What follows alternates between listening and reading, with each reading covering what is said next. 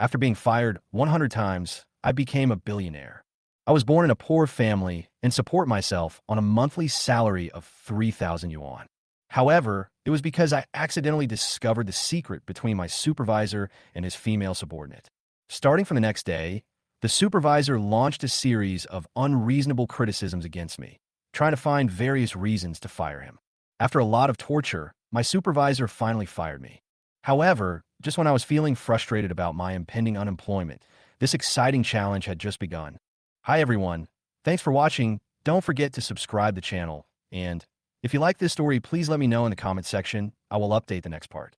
William, don't be in a daze. The boss is looking at you. My colleague reminded me in a low voice. I was startled and immediately adjusted my posture. But then I laughed again. If I get fired now, I can get a cash bonus, so what's the boss? With a bonus, who would be afraid of being fired? I leaned lazily on the conference table in the back row, in stark contrast to the upright posture of my other colleagues. William, stay calm and make a good impression on your boss. Otherwise, he will fire you too. My colleague reminded me again. It's okay, I'm fine. I thought to myself, wishing I could be fired. The company was so unfair, and there was no point in staying for even a second. Alex, standing on the podium, looked serious. The company is facing a crisis, and its performance is declining. We urgently need to overcome the difficulties. He looked around at the employees and continued. I hope everyone will voluntarily work overtime. When the words voluntary overtime came out, everyone looked at each other in bewilderment. Anyone with a discerning eye knew that this was just the boss forcing employees to work overtime in the name of voluntary and without paying overtime pay. The boss has just laid off some employees, and what he is doing is just to create pressure and force the remaining employees to bow their heads. If you have no objection, please sign the voluntary overtime agreement. The boss said in a cold tone. I raised my hand and said lazily, I won't sign it. Let your mother sign it. You object? The boss glared at me. Yes, I object. I did not back down. As soon as this was said, colleagues around him gave him approving looks. Finally, someone dared to resist. They all knew that the boss's behavior was not fair at all. The boss frowned slightly. Although I was so direct, he still didn't dare to fire me immediately. After all, I was capable, efficient, and young, only 25 years old, so he was reluctant to let me go easily. Why do you object? He asked, suppressing his anger. Give me a reason to volunteer to work overtime, I asked back. The boss answered without hesitation. The company's performance is not good. We should all work together to overcome the difficulties. Oh, so it's because the company's performance is not good, the boss has less money, and he wants to save some by not paying overtime pay. I see, I sneered. After hearing this, my colleagues secretly applauded me. The boss's behavior was simply naked selfishness. The boss's face was gloomy, and his anger was obvious. How can there be an employee with your mentality? We are all in the same boat. If the company goes bankrupt, we will all lose our jobs. I sneered. When the company was doing well before, you made tens of millions a month, but you didn't even buy us a cup of coffee, right? So why do you want us to share the hardship now that the company is doing badly? As soon as these words came out, everyone began to nod and express their support. Everyone knew that the boss always squeezed from the employees, and when the company was profitable, the boss never shared it with everyone. The boss was silent for a moment, as if looking for a reason to refute, but in the end his face became even uglier. You are right, but can you understand the pressure behind me? I took a big risk for the future of the company. Haha, so you keep all the profits and let everyone share the losses. I continued to ridicule mercilessly. The boss was stunned and seemed to have no reason to refute. At this time, I continued to ask, do you think we come out to work for ideals? No, we come here to make money. If the company goes public, will you give us shares? The boss got anxious and asked, how do you know I don't know? Then you should write an agreement now and give us shares when the company goes public. I responded with a sneer. The boss was speechless, knowing that he could not agree to it. So he quickly changed the subject. We are not sure whether the company can go public, so how can we sign the agreement? I countered, every year there is an award for outstanding employees. Angela, Wang Nian, Qin Dong, and others have made great contributions to the company. Aren't they considered outstanding employees? The boss was silent, his face livid. Every word left him speechless, and finally, he couldn't help it. If you are so dissatisfied, then resign. I sneered. Why should I resign? There is no reward for being fired, but there is no reward for resigning on your own. The boss yelled angrily. Okay, you are fired. Get out of the company immediately. When I heard the news that I was fired, I was actually happy because I was bound to a firing system. I rubbed my eyes, unable to believe what I heard. Words flashed on the virtual panel in my mind. Ding! Do you want to bind the expulsion system? The first expulsion reward is 10,000. The second expulsion reward is 20,000. The third expulsion reward is 40,000. The fourth expulsion reward is 80,000. The 100th expulsion reward is 1 trillion. The reasons why players are fired by the boss each time cannot be repeated. Do you dare to challenge it? After seeing it clearly, I chose challenge without hesitation. Being fired and getting a reward is something that every working person dreams of. Who would be stupid enough to refuse? I decided to seize this opportunity. Now my boss wants to fire me. It seems I have completed the first challenge. It was detected that the player was fired by the boss for refuting the voluntary overtime. The first fire challenge was completed, and the reward of 10,000 yuan was issued to the player's bank card with a last digit of 6,200. The player is 99 times away from receiving a $1 trillion reward. When I saw this message, I was excited and checked my bank account immediately. 10,000 yuan had been deposited. This money came so easily, and the best part was that I got angry with my boss. It was so satisfying. "Why don't you get out of here?" the boss yelled. I looked up at him and sneered.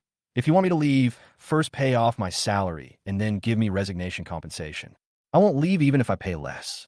If necessary, I will go to labor arbitration." The boss was stunned for a moment, obviously not expecting me to be so tough. Finally, he reluctantly ordered the financial manager to settle my salary and compensation. Half an hour later, there was another 40,000 yuan in my account. After receiving the money, I started to pack my things happily. "You are so awesome." Angela looked at me with admiration. "You just made me feel so relieved." Other colleagues also expressed their appreciation. I smiled and said, "This is what you have to do when dealing with a boss like this. If he doesn't obey, you can change him." The boss dared not be too arrogant. Everyone was envious, but they knew that opportunities like mine were rare. After all, I was tied to the game that offered rewards for being fired. Goodbye. I left the company while holding my things under the gnashing gaze of my boss. I walked to the bus stop and got on the number 211 bus. I put down the things under my feet, reopened the game interface in my mind, and checked the rules. Suddenly, a question occurred to me, and I asked, what would happen if I was fired for the same reason? Players should note that the reason for being fired each time cannot be the same. Otherwise, the bonus will be deducted and the number of challenges will increase. For example, if you have been fired 99 times, if you're fired again for the same reason, the number of challenges will increase and the bonus will decrease. I finally understood that the reason for each challenge must be different. Otherwise, the reward will decrease and the number of challenges will increase. The more challenges you take, the more difficult they are, but the rewards are also getting more generous until the ultimate reward, trillions. Beep, beep. The announcement of the bus's arrival sounded, and I came to my senses and found that I had arrived at the station. After getting off the bus, I continued to walk towards my single room, my heart full of anticipation. I live in a single apartment in Guangxing Village with a monthly rent of 380 yuan. It is far from the company and takes more than an hour to commute. With limited income, I can only choose to rent a place farther away. After all, if I want to save some money, I have to sacrifice the commuting time. Back in the rental house, I put down my things, lay on the bed, and thought about my next plan. The next goal is to challenge being fired for the second time and increase the bonus to 20,000. But I have to find a job first. I took out my phone and opened Boss Direct Hiring, and soon found a job posting for a cashier position. The salary was 4,500 yuan, not including food and accommodation, and the applicants were both men and women, and no experience was required. Although my major is management, which is not suitable for the cashier position, I still decided to give it a try. I thought, isn't being a cashier just about numbers? Even if I'm not good at math, I can still brag. So I edited a resume and wrote, I used to be a cashier for a Fortune 500 company. Specialties, handsome and good at math. Finally, I added the motto, only those who endure hardships can become successful people. Less than an hour after sending out my resume, I received a reply. Come to number 3 Crab Street, Gonli Coast for an interview at 7:30 tomorrow. I was excited and decided to seize the opportunity. If I successfully challenged myself, my bonus would be doubled. The next morning, I got up at 5 o'clock, set the alarm clock, and prepared to leave early. The rush hour in Haicheng took me 2 hours to get from Guangxing Village to my destination. Although I left early, I still couldn't get a seat on the bus. 2 hours later, I finally arrived at Crab Street Station, but it was still 500 meters away from the interview location. I squeezed in the crowd and didn't arrive until 7:15. This is an enzyme restaurant with luxurious decoration and pleasant atmosphere. After entering the door, the waiter greeted me warmly. "Are you here for an interview? The boss hasn't arrived yet. Please sit down for a while." After I sat down, there were 6 or 7 applicants sitting around me, and everyone started to greet each other. I started chatting with one of the shy girls, and she asked me, "You should have just graduated, right?" "It's been 3 years since I graduated," I replied. "Then you're younger than me. Can you add me on WeChat?" she asked shyly. We continued chatting, and she told me that she was an accounting graduate from CUHK and had some difficulties finding a job right after graduation. Some of the other applicants had good backgrounds, but most were relatively ordinary. By 10 o'clock, the boss David still hadn't shown up. Some candidates started to get impatient, but I waited calmly. In any case, as long as you can get the job, the key is to complete the challenge and earn the bonus. Finally, at 10:30, David arrived. He was tall, bald, and confident, but after being 2 hours late, he first toured the store before starting the interview. He said, "Our industry has a bright future." I felt a little disdainful. He should have apologized first for being 2 hours late, instead of doing some industry publicity. David looked around and announced, "We won't be interviewing separately today. Let's interview everyone together and make a quick decision." Everyone nodded silently, feeling a little dissatisfied. Our enzyme catering company was established in 2022 and has opened 3 branches in Haicheng, mainly serving high-income groups. Enzyme meals are specially designed for weight loss and nutritional conditioning. With the increasing market demand, the company has broad prospects, David continued. I almost laughed out loud. No matter how the company develops, what does it have to do with us employees? The boss makes money, but never gives us a penny. Then, David mentioned, the company is only short a cashier now, but since it is a startup company, the salary may not be too high. Although my salary was 4,500 yuan written on the boss direct recruitment, the actual guaranteed salary was 3,500 yuan, and the remaining 1,000 yuan was for full attendance and bonuses. He continued, "The economy is bad and business is not good, but when the company grows bigger, the salary will definitely increase." As soon as he finished speaking, an applicant could not help but retort, "You wrote 4,500, but you gave me 3,500. It's a complete waste of my time." David explained, "The total amount of full attendance and bonus is 4,500. The applicant sneered, "Full attendance and rewards? These are just empty words." After that, he stood up and left. David looked a little embarrassed and looked at the remaining applicants. "Can you accept this offer?" Before he finished speaking, 3 more people stood up and left. The minimum wage of 3,500 yuan is not enough for most people. David urgently needs to recruit people. In fact, joining a startup company has prospects. When the company grows bigger, you will be the veterans. David continued. Yes, the remaining 3 agreed in unison. I sneered in my heart. The boss's words were not trustworthy. No matter how nice he said, only a few people would be able to enjoy the dividends in the end. David continued to talk about the benefits. Our company provides food but not accommodation, and the food is enzyme meals. This is both healthy and helps lose weight. Other jobs don't have such good benefits. He continued to explain the job content. We need a capable cashier who can do accounting as well as keeping accounts. A fresh graduate asked, "Isn't bookkeeping the job of an accountant? Isn't that 2 people's job?" I realized that David was going to hire someone to do the work of cashier and accountant at a low salary. The salary in accountant is at least 6,000 yuan now, but he was only willing to pay 3,500 yuan, which was simply treating people as tools.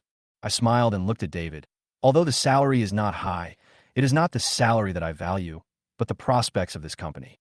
I believe that the enzyme meal industry will definitely become the first choice for the rich in the future.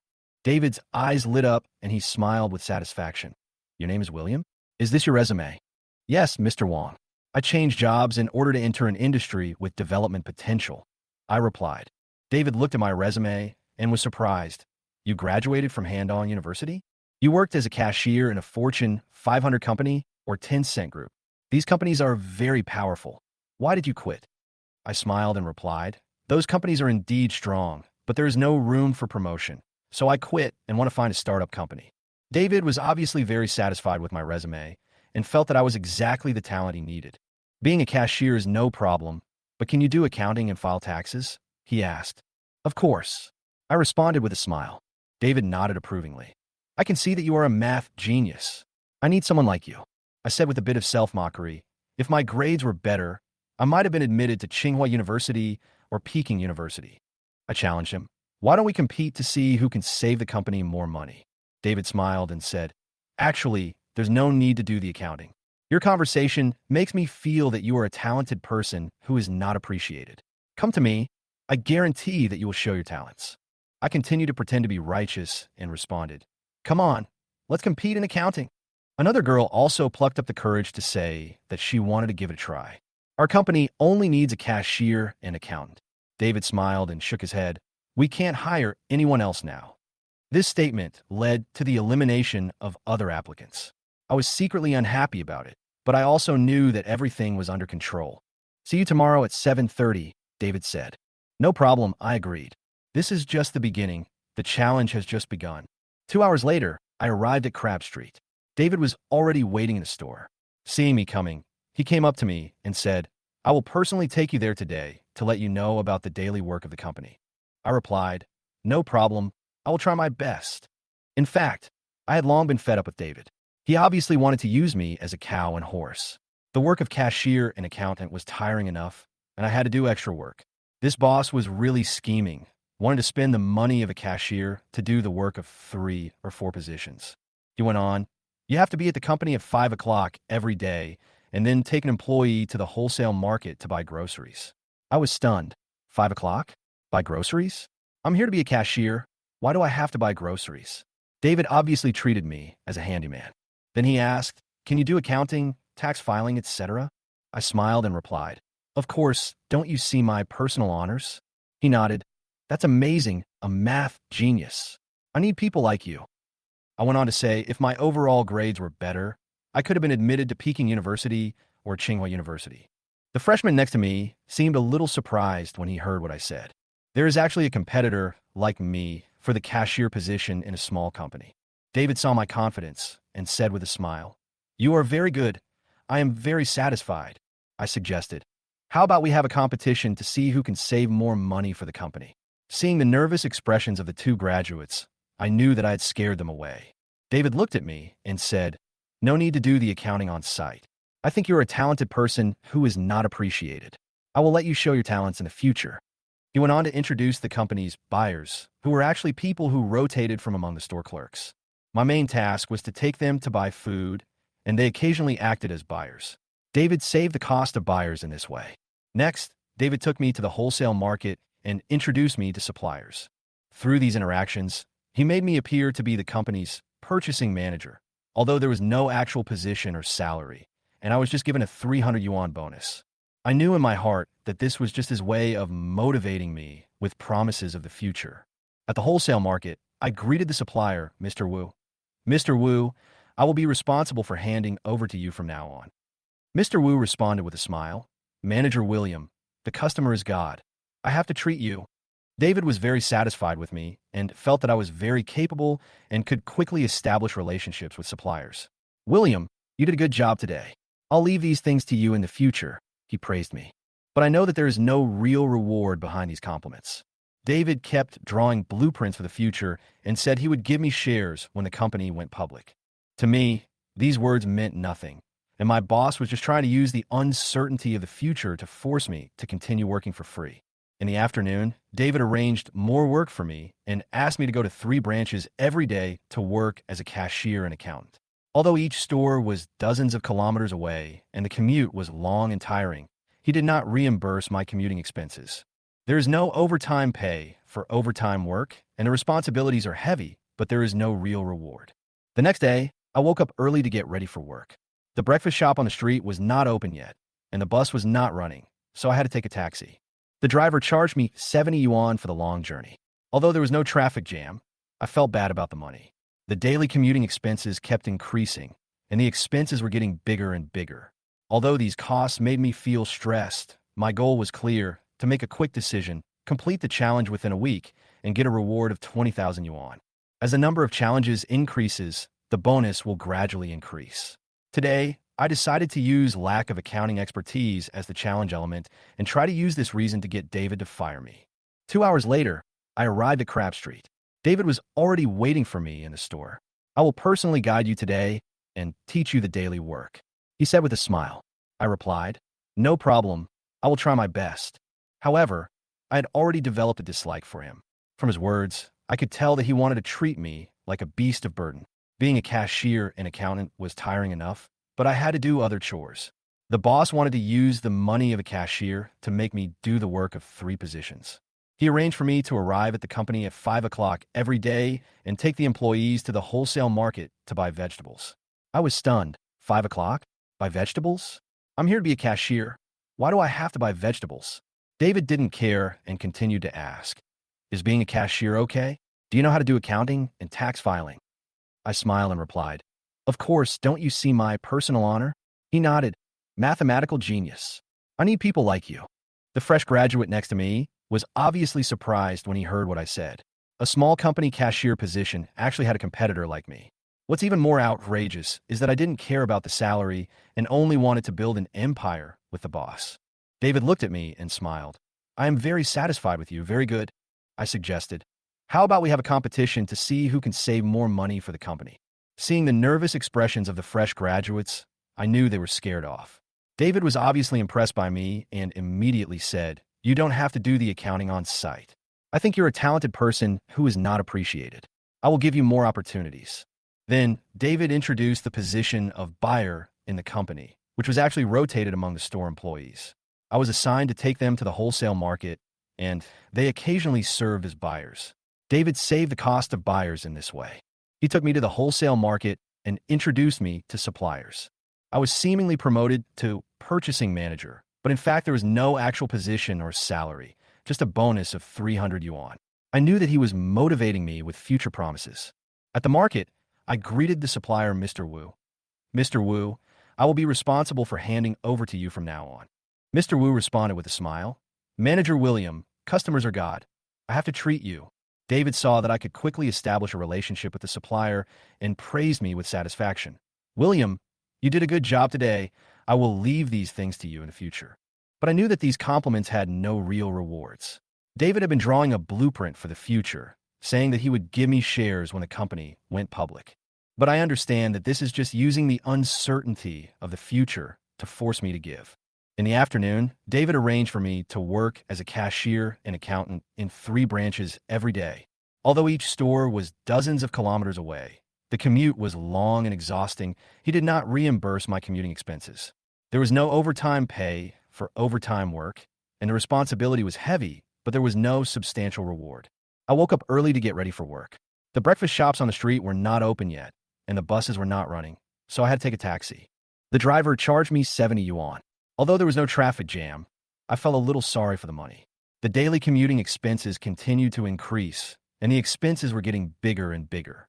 Although all this pressure weighs on me, my goal is clear: to complete the challenge as quickly as possible and get the reward. Today, I took Susan as a buyer and drove the company's tricycle to the wholesale market. The market was busy and many restaurant owners were buying. We came to Wu Tian's stall and he greeted us warmly. Manager William, good morning. I smiled and replied, morning, Mr. Wu. Come and have a cigarette. Wu Tian asked, what dishes are you buying today? I looked at Susan. Give the purchase order to Mr. Wu. Susan handed over the documents. These documents were prepared by David last night. We were only responsible for the execution. Wu Tian looked at the documents and said, the price of celery has increased. It is 6.5 yuan per pound. I responded, Mr. Wu, we are long-term partners. How can you let me spend more money on the first day of negotiation? Wu Tian smiled and said, okay, Manager William, please give me some face. How about 5 yuan per pound? I replied, okay, 30 pounds. Wu Tian agreed. Then it's 150 yuan. However, I pretended to be serious. No, it's 35.15, not 35.18. Wu Tian and Susan were stunned.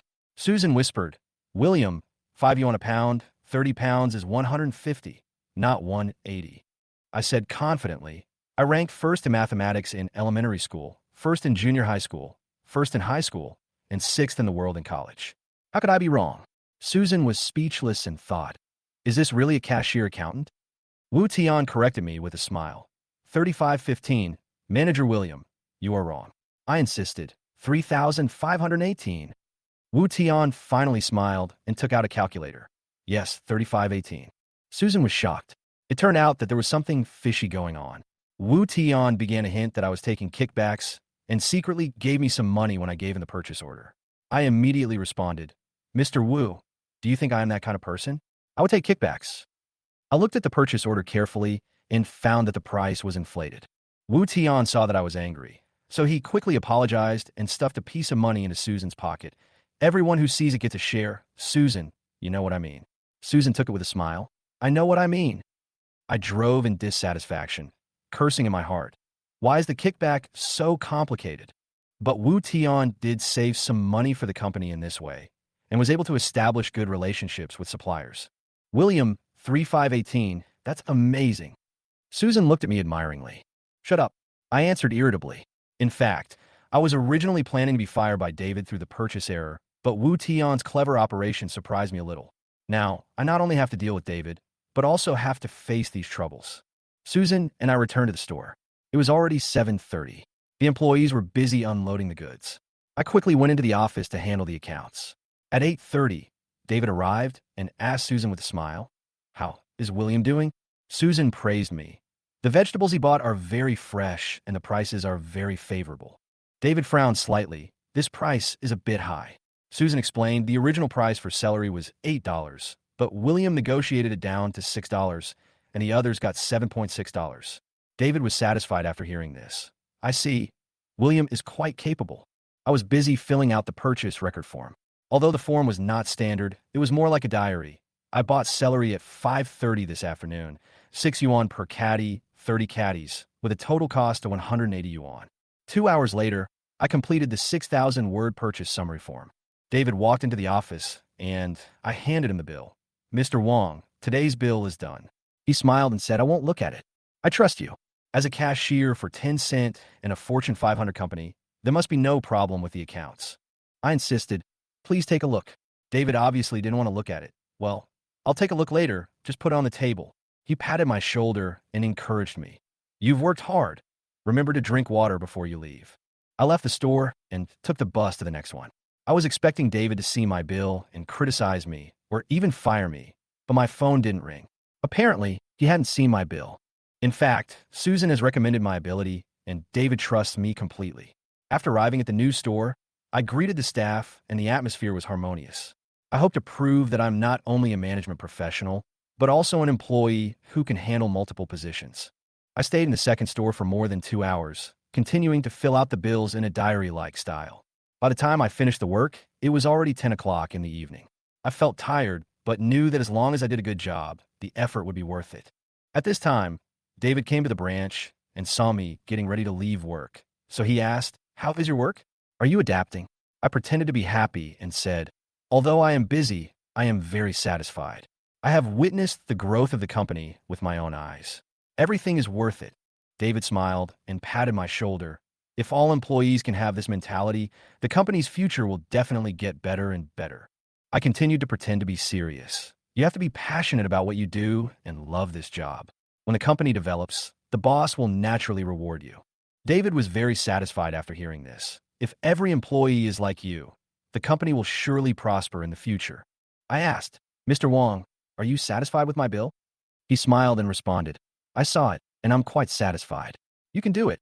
I felt disappointed. Was that enough? But I soon realized that David had never seen the bill, which meant that my challenge might be delayed. Every day of delay was a waste of more time and opportunities. After saying goodbye to David, I returned to Guangxing Village and my small rental house. I fell into bed, feeling sore all over. I was so exhausted after doing the work of 3 people today. My salary was only 3,500, less than that of Screwdriver. I couldn't rely on the boss's promises. The next day, I continued to do the same thing. Every branch employee spoke highly of me. David trusted me, but he never looked at my bill. My bill was just a diary, 200,000 words written every day. If David really wanted to check the account, he would have to look through more than 200,000 words to know my expenses. Finally, David's wife Emma came to the branch.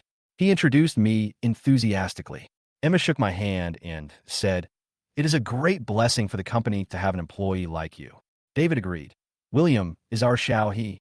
The success of the company is inseparable from him. I was actually speechless. If the boss was really so touched, why didn't he ask for a raise? Just giving some moral support was very empty.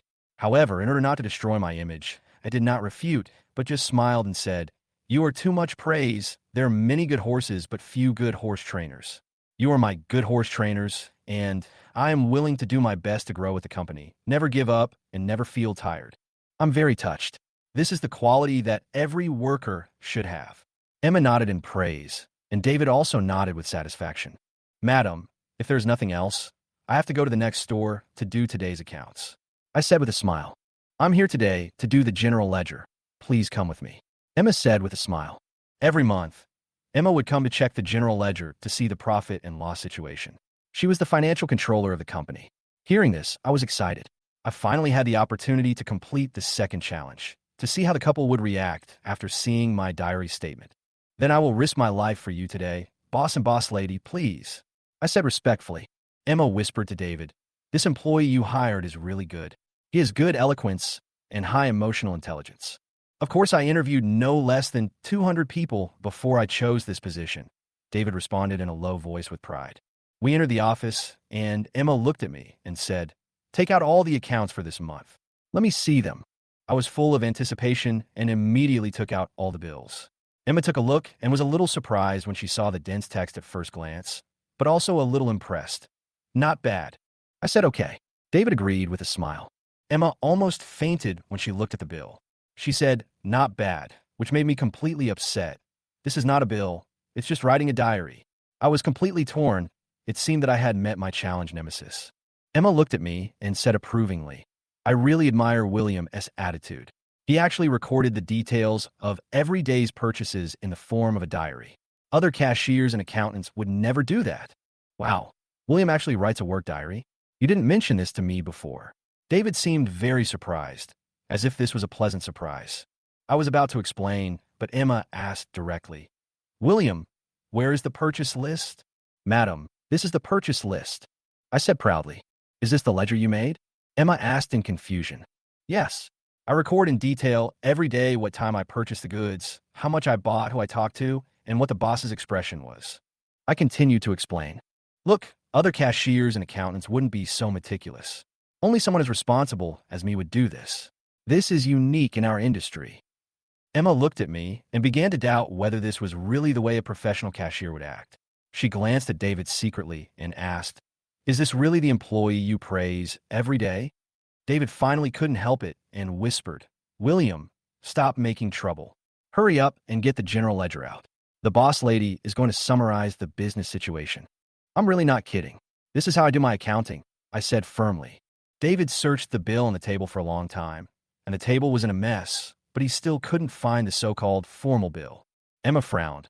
"Are you sure this isn't a work diary?" "Yes, I'm absolutely sure that this is the account I made," I said seriously. Emma was a little angry. "Is this the account? How can I check it? There are thousands of words on this page.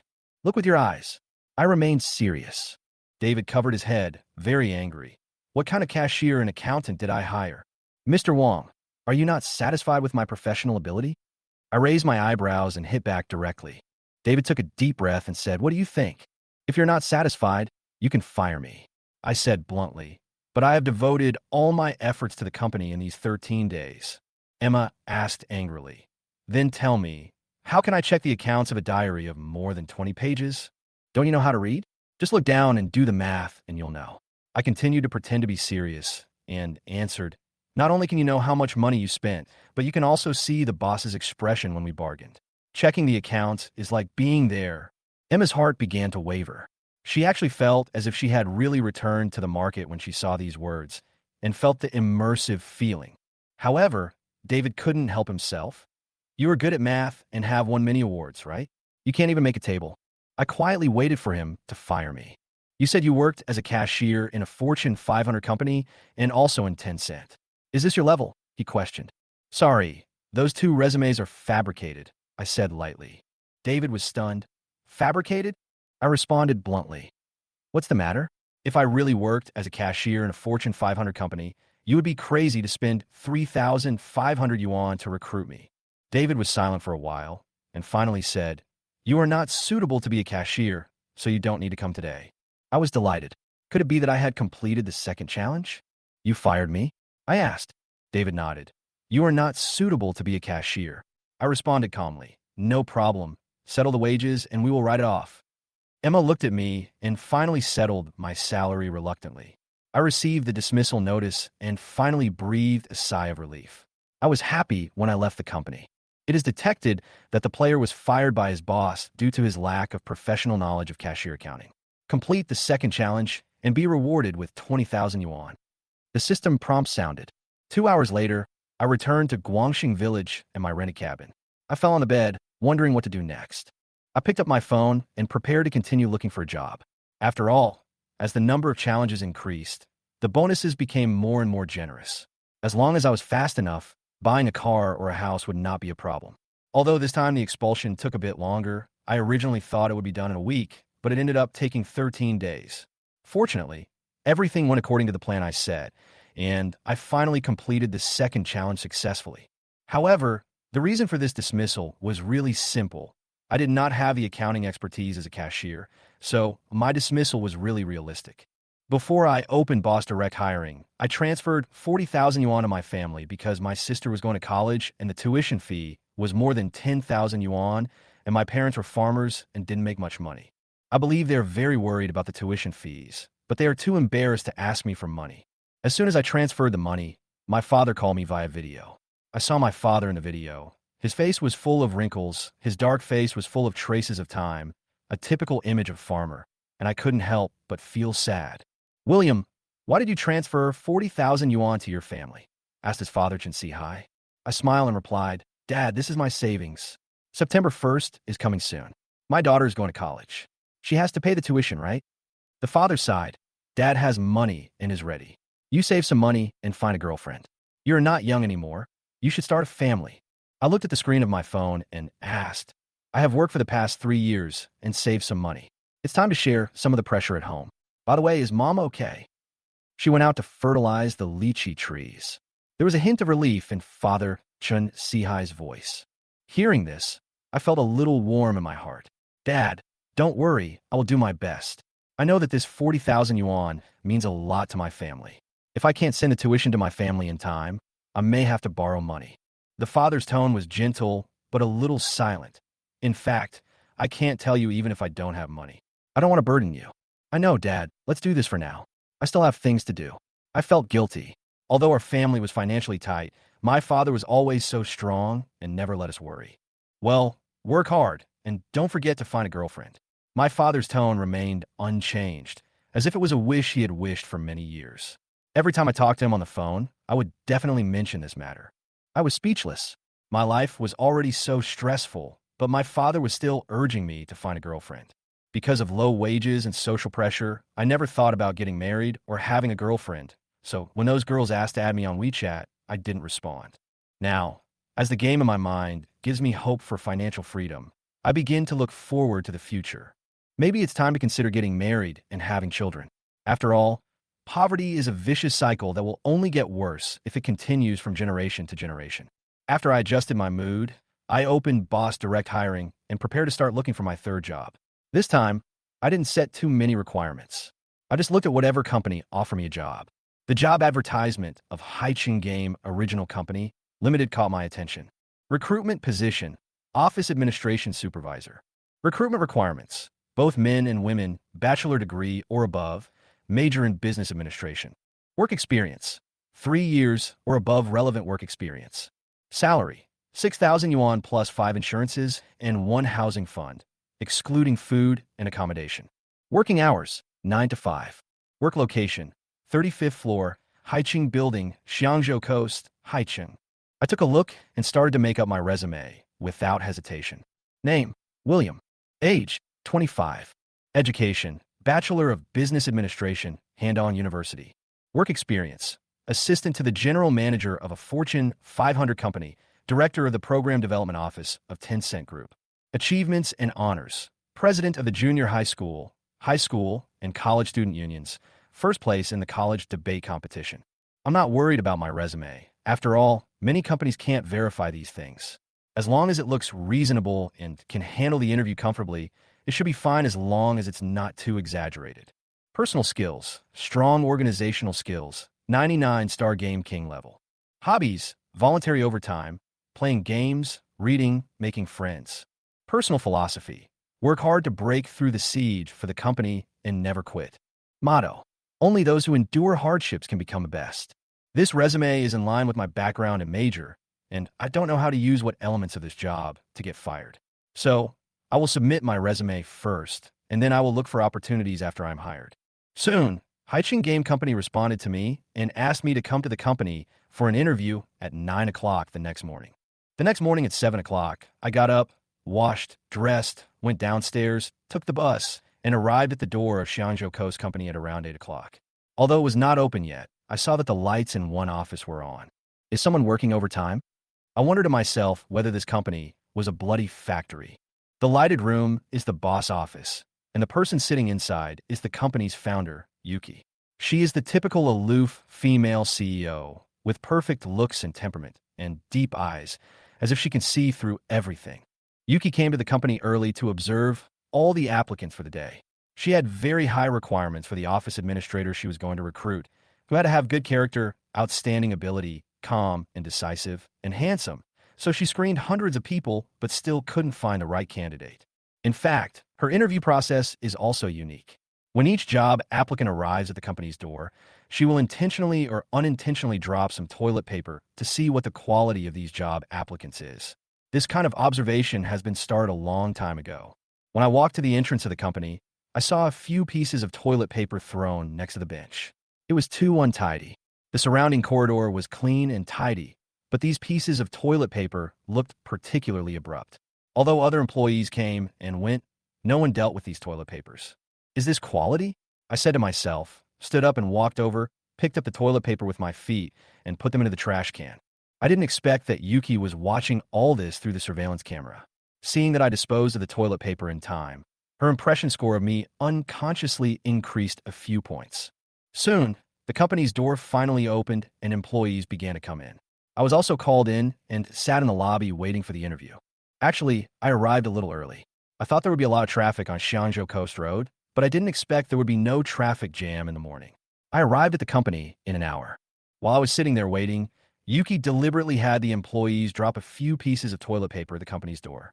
Other applicants arrived one after another, and almost no one paid attention to the toilet paper on the floor. Most of them smiled and pushed open the door, entering the hall to confirm the interview situation with the front desk. Only a few people saw the toilet paper and picked it up and threw it into the trash can. There was still more than 10 minutes left in the interview, but I was still fearless and chatted casually with other applicants in the hall. There were more than 20 job seekers here, and I was probably the only one who was not nervous. After all, my mentality has always been, if I can get in, that's the best, but if I can't, that's okay. There are so many job opportunities anyway. Takeaway delivery, courier, supermarket employee, you can find any job you apply for. Yuki sat in the boss office, staring at the surveillance screen on the computer, observing the job seekers in the hall one by one.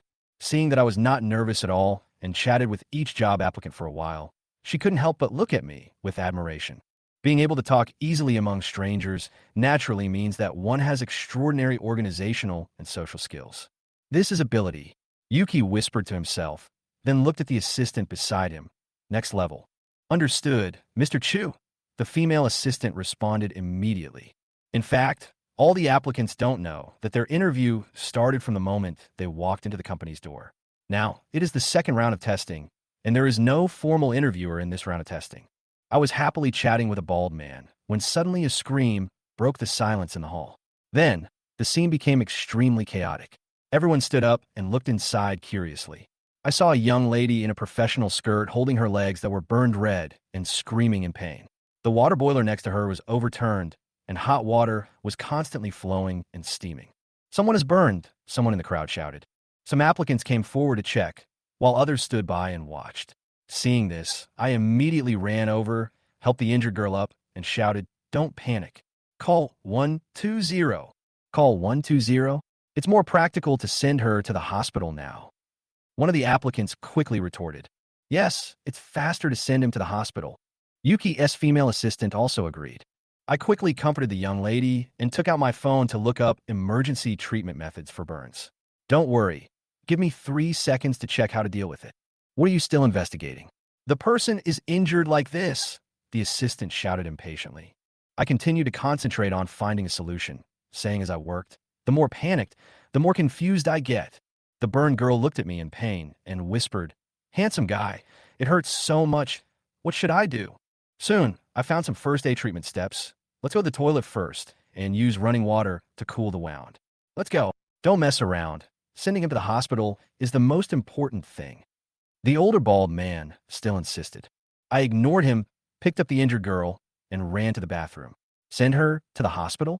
Don't say so much. Learn some knowledge, and you will get the answer in a few seconds on the internet. When she ran to the bathroom door, the young lady hesitated. Is it the men's or women's bathroom? I didn't care. Never mind. Listen, pull up your pants.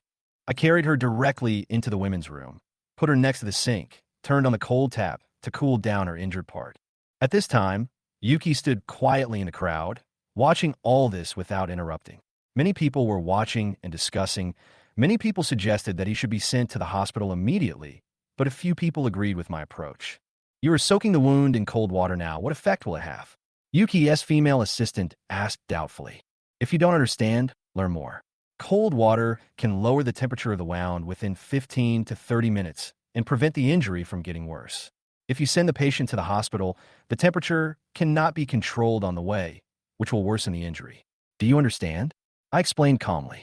So what's next? She asked. Next, find some gauze to bandage the wound to prevent infection, and then send him to the hospital. I said, and handled it step by step. Yuki was satisfied with my performance and nodded. All this proved that I was not only calm in dealing with problems, but also took the initiative to clean up the garbage around me, which showed my quality. Moreover, my social skills were quite good, and I could quickly integrate into unfamiliar environments and get along well with everyone. However, when I was paying attention to the wound of the injured girl, I suddenly felt something was wrong. The wound seemed to be oozing oil. I touched it, frowned, and whispered, "Is this your lipstick?"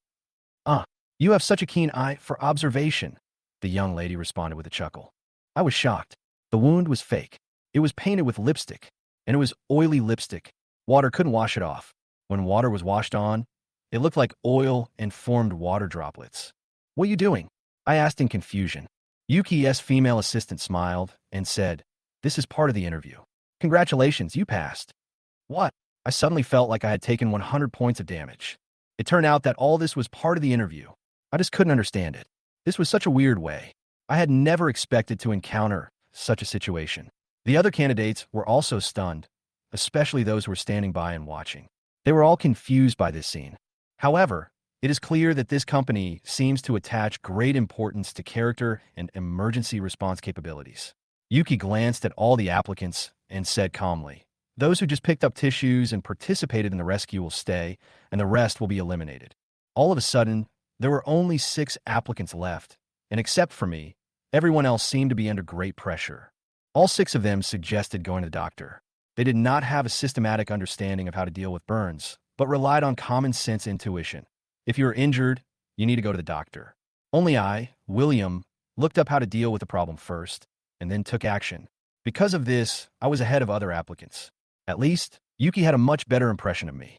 Soon, Yuki started interviewing us one by one. She called me into her office. "Please sit down." Yuki looked at me and said calmly, "Well, hello, Mr. Chu." I sat down with a smile. She looked through the resume I sent her and asked, "Do you have administrative experience?" "Yes." I responded with a smile, my tone natural.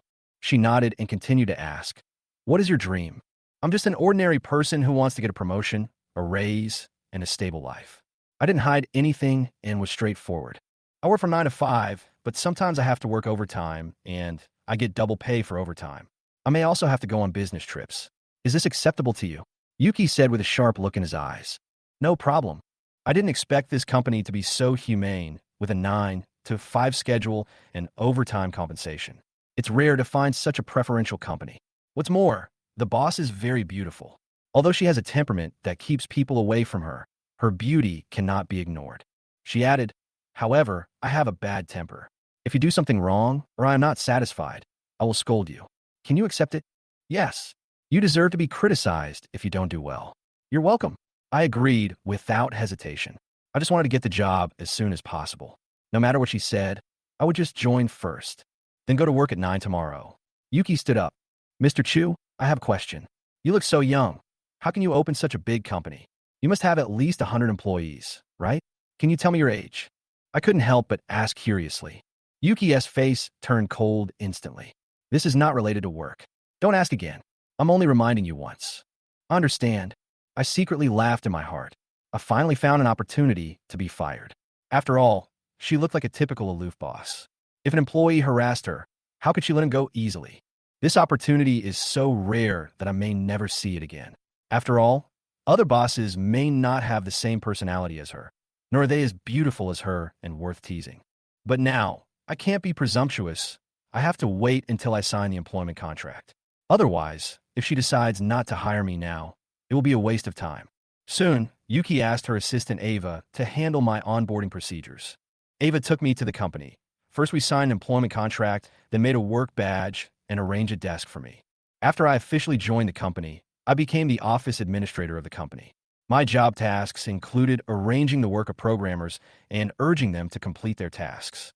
At the same time, they also have to provide them with logistical support, which is basically a combination of management and babysitting.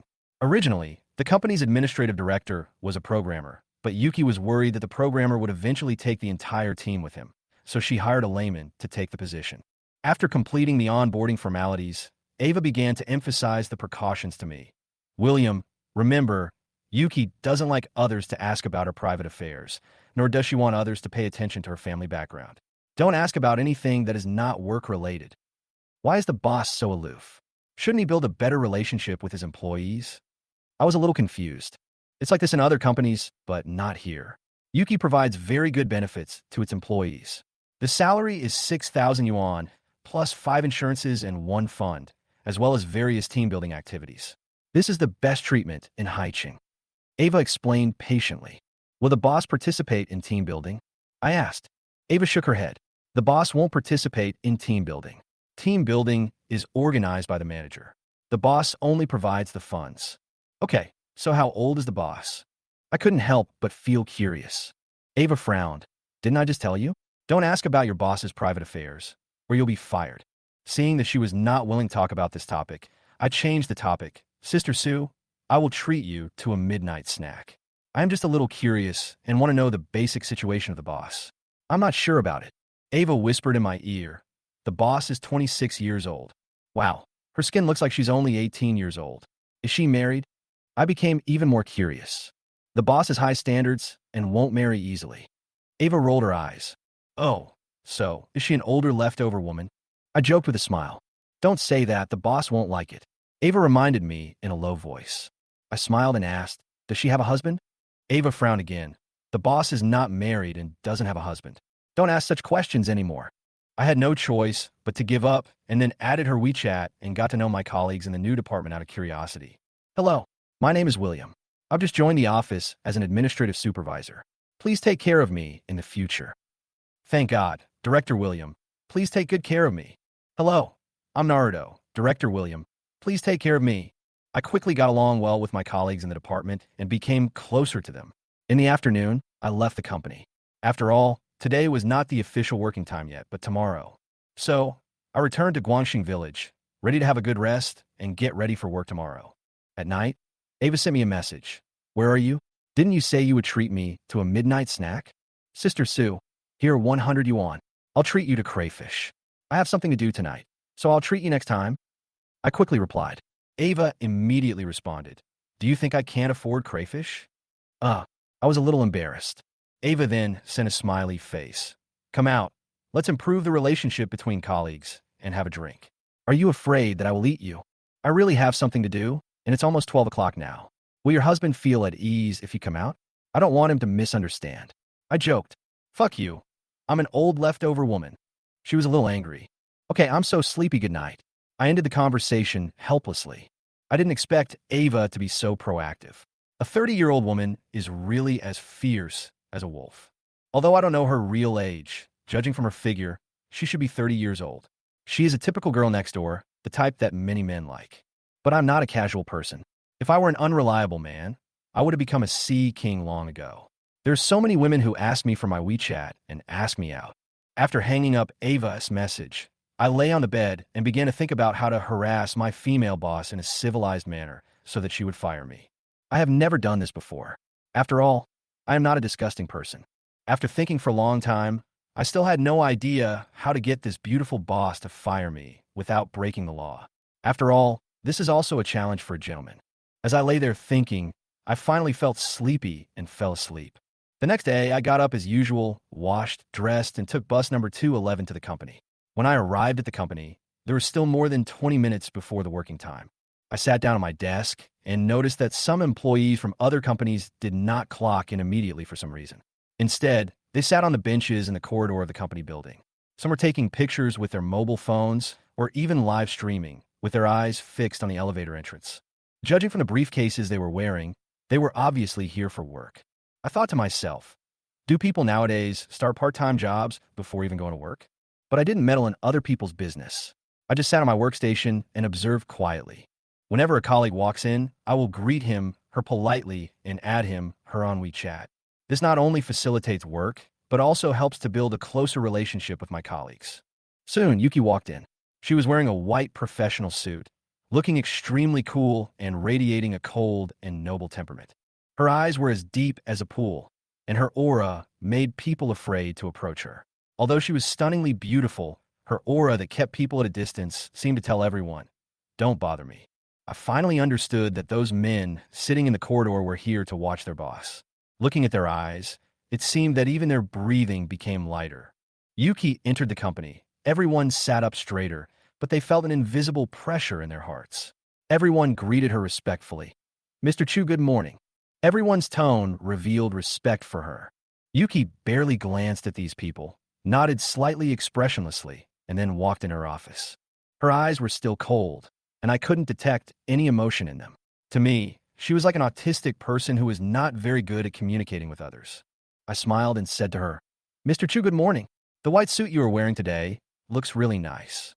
The colleagues around me couldn't help but look at me with surprise in their eyes. Most people thought I was brave enough to comment on Mr. Chu's outfit. Yuki just glanced at me indifferently, without responding, and walked into the office quickly with a blank expression. Her expression made it hard for me to tell whether she was angry or not, nor could I sense whether she liked the teasing or not. However, for me, it didn't matter anyway. It would be best if she fired me immediately, so that I could successfully complete the challenge of being fired for the third time and get a bonus of 40,000 yuan. I could also accumulate it to the fourth time and double the bonus. I couldn't help but feel happy. It seems that this job is not so difficult. In this case, I am now fearless in the company and can give full play to my own abilities. Manager William, the boss, doesn't like frivolous employees. She is particularly sensitive about this aspect. You have to be careful. At this time, Xie Tian reminded me in a low voice. I looked at him with a smile. I just complimented her outfit. Can it make people happy? Manager William, you may not understand that our boss is very cold, and she doesn't like employees to involve her private life. Xie Tian continued to remind kindly. I also asked, has any employee been fired because of this? No, because no one dared to cross this line before. Xie Tian replied. Do you have your boss's WeChat? I asked. No, the boss only adds management members on WeChat. You're the office administrative manager, so you can also ask her for it. Xie Tian explained. I nodded and then said, okay, time's up. Let's get to work. Okay. Xie Tian and other colleagues started to get busy. Chapter 16 System.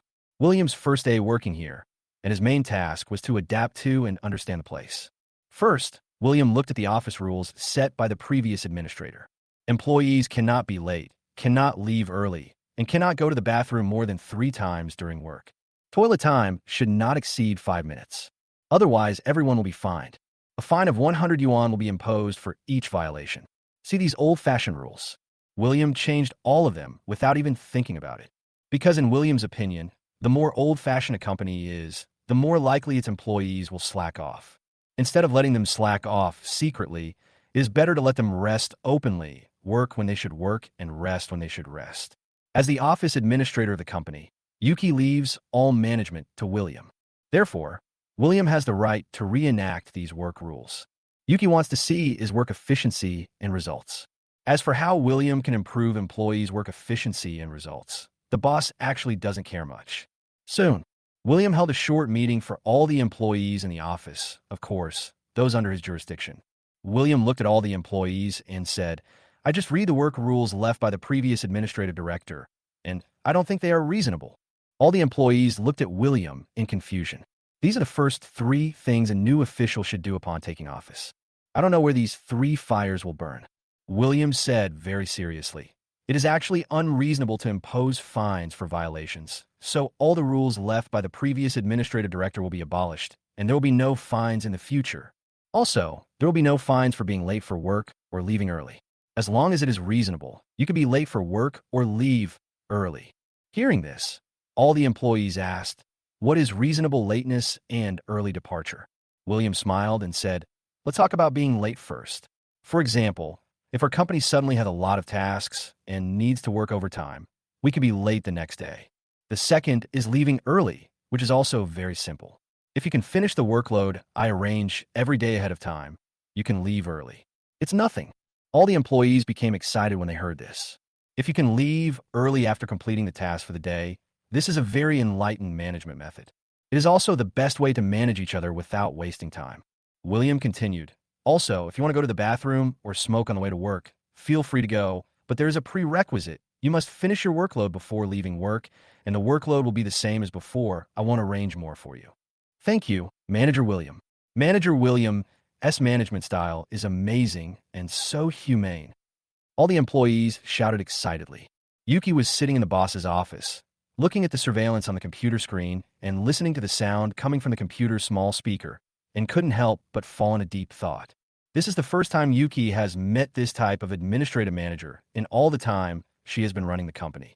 In the past, when we recruited office administrative supervisors, we used very strict rules to regulate employees. There will be a fine for being late, a fine for leaving early, and if the habit does not change, you will be expelled.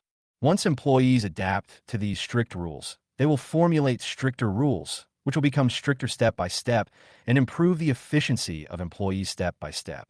This way, more capable and stress-resistant employees can be selected. But Yuki also knows that if these employees do this, they will have no sense of belonging and no feelings for the company. Although we know the consequences, this is the system where the fittest survive. In the office lobby, William finished explaining his office rules and said, this rule will only be tried out for 3 months. If the effect is not good, then I will use conventional means, which is to fine, and fine again. Manager William, rest assured, we will work hard. All employees expressed their opinions. After all, the way of working proposed by William is obviously much more free and inclusive than before. There is no employee who doesn't like this model. In fact, when William was a team leader under Alex, he also implemented this way of working. But Alex, who came later, felt uncomfortable seeing them always leaving early, so he kept increasing their workload. Then the team led by William would be in big trouble. But now William doesn't care at all. If Yuki sees these employees working so efficiently, finishing their work early and leaving work early, and then feels unhappy and increases the workload, William will directly scold her. Anyway, I hope she can fire me and complete the challenge. Why are you afraid of her? William is not going to tolerate these bosses' bad habits now. In fact, many bosses feel very uncomfortable when they see their employees working efficiently, finishing their work early, and get off work early. You will feel like you have lost out. I always feel like I wasted money. In fact, what these bosses don't know is that if employees can leave early after finishing their work, then they will definitely not be lazy or slack off. I just try my best to complete the task and then go play whatever I want after work. But after finishing the office stuff, I prepare to go to the boss's office and add Yuki's WeChat. This way, you can better harass your boss and get fired. But when William came to the boss's office, Yuki is no longer in the office. After some inquiries, William then found out that Yuki took Ava on a business trip. This is fucked. How can you harass me in person when I'm not at the company? How can I make the other person hate me? It seems that it can only be done on WeChat. Be sure to add her WeChat. I just don't believe that no one in the entire company has her WeChat. William originally planned to complete this challenge within 2 weeks. That means you're going to be fired within 2 weeks. Chapter 17, A Warning, revised. But the other party actually went on a business trip, which was very bad. And I don't know how long it will take for her to come back after a business trip. But the good thing is, with William's eloquence, the financial manager added Yuki's WeChat and phone number, sent the WeChat friend request. It didn't take long for Yuki to accept the friend request. William wanted to open Yuki's friend space directly to see what she shared on a daily basis. Who knew that I couldn't get in? Permissions are set. This is really shutting yourself off. How many people know how to set space permissions now? Isn't everyone eager to show off their life on social media? Yuki is only 26 years old. How come she is so deep and doesn't like to show off? It does not fit the characteristics of this era. But it doesn't matter. William thinks it's not important not to understand her. What's important is that he has her contact information so that he can learn how to be a creepy man. To be honest, William has never been a pervert, not even a bootlicker. It's quite difficult for him to suddenly become a pervert. But it's okay to make things difficult for yourself for the sake of the element that was expelled. William directly sent a message to Yuki on WeChat. Boss Chu, are you on a business trip? Yeah. Is there anything? About 5 minutes later, Yuki replied. William smiled and sent a message. It's okay, just confirming it. For hours passed. Yuki didn't reply. It seems that he really won't reply if there's nothing to do. He's really a bit cold. William originally wanted to send a message bombardment, but he really didn't know what to send. I haven't really overcome the psychological barrier yet. After all, it's hard for a gentleman to lower his head and become a creepy man. Instead, Ava sent messages to William all morning. It's obvious that Ava has a crush on William. William also acted very cool towards Ava. It's not a work issue, and I almost never reply to messages. This makes Ava wonder if William is a scumbag. When asking people questions, always say you're treating them to a midnight snack. After I asked him questions, he didn't even reply to my messages. Time flies by like a horse. Before I knew it, it was already past 3 o'clock in the afternoon. Many colleagues came to report to William and then left work early. They actually finished today's work 2.5 hours ahead of schedule. By 3 o'clock, there was no one left in the entire office. Only William was left. This made William feel a little sad. He wondered how badly his colleagues in this office had slacked off. This is why now I can complete a whole day's work by working seriously for just a short while. You have to know that these employees go to smoke and go to the toilet almost every half hour when they are at work. Every time you smoke a cigarette, you need to go to the toilet for at least 20 minutes. In fact, their working hours do not exceed 4 hours a day. But William didn't care, as long as he completed the workload he had assigned. Anyway, I'm not the boss. Whether they work 4 hours or 2 hours, I don't feel the slightest bit psychologically unbalanced. I also hope that Yuki will not be ungrateful and increase the workload just because of this. Then the system is completely broken. Since everyone has left early, can I also go off work? But there's nothing to do if I leave early, so forget it. I'll just read a novel here. William opened the tomato novel and started reading. I don't know how long it took. When William looked up again, he found that on the bench at the entrance of the company. Damn, the place is filled with a bunch of creepy men. It was obvious that he was here to block Yuki from getting off work. Although Yuki does look like a fairy from Gwanghwan Palace, these people shouldn't be like that, right? What William didn't know was that Yuki was the sweetheart of all the men in this office building. Yuki before, but Yuki just gave him a cold look every time. They also realized the gap and finally could only upgrade to buy Yuegwang. In addition, many of them posted Yuki on Douyin, gained a lot of fans, and their accounts became very successful. The combined accounts of these people have over 1 million followers, and these fans all look forward to the blogger taking candid photos of Yuki every day. It can be said that Yuki supports a large number of bloggers during her time between work and home. If Yuki gets interested one day and sues these bloggers, I guess quite a few of them will be sent to jail. It's almost 5 o'clock, forget it. Let's get off work. William picked up some things and went home directly. As soon as I walked out of the company gate, I was stopped by many of Yuki's crazy fans. Where's your boss's home? I heard your boss is very rich, right? What is your boss like? Does your boss have a boyfriend? What's the name of your boss game? Go away and don't bother me. William turned around and left. If you want to lick me, go and ask me yourself. Even if I know, I won't reveal other people's privacy.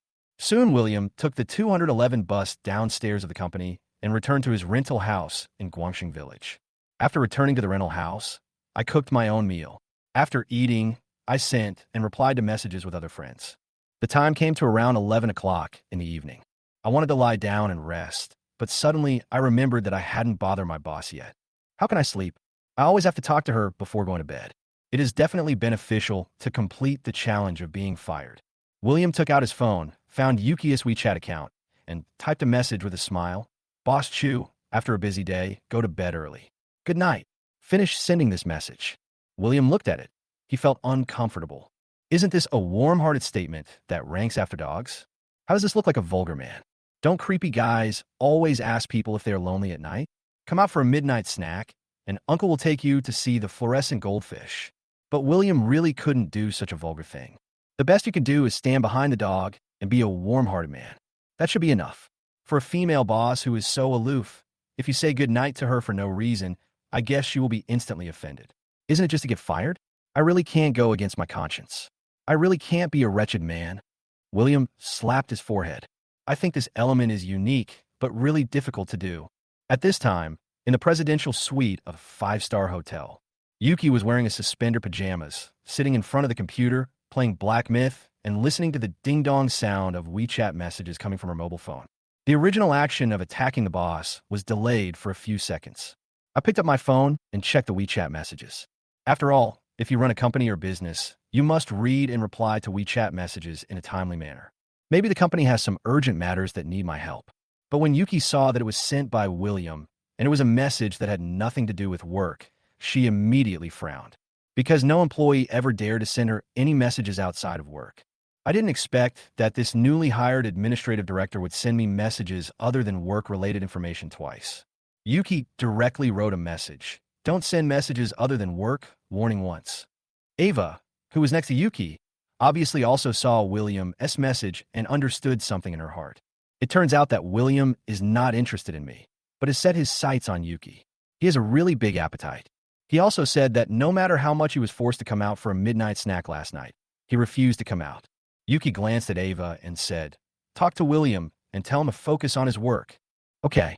Ava immediately put down the mouse, stopped playing Black Myth, and went straight to make a phone call. Soon Ava called William and said, "William, are you still awake? How can I sleep at my age?" William said with a smile. Ava laughed and said, "That's right. I'm full of energy. I can't sleep either. I'm full of energy." Sister Sue, you misunderstood. What I meant was that I am at the age of working hard. So how could I sleep well? I'm not referring to being full of vigor and vitality, as you said. William was a little speechless. Anyway, he thought Ava was pretty dirty. Like the look, like the heart. Otherwise, she wouldn't be so plump. Ava coughed twice, then became serious and said, "Boss Chu said that you shouldn't send her messages except for work matters, or he will fire you." I'm not bad, right? You can't stand the loneliness, so you keep sending messages to me. I'm suffering from this loss. No, Sister Sue, I just said a normal greeting.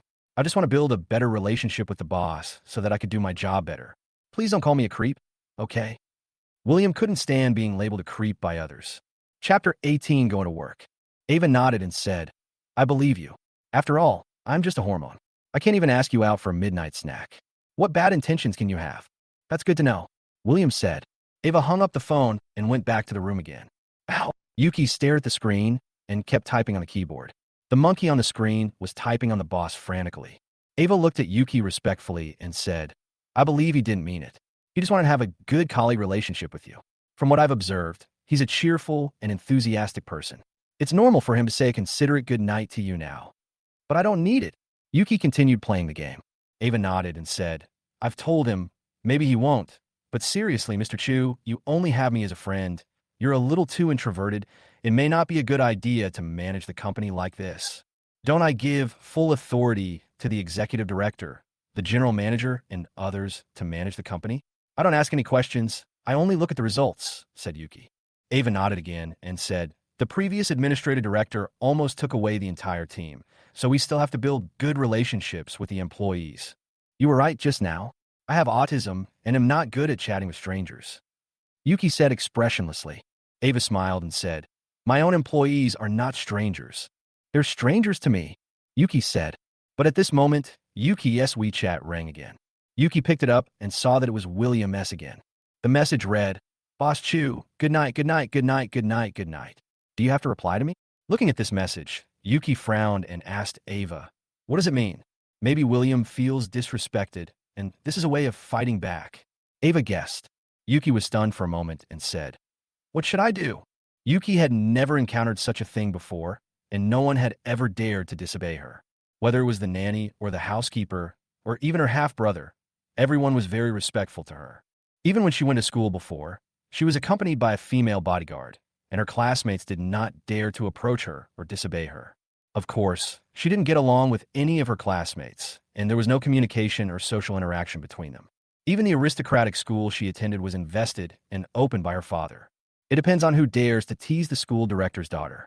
As a result, she became very shy and unwilling to communicate much, and could only play games as a hobby all day long.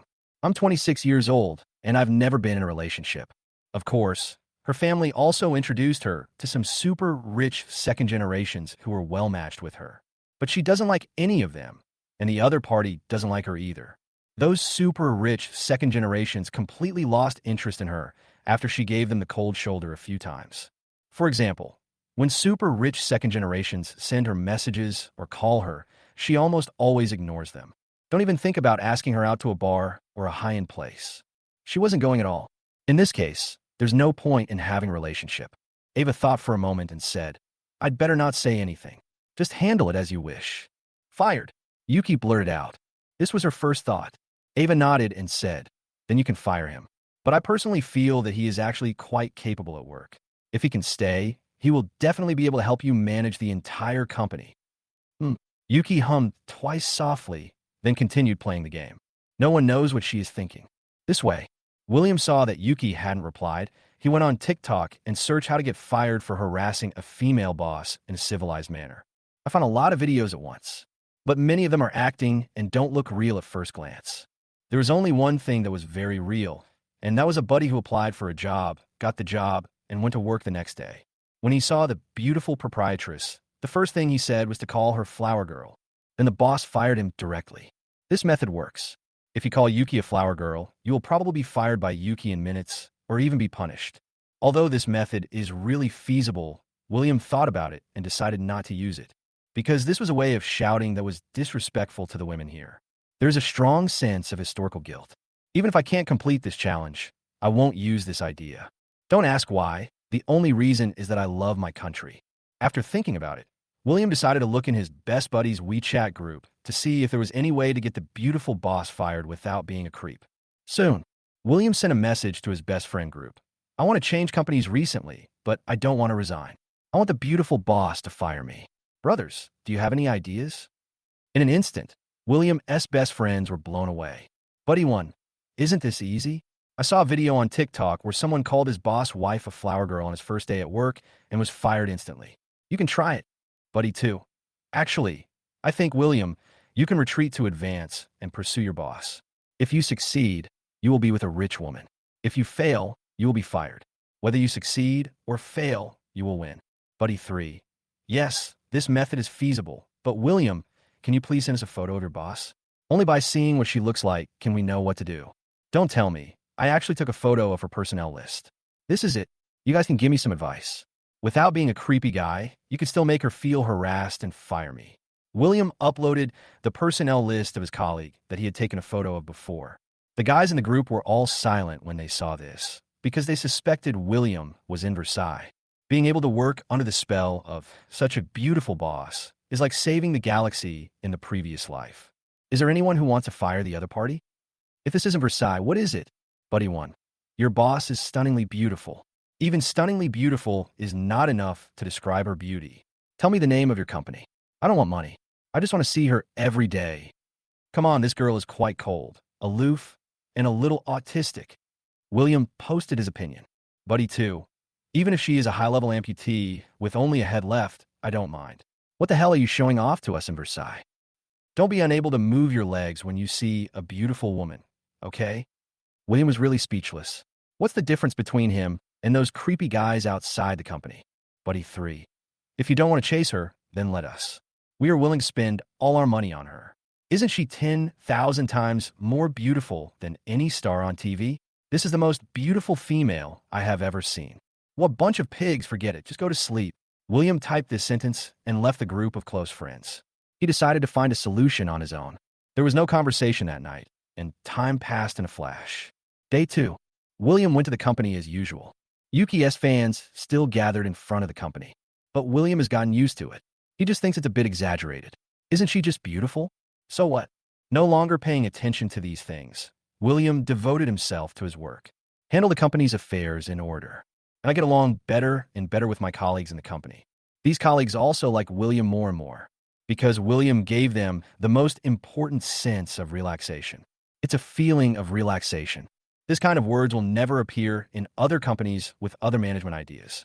After all, the current management of companies is based on a strategy of tiring people out.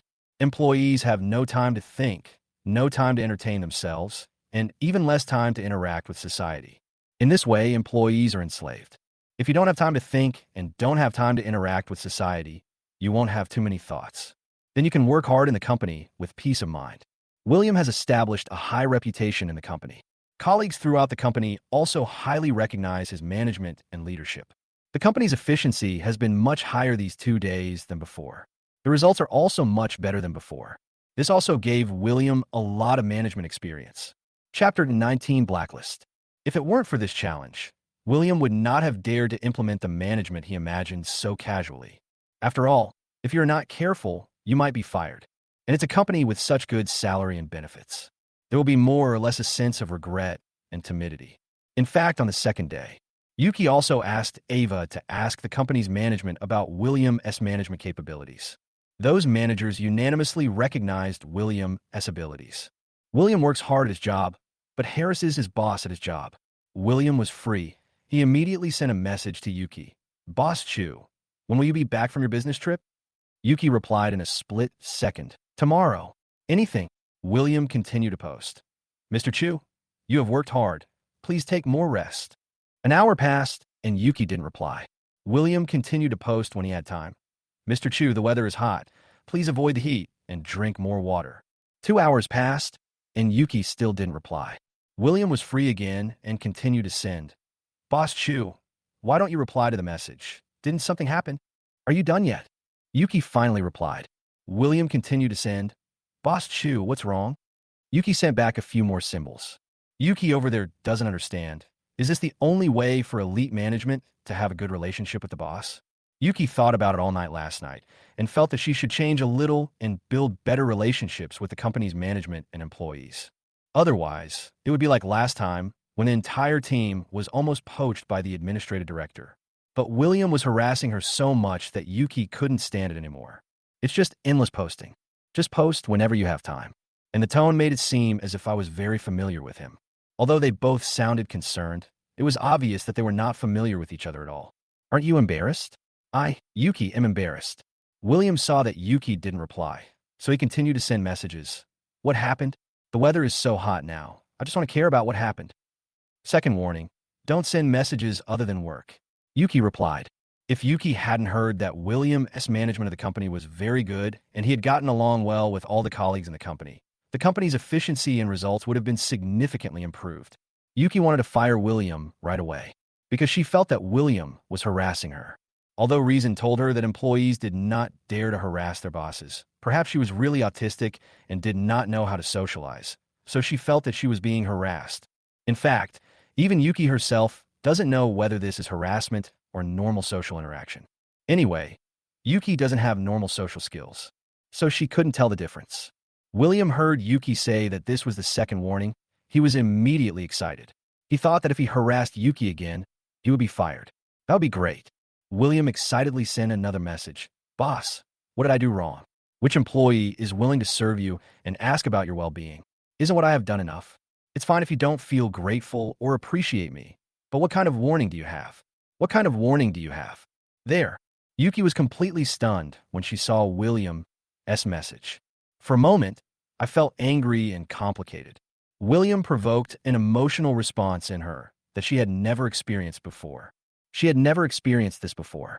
She is a little overwhelmed now. The main reason is that I have no experience and don't know how to deal with it. It's like a junior high school student who is still young and ignorant, receiving a letter from a boy for the first time, which contains some ignorant words. For a while, I felt very complicated and didn't know whether to reply or not. I don't know what to write in the reply, so I'd better not write anything. Yuki is in this state now. Just a moment. Yuki made her choice and blocked William on WeChat. Then he sat there with a blank look in his eyes. In fact, Yuki envied William for one thing. That is, he could talk to anyone freely and happily. This is also the reason why Yuki doubts whether it is himself. Why can he talk to anyone happily? I just felt that he was a bit harassing. Maybe this is really my own problem. William wanted to continue harassing her with messages, But it wasn't really harassment. He was just asking about her well-being. Or you can call him a warm-hearted man or a bootlicker. But I found out that Yuki had blocked me. The message cannot be sent. William immediately became excited. It seemed to be working. It turns out that the best way to deal with these cold and beautiful bosses is to harass them. What beautiful woman wants to be harassed endlessly? Unless that person can drive a sport car one-handed. William was excited. He was actually reflecting on whether he had acted like a pervert just now. But after checking some information, I found that he was just a warm-hearted man at best. Only then did I feel relieved. Being a warm and sweet guy is already the limit for William. You must never be a vulgar man. Otherwise, William would feel like he was about to be socially killed. In fact, this is a kind of character and attitude towards oneself. But William knew that now was the time to take drastic measures and achieve twice the result with half the effort. Yuki actually blocked me on WeChat, so I have to continue tagging her in the work group. Hey, in a short while, you may receive a notice of dismissal. That means you have completed your challenge ahead of time.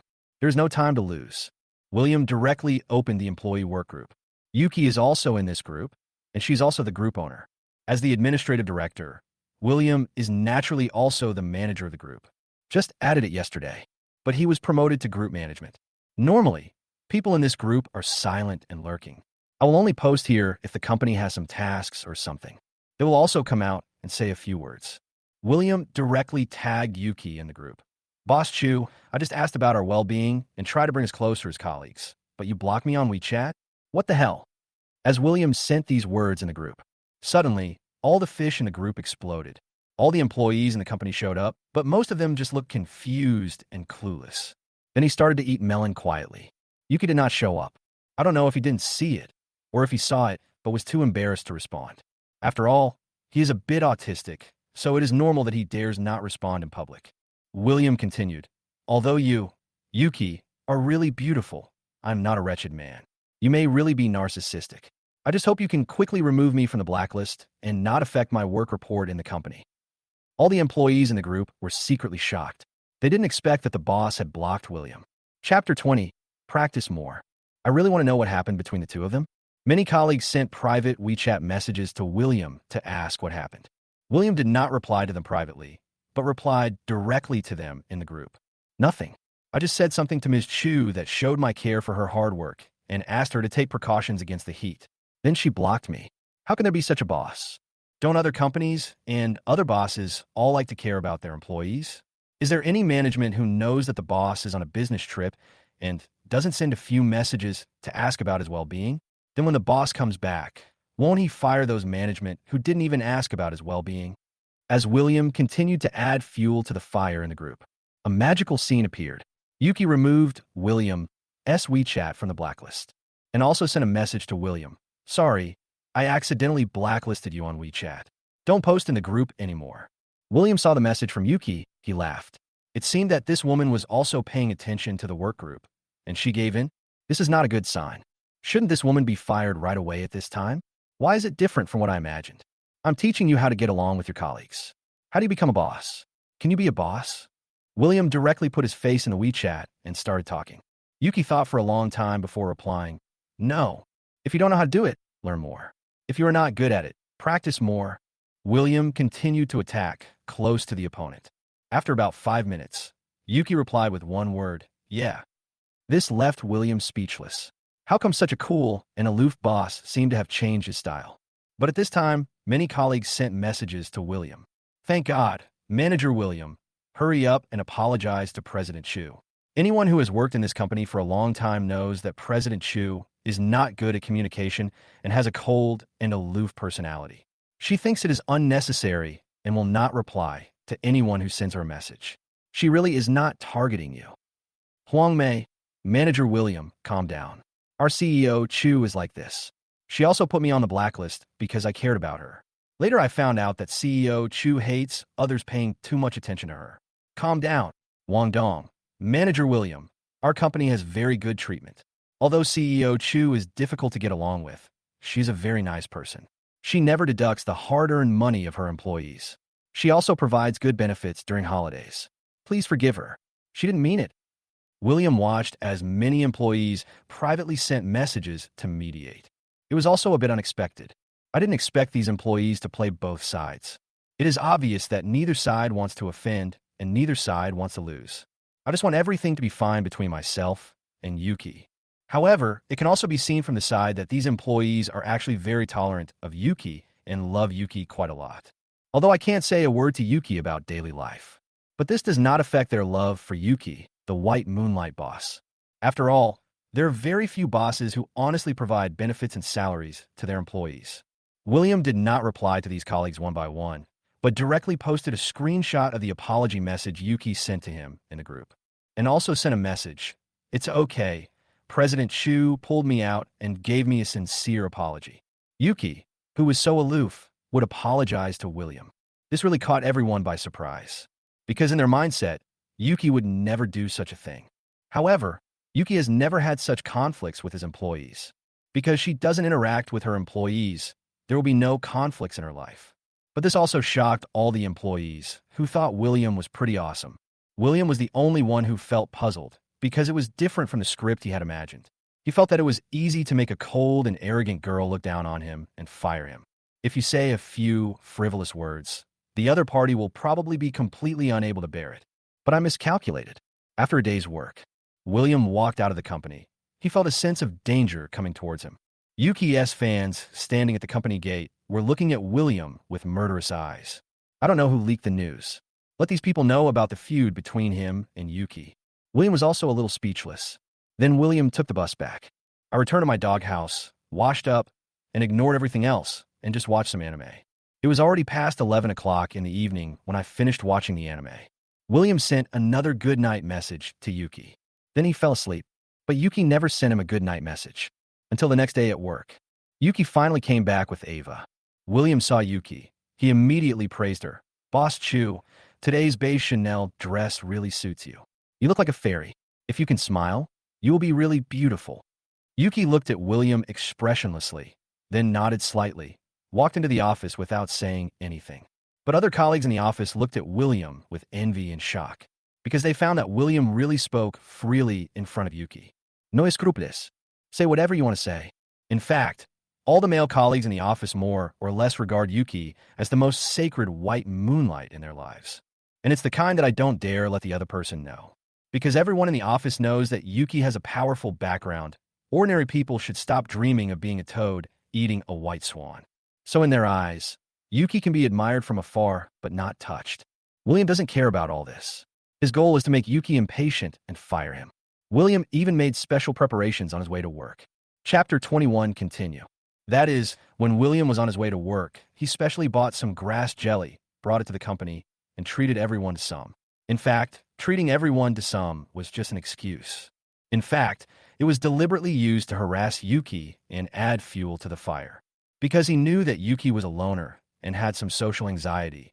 If he suddenly gave her a bowl of jelly and showed his attentiveness, she would definitely feel uncomfortable. That, combined with the previous bombardment of information, should make her excited instantly. At this time in the boss's office, Yuki had just been complimented on her clothes by William, and she hasn't come back to her senses yet. She sat in the boss chair, trying hard to think, is this a greeting or harassment?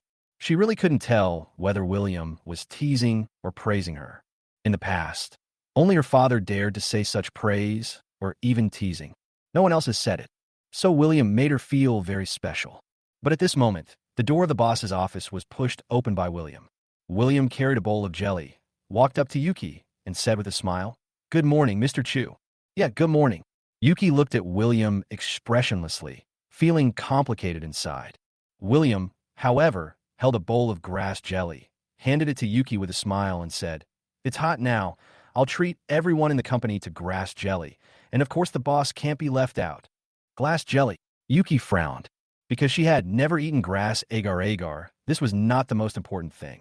The most important thing is that no one has ever treated her to a meal. She never treated anyone to a meal.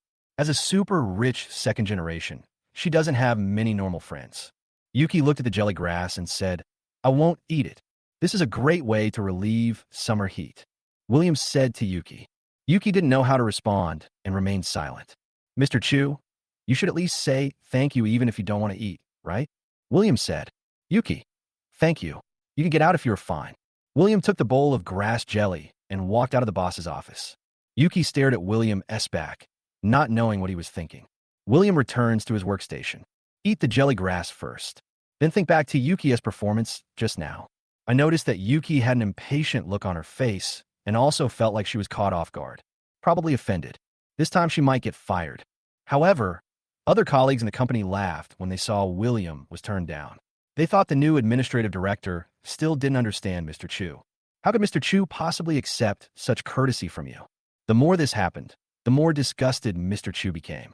I had to find a chance to tell this new administrator. William was full of confidence at first, but he didn't see any movement from Yuki later. William was a little panicked. This was different for what he had imagined. But then, William started his even crazier information bombardment. Send good morning in the morning and good night in the evening. When the weather is hot, remind others to take precautions against heat stroke. When it rains, remind the other person to take shelter. When thunder strikes, remind others not to stand on the lightning rod.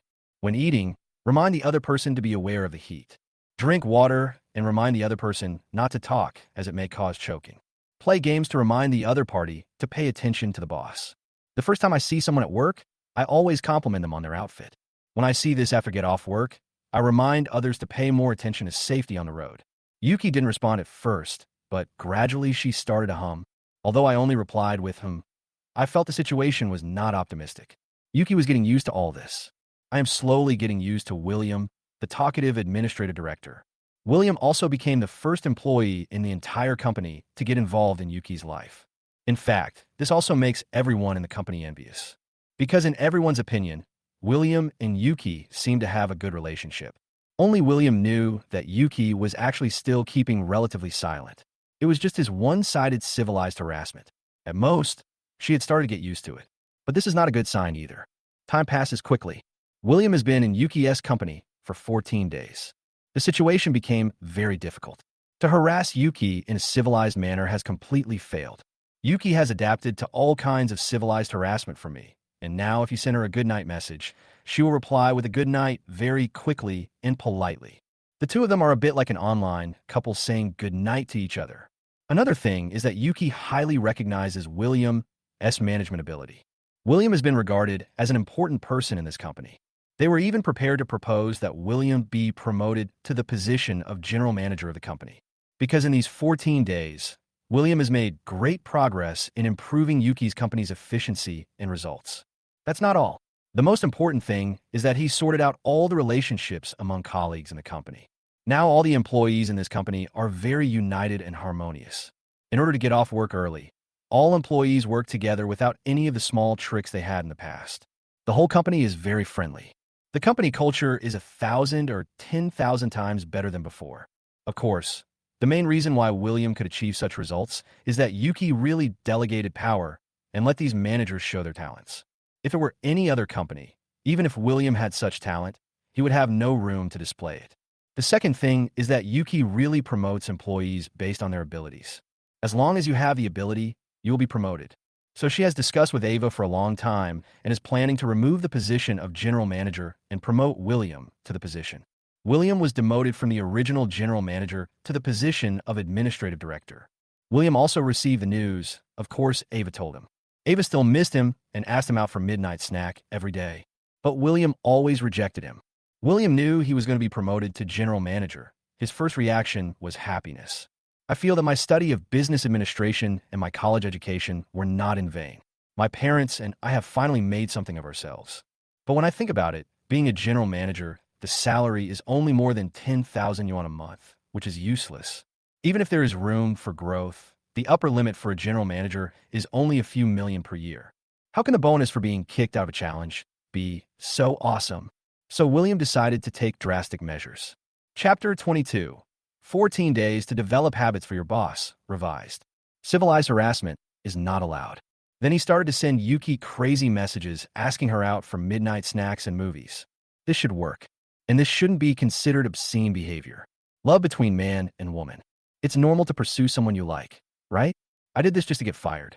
But whatever, as long as it's not really obscene. William has started using a new method, which is harassment through online confession, and he thought about it for a long time before using it. Mr. Chu, are you free tonight? I know a delicious restaurant. I'd like to treat you to dinner. William wrote a message and sent it. Soon, Yuki was sitting in the office when her cell phone rang. She picked it up and saw that it was a message from William. She didn't expect William to ask her out for dinner. This really scared her, because this was something she didn't expect, and this was also the first time in her life that someone took the initiative to pursue her persistently. No matter what happens to him, he never backs down, gets discouraged, or even gets angry. His emotions are terrifyingly stable. Although her family had arranged a match for her with a super rich second-generation man of equal status. But that was an arranged blind date, not this kind of persistent and proactive pursuit. And the other party was very emotional, and I didn't know why. Yuki was panicked and at a loss, and could only sit in the boss chair and stare at William on the surveillance camera. But she finally replied subconsciously, no. William received her reply. He was actually happy, but he was afraid that she would agree. If she agreed, she would never fire herself for this element. Then this challenge will waste more than 10 days, and the elements will have to be changed. William smiled and continued to send messages to Yuki. Boss Chu, just go. It's really delicious. William, Mr. Chu, please think about it again. William, Mr. Chu, come on. Why don't you reply to the message? A bombardment of information. Yuki, who was sitting in the office, was annoyed and quickly sent a message to Ava. I want to ask my only friend for some advice. William was actually very satisfied. It was right not to reply, and it was even more right to be annoyed. In the following days, William bombarded Yuki with various appointment letters. Yuki always responded with one sentence, no. That is, she only replied to the first message before the bombing. She didn't reply to the messages sent later. And when she saw William, she would lower her head and walk away quickly. It seems like she is shy, but how could such a cool goddess be shy? Maybe he doesn't want to see William. This scene was actually keenly captured by William and other colleagues in the office. This also shocked other colleagues in the office. Everyone could only look at Bai Yuegwang, but not desecrate her. So why didn't William follow the rules? It's fine if you don't watch from a distance or look closely, but you actually want to pick everyone's white moonlight? This also made Yuki's fans in this office building feel threatened, and they became even more hostile towards William.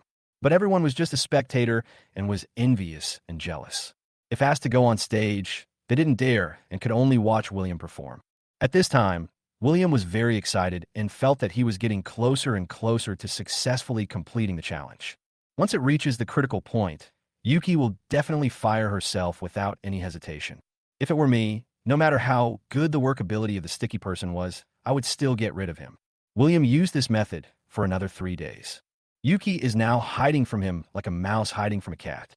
Fortunately, Yuki did not block him, probably because she was afraid that he would bring the matter to the workgroup again. After these 3 days of crazy dates, William's originally passionate heart began to slowly cool down, because she found that Yuki seemed to be getting used to it again. This was not good news for William, and it also broke the influence Yuki had on him. He has gradually gotten to know Yuki. At first he thought Yuki was aloof, but now William gradually feels that Yuki is not aloof, but really does not know how to socialize. She really has no friends since childhood and has been too well protected. This makes me look aloof now, but in fact I just don't know how to communicate with people normally or how to say no. But through these almost 20 days of crazy harassment, she seemed to be growing at a very fast pace. This made William feel very bad.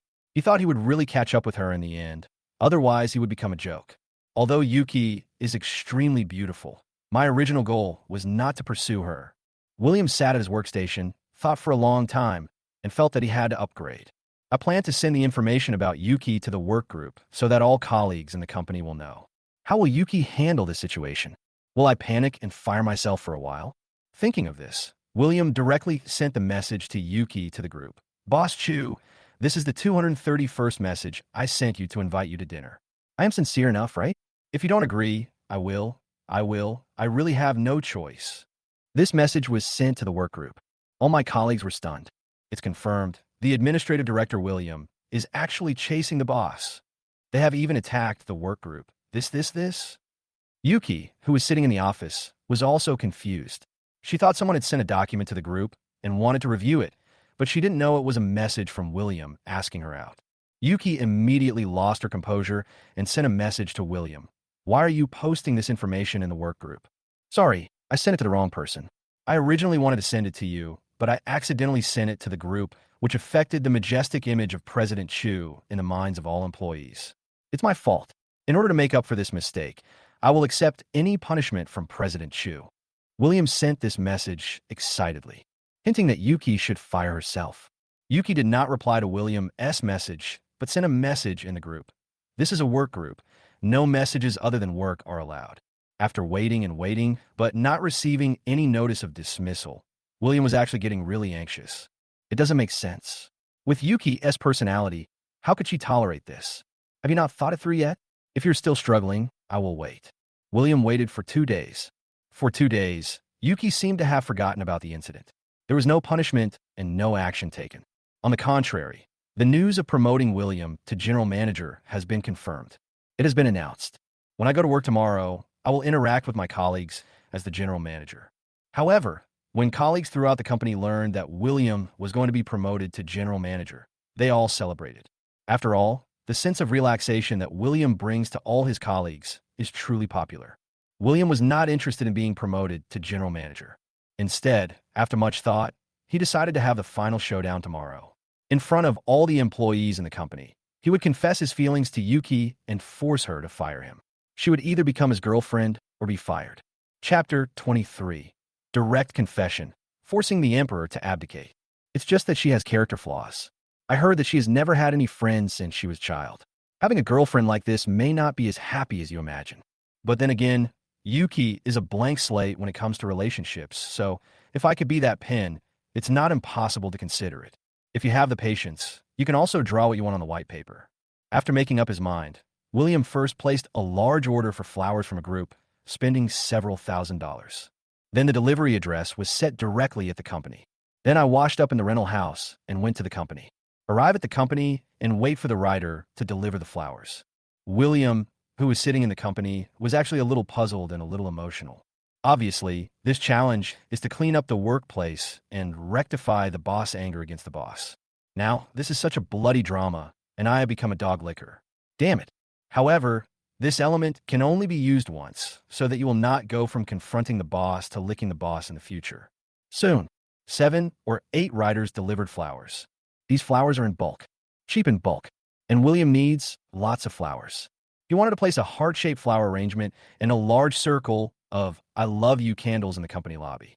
Yuki's arrival tomorrow. Confess your love to her in front of everyone. Force her to fire herself. I really can't stand it anymore. I didn't expect that this challenge would take longer than the last time.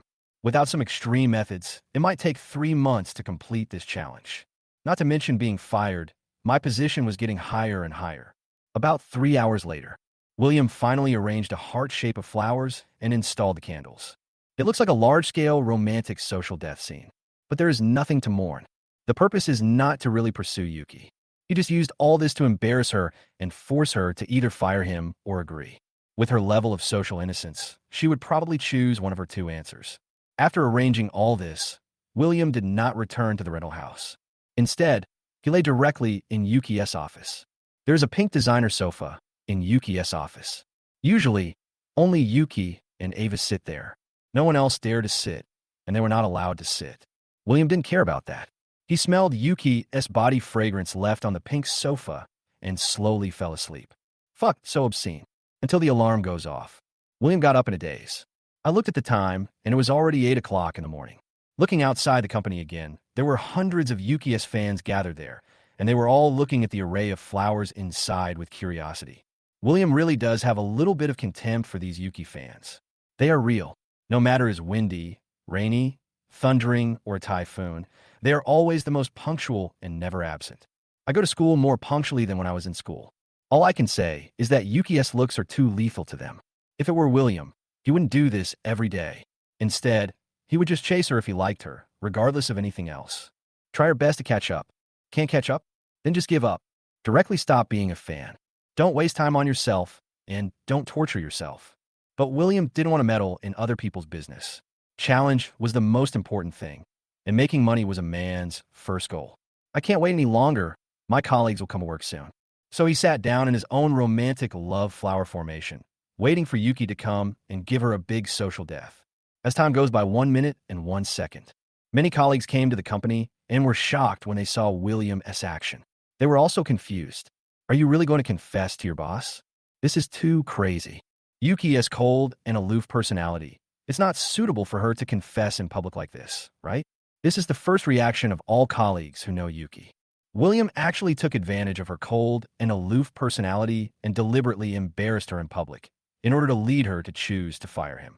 Manager William, it doesn't seem like a good idea for you to confess your feelings to your boss like this.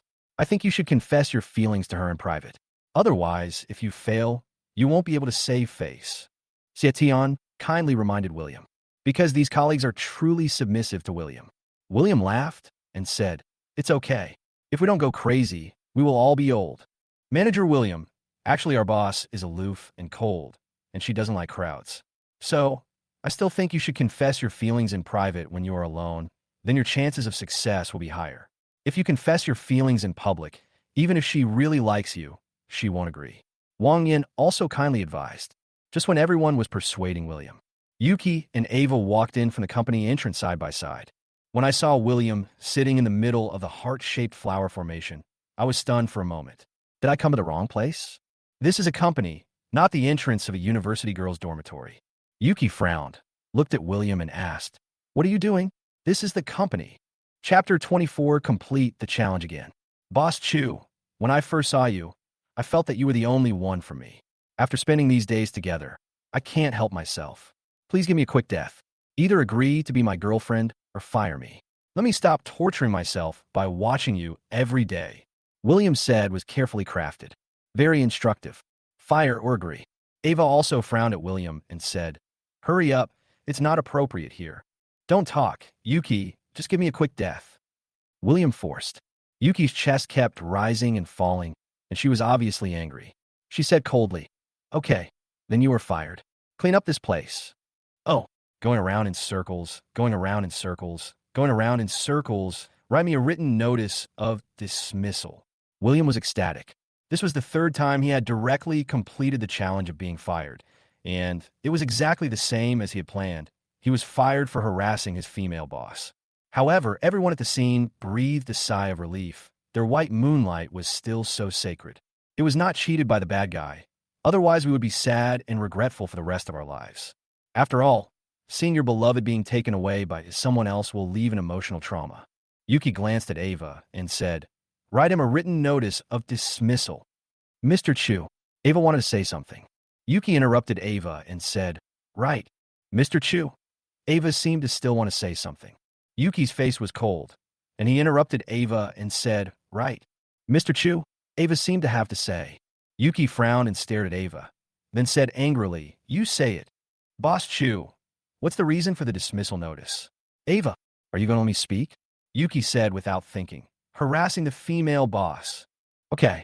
Ava immediately went to write a written notice of dismissal. Yuki looked at the financial manager who was still watching the fun and said, "Pay him his salary and his dismissal compensation. Mr. Chu, William is in charge of him and his workability." The financial manager was interrupted before he could finish his words. Yuki's chest rose and fell even more, and she said, "Shut up. Boss Chu, please give manager William a chance." Other employees also begged. Yuki sneered and said, "For the sake of the company, do I have to agree to him? Either fire him or agree. I choose to fire him. Don't try to persuade me anymore. I am upset." After saying that, Yuki walked straight into the boss office. With a bang, the office door was slammed shut. William was tidying up the heart-shaped flower array while smiling. As expected, this girl had fallen into his trap. If you succeed in guiding yourself, you can either be fired or agree. She decisively chose to fire him. This social idiot is easy to deal with. After cleaning up the entire array of loving flowers, William also received a written notice of dismissal from Ava. If anyone else received this written notice of dismissal, they would definitely feel embarrassed. The reason for the dismissal turned out to be harassing the female boss. But in William's opinion, this is what he wants. Ava looked at William in confusion. "You are so stupid. You don't give yourself a way out, nor do you give Mr. Chu a way out. You have lost your job, but you still haven't caught up with her. Are you giving up?" "Yes, I've given up. I hope your company gets bigger and bigger," William said with a smile. Ava, laughing out of anger, "Don't think too much, Sister Sue. I'm a very open-minded person." William continued to smile. There is absolutely no trace of sadness. Yuki's fans standing outside the door felt sorry for William. They thought he was so pitiful. Was he so hit that he had to put on a forced smile? But thinking back, this guy is actually quite brave. This is the white moonlight that even the richest man in the world cannot pursue, but he still dared to try. His courage is commendable. Ava, even if Mr. Chu doesn't agree to your request, I can agree to it. I'm not bad, am I? Although I'm not as pretty as Mr. Chu, I'm also worthy of the phrase beautiful as a city and a country. I'm only 28 this year, only 3 years older than you. Have you heard of a woman who is 3 years older than you? Sister Sue, let me go back and think about it. William declined politely. Ava was puzzled. What's wrong with me? I can't see the steps when I go up the stairs, the wheels of my tricycle smoke, and if a typhoon blows, I will break in half. Sister, I don't like experienced drivers who can drive with their hands free. William laughed. If you are so dirty, you must be an old hand in the love field. Sorry, I have a little Virgo complex. It's not that you, Ava, are not pretty, nor is it that your figure is not proud enough. It's that your words cannot satisfy my complex. After doing all this, William left the company without any regrets. Many colleagues followed William to see him off, because William really has their love. They were also worried that after William was fired, the new administrative director would become the kind of management butcher who demanded high-intensity work and tight working hours. William walked out of the company door. The message of successful challenge came to his mind. Bite. It was detected that the player was fired for harassing the female boss. After completing the third challenge of being fired, he was rewarded with 40,000 yuan. The player has been issued a bank card with a 6,200 yuan decimal point. The player is 97 times away from receiving a $1 trillion reward. Look at the information and rewards in your mind. William felt particularly excited. This is the third time I have successfully challenged this. The fourth time, the reward was 80,000 yuan. The fifth reward is 160,000. The sixth reward is 320,000. The seventh reward is 640,000. The eighth time the reward was 1.28 million. It doesn't take many times to double to 10 million. Hey, it is indeed much more comfortable and exciting than being a beast of burden. As long as it doubles to 10 million, you will earn 10 million every time you are fired. Life will directly reach its peak. It seems that we need to keep up the good work and speed up. The period between dismissals is still too long. This time, it also took about 20 days. But I made a lot of money in these 20 days. Yuki paid herself alone was close to 6,000 yuan, including the 40,000 yuan challenge bonus. He earned 45,880 yuan. At this rate, in 4 months at most, I would be able to go home and build the most luxurious and extravagant country villa in a village for my parents. Or buy the coolest supercar in the village. But I will have these sooner or later. It's just a matter of time. As long as you continue to challenge being fired, you can achieve financial freedom. After completing the third challenge, William plans to take a week off. After all, it's a bit tiring to keep looking for a job and keep getting fired. I want to take a week off, hang out with some friends, and have some drinks. I haven't been in touch with my best friends for more than a month. William has a cheerful personality and is a socialite, so he has a lot of friends. Over the past month, many of his friends have invited him out for late-night snacks, to hang out, etc. But he refused them all, wanting to complete more challenges to be fired, earn more money, and reduce the burden on his parents. After all, my sister is in college and needs a lot of money. Now my sister's tuition and living expenses have been solved. I have saved up nearly 100,000 yuan in savings, so I have to take a week's break before I can continue. Soon William arrived at the bus stop and waited for the bus. I waited for about 20 minutes before I got the number 211 bus. Chapter 25. Having fun. William got on the bus. He leaned on the hard back of the bus seat, looked at the not very developed Haicheng, and unknowingly returned to Guangxing Village. Night. William invited 7 or 8 close friends to go to a food stall to eat spicy crayfish. It promoted the brotherhood among close friends, and they talked to each other about their recent situation. Everyone was quite drunk. Everyone goes back to their own home and carries their own toilet. However, when drinking, my close friends were complaining about various things in the company. William sounded so superior. They were still complaining about the company and enduring the boss's rudeness, but they were eager to be fired. That's the difference. William was filled with a sense of superiority and happiness and drank a little too much without realizing it. After returning to the rental house, I fell asleep immediately, but in a super villa state in Haicheng. Yuki lay in bed, tossing and turning, unable to sleep, and occasionally picking up her phone to check WeChat. William's WeChat account with Kung Fu Panda as its profile picture. It will take me a while to get used to the quietness of William's account. Normally, William would say good night to himself at this time. But not tonight. Since firing William, she hasn't received any message from him. It was as if it just disappeared. Anyway, the sense of disconnection is very strong. William had been clinging to her like taffy before, but now it's as if it didn't exist before. After one night, Yuki already had slight dark circles under her eyes. She was suffering from insomnia. I always feel like something is missing in my life.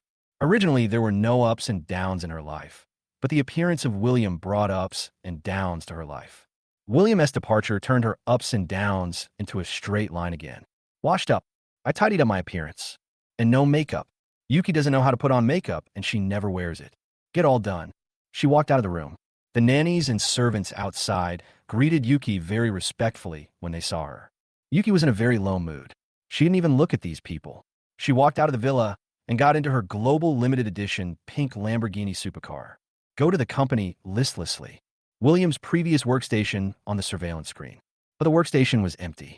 Yuki was absent-minded throughout the whole day and missed many things. Originally, after William was fired, the company management wanted to ask for her opinion. Should the office rules left by William still be used? Should we abolish it? But Yuki didn't give an answer for a long time. Her assistant Ava also noticed that something was wrong with Yuki. I originally wanted to inquire about it, but was directly blocked by Yuki's arrogant response. Day 2. Yuki still couldn't sleep, still tossed and turned, and checked WeChat on her phone more frequently. At this time, she was very sure that she was really used to William's presence. I felt very uncomfortable when he disappeared, and I felt empty inside. Now she really hopes William can send her a message. But William seemed to have really disappeared and didn't send her a single word. But she couldn't muster up the courage to send it to William first, because she has never actively sent messages to men, except for my own dad. Finally, she had no choice but to go back to work, but while at work, she found William's employment information and checked William's current address. This way, William had a great time. Not only did he travel all over Haicheng, but he also ate all kinds of hot pot and other delicacies that he could never afford before. Like a wild horse that had escaped from the border, I ran to Shenzhen to join a team of friends and went to Happy Valley for a long tour. I also had a massage and foot bath in Shenzhen overnight. Of course, he didn't ask for any special services. He just wanted to enjoy the massage. Some of his friends couldn't resist the urge and ordered some special services from a store.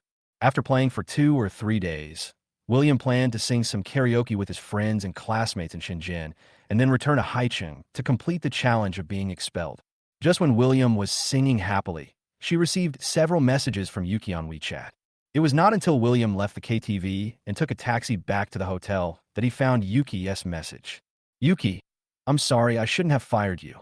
Yuki, have you found a job? Do you want to come back and continue working for me? Yuki, I will still promote you to general manager. William looked at the message sent by Yuki and felt a little bit surprised. Why would she take the initiative to send him a message? She's so cold.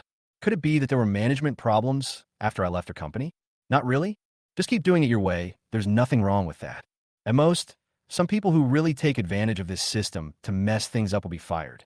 How difficult is it? William thought about it and sent a message back. Anyway, he had achieved his goal and didn't want to continue to harm her. What's wrong? Is there a problem with the company? Yuki, who was tossing and turning in bed, unable to sleep, felt inexplicably excited when she saw William reply to her message. Chapter 26, New Occupation Security. William, thank you for giving me the position of general manager, but I don't think I can go back. Yuki, why?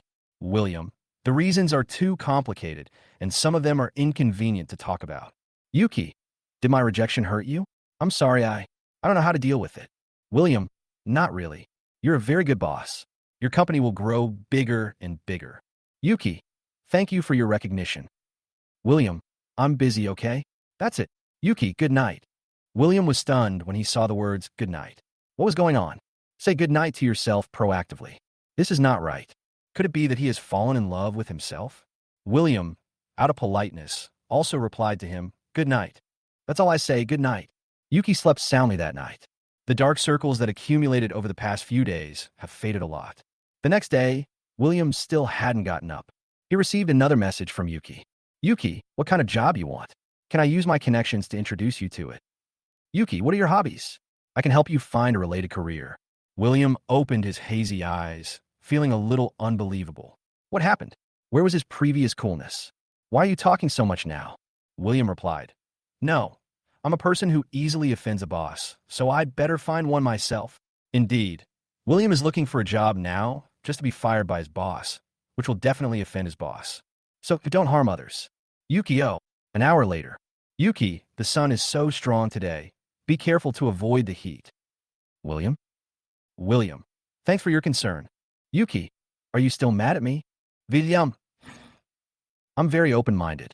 I have to confess hundreds of times a year and get rejected hundreds of times. I'm used to it. Don't take it to heart.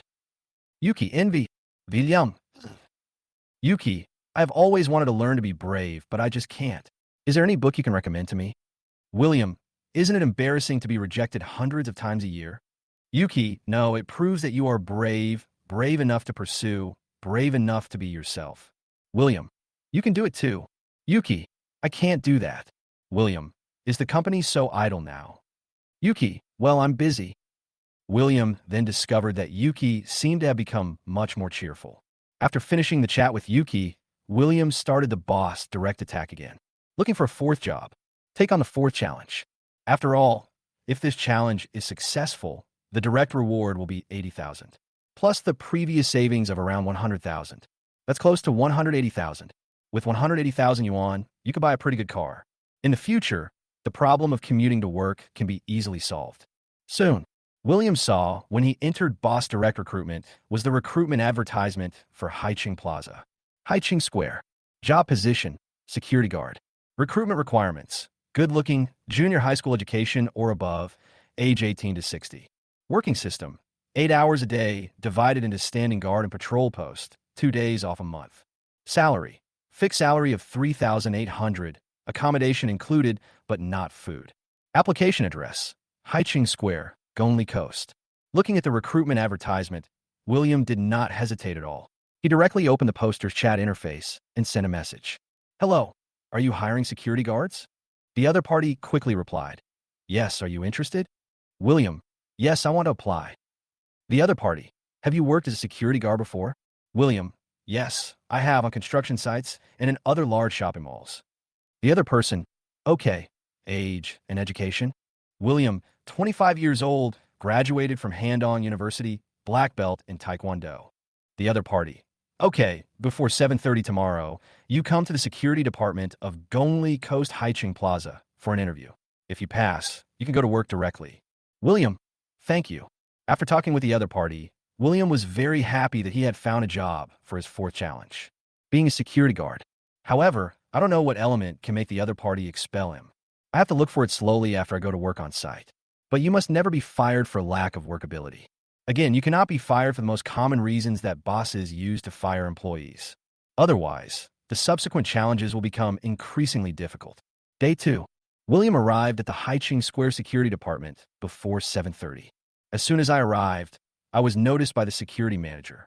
In fact, when a security manager recruits a security guard, he just asks a few simple questions and takes a look at the other person's appearance and figure. If you feel there is no problem, just hire him directly. You can start working directly on the same day after being hired. William has changed into security uniform. They have already started patrolling the square. The main task is to maintain the normal atmosphere of Haiqing Square, prevent people from causing trouble here, and help Haiqing Square resolve all disputes, and stand on duty at some necessary posts. On the day of hiring, the security team leader personally helped William adapt to the job. Chapter 27 didn't see. The security captain is a big man in his 40s named Chen Anxuan. Chen Anxuan introduced to William what to do every day and what to pay attention to wherever he went. William listened very carefully. Chen Anxuan pointed at the elevator and said, when patrolling here, we must check if there is anything unusual in the elevator, such as whether the elevator door has been damaged. If we see children playing with the elevator, we must stop them in time. Okay, I'll remember it. William smiled and nodded. Chen Anxuan took William for another walk and said, also, if customers have conflicts with the stores here or conflicts with the supermarkets or disputes, we have to deal with them too. Then what principles should we uphold? William asked curiously. Chen Anxuan said, we should not offend shop owners, supermarket owners, or customers, and we should be a peacemaker. What if we really encounter a thief? William asked. Chen Anxuan said without thinking, of course we have to catch him. After we catch him, we will report to the security manager, who will handle it. Then will we become enemies with the thief? William asked again. Chen Yuan laughed and said, that depends on how tactful you are in handling the situation. In the past, there were indeed security guards who were ambushed and retaliated after get off work. Understand. That means using a gentle tone and taking the person to the security room and letting the security manager handle it. Our main strategy is not to expose a thief or offend him, but to hand him over to the security manager, William said with a smile. Chen Yuan was actually quite surprised because he found William very smart and had a high emotional intelligence. He said, this is the best way. If you encounter a thief and the store owner finds out that he has stolen something, what would you say to the thief? I will tell him that there are too many people here and it will have a bad influence on you. I also believe that you definitely did not steal. Let's go to the security room to mediate. Once we get to the security room, it will be the security manager's job. William set out a thought that flashed through his mind. Chen Yuan nodded in approval and said, if all security guards were as eye-catching as you, they wouldn't offend anyone. You can do it. You are young and promising. As time goes by little, a morning passed. Security team leader Chen Yuan also reported William's situation to the security manager. I think William is very capable, and there is no problem with him being a security guard, and he can be reused. For example, you could be promoted to captain. The security at Haiqing Square works in 3 shifts. Generally, the early morning shift will take a break at noon, and then the evening shift will come. There are also combined midday and evening shifts. William worked the morning and evening shifts today. During the middle shift, Chen Yuan took William to the staff dormitory to find a bed. William was too lazy to commute back and forth, so he just found a bed in the staff dormitory and moved in. Anyway, according to William's plan, he would complete the 4th challenge in 10 days at most. In other words, he was fired in just 10 days. However, William has not yet found out the reason for his dismissal. Of course, if you don't take these factors into consideration and just embezzle, you will probably be fired before you even get a day off. William couldn't do this kind of embezzlement because he would easily be detained. William doesn't do anything illegal. There's also the very common element of being fired, which William doesn't have to deal with. So William is still looking for the elements that were fired. William was assigned a bed and lay down directly. Because the morning shift is 4 hours, 2 hours are spent on patrol. Another 2 hours were spent standing guard directly in front of the supermarket in the square. Patrolling is not that tiring, but standing guard is really tiring. I couldn't leave my post or sit down for 2 hours. I could only stand there and work as a loss prevention officer. The loss prevention officer is actually a supermarket security guard, but all security work of Haiqing Plaza belongs to the owner of Haiqing Plaza. There is no need to hire security guards in the supermarket inside. The square has its own security. After working as a loss prevention officer for 2 hours, William felt physically and mentally exhausted. It seems that making money as a security guard is not an easy thing. Those online novels that say being a security guard can save you 20 years of detours are pure nonsense. As a supermarket security guard, once the loss prevention detection machines at the supermarket entrance sound, he has to step forward to stop the customers. You have to check the guests' shopping bags and bags, backpacks, etc. Once they have these things checked, their emotions immediately become excited. After all, once checked, their subconscious mind tells them that they stole something and they are thieves. The guests nearby will also watch. This causes the person being examined to become extremely emotional, which can easily lead to conflicts. Simply scolding the security guard is a small matter, but some people with bad tempers may resort to violence. You can't be angry or use violence, and you have to keep explaining that this is the rule of the supermarket and the rule of the square. All I can say is that it is possible that the cashier did not remove the anti-theft tag of a certain product when you paid, causing the anti-theft machine to sound. It is the only way to explain it and get the other party to cooperate with the inspection. If the other party refuses to cooperate with the inspection and wants to leave directly, the situation will escalate. Either you stop it or don't stop it. If you don't stop it, you will be scolded by the leader or even fired for poor workability. So being a supermarket security guard is not that easy. After lying down for a while, William finally regained some energy and started chatting with his coworkers in the same dormitory. When these workers first met William, they didn't say anything. It was obvious that they didn't have strong social skills and were too embarrassed to speak. William spoke, did he become one with them? But there are only 3 or 4 people in the dormitory now. They should take turns to rest. That means 2 days off a month. Chatted for a while. William is already mixed with them. I have to say, William has really strong social skills. But at this moment, William WeChat notification sounded again. Today's WeChat notification sound has been ringing for quite a long time. But security guards are not allowed to use their cell phones, especially standing at the entrance of a supermarket as a loss prevention officer. If you're caught using your phone by surveillance cameras, you will be fined 50 yuan. So during the 2 hours I worked as a loss prevention officer, my phone kept ringing, but I never checked it. I followed Chenan Chuan to find a bed and forgot about the previous WeChat message. I can only take out my phone now to check who sent the message. Soon I saw Yuki's WeChat message, and he sent more than 10 messages. This also made William sigh that things change over time. Before, I was the one bombarding her with messages, and now it's her turn to bombard me with messages. 7:40. Yuki, good morning. 8:01. Yuki, are you up yet? 9:02. Yuki, are you still not up? 9:15. Yuki, what are you doing? 9:30. Yuki, I have a job for you. 9:40. Yuki, why don't you reply to my message? 10:01. Yuki, are you still not up? 13:10. Yuki, why are you ignoring me? After reading Yuki's message, William immediately replied, sorry, I applied for a job today and started working, so I don't have time to check my phone. Chapter 28. Meeting the ex-girlfriend. Yuki, what kind of job did you get? William, security officer at Haicheng Plaza. Yuki, you're working as a security guard? William, yeah. Yuki, you have great management skills. You could be a supervisor or manager in any company. Why do you want to be a security guard? William, I want to do more work and see what I am more suitable for. Yuki, I have a partner and they are in need of a capable manager. Do you want to give it a try?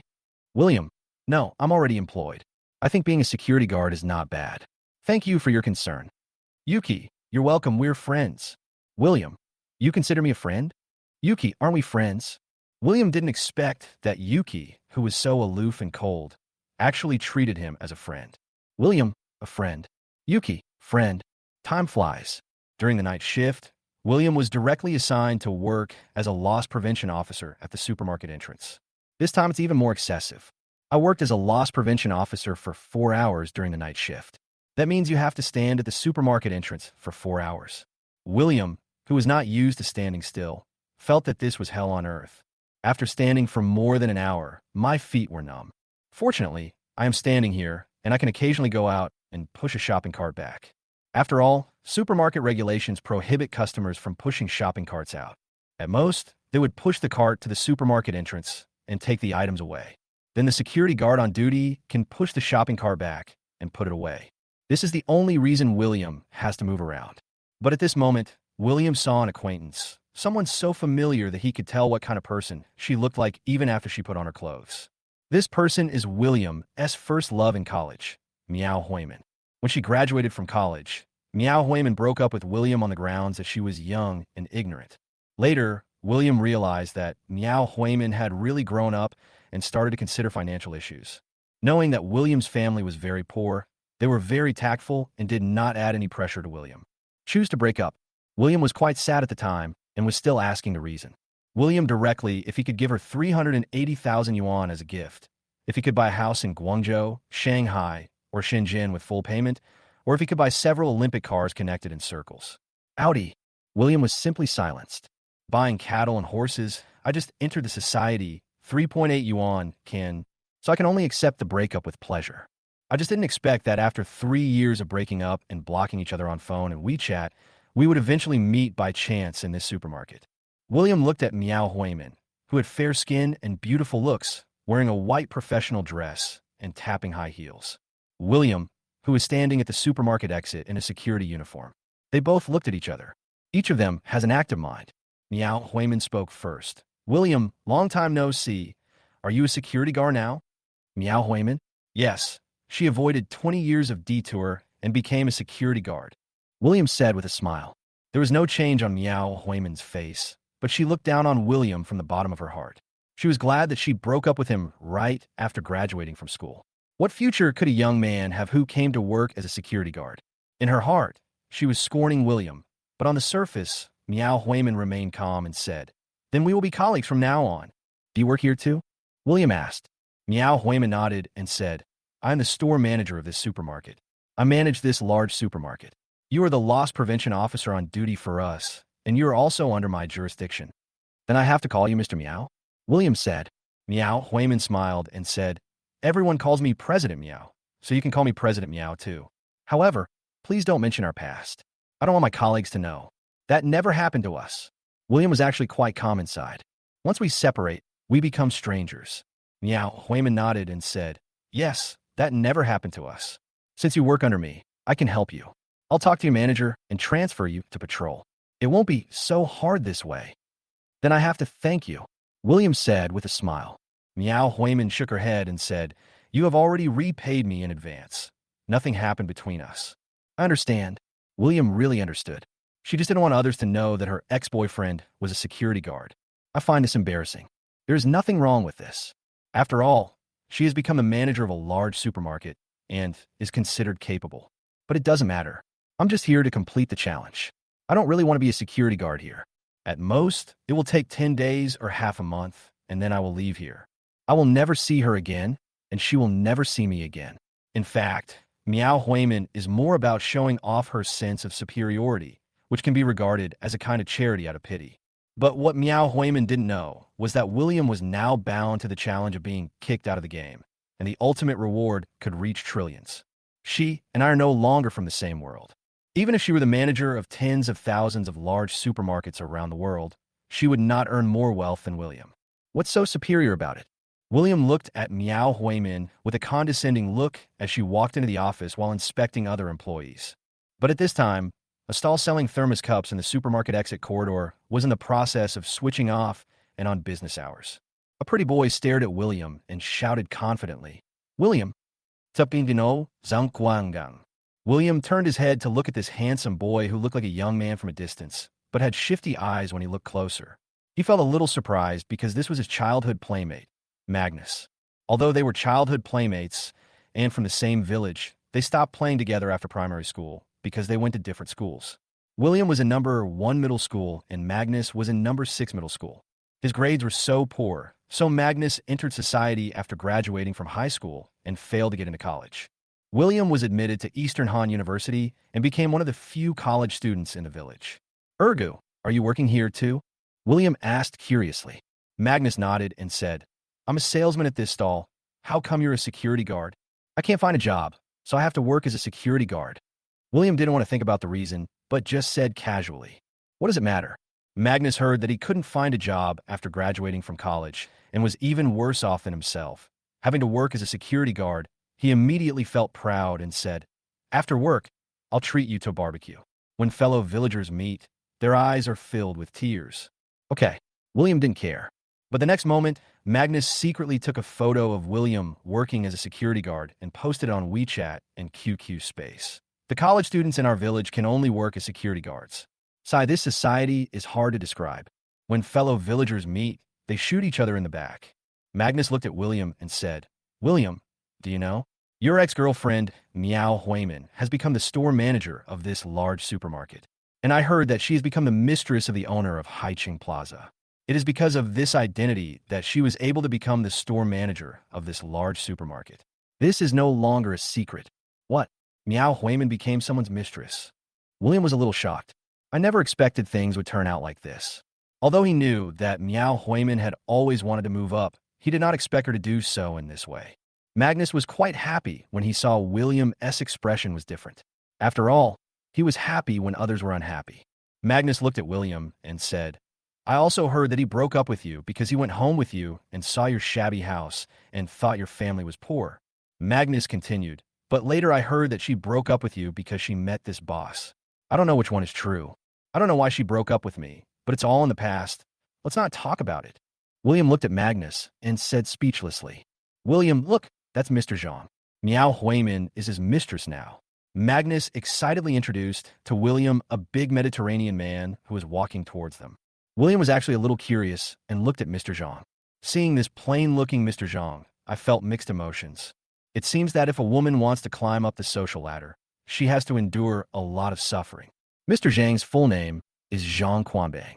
He is tall and strong, and looks like he's been pressed by a compressor. But the most eye-catching thing about him is his bald hair and greasy face, which can directly reflect the light under the lights of the supermarket. Looking at Zhang Quanbang, William fell in a deep thought. What element should he use to make him fire him? Soon Zhang Quanbang disappeared from William and Magnus' sight. Magnus looked at William and said, William, I don't know why you lost to Mr. Zhang. You are much more handsome and more elegant than Mr. Zhang. How come you lost to him? Listening to Magnus' words and looking at Magnus' face, William seemed to understand. Can I get Zhang Quan to fire me by using the element of nagging? Isn't he having an affair with Miao Huimin? Maybe his wife doesn't know? If I keep muttering and Zhang Xuanbang's wife finds out about this, will Zhang Quanbang fire me in anger? Or I could be like Magnus, constantly mumbling to Zhang Xuanbang's face, mumbling about his actions, his appearance, his Mediterranean. In this way, the fourth challenge was completed in no time. Then you can directly get a reward of 80,000 yuan. He. William was sure that the reason why he was fired from this challenge was his nagging of his boss. Let the boss experience the role of Tang Monk in a Chinese Odyssey. But it was time to get off work. Originally, Magnus wanted to invite William to have barbecue, so that he could continue to feel superior to William. But William also saw the other party's purpose, so he happily broke the appointment. Back in the dormitory, William took a shower and rested. Today, William was indeed tired. Being a security guard was not as easy as he had imagined. After standing there for 4 hours, my feet were sore. Day 2. William is on the early shift again.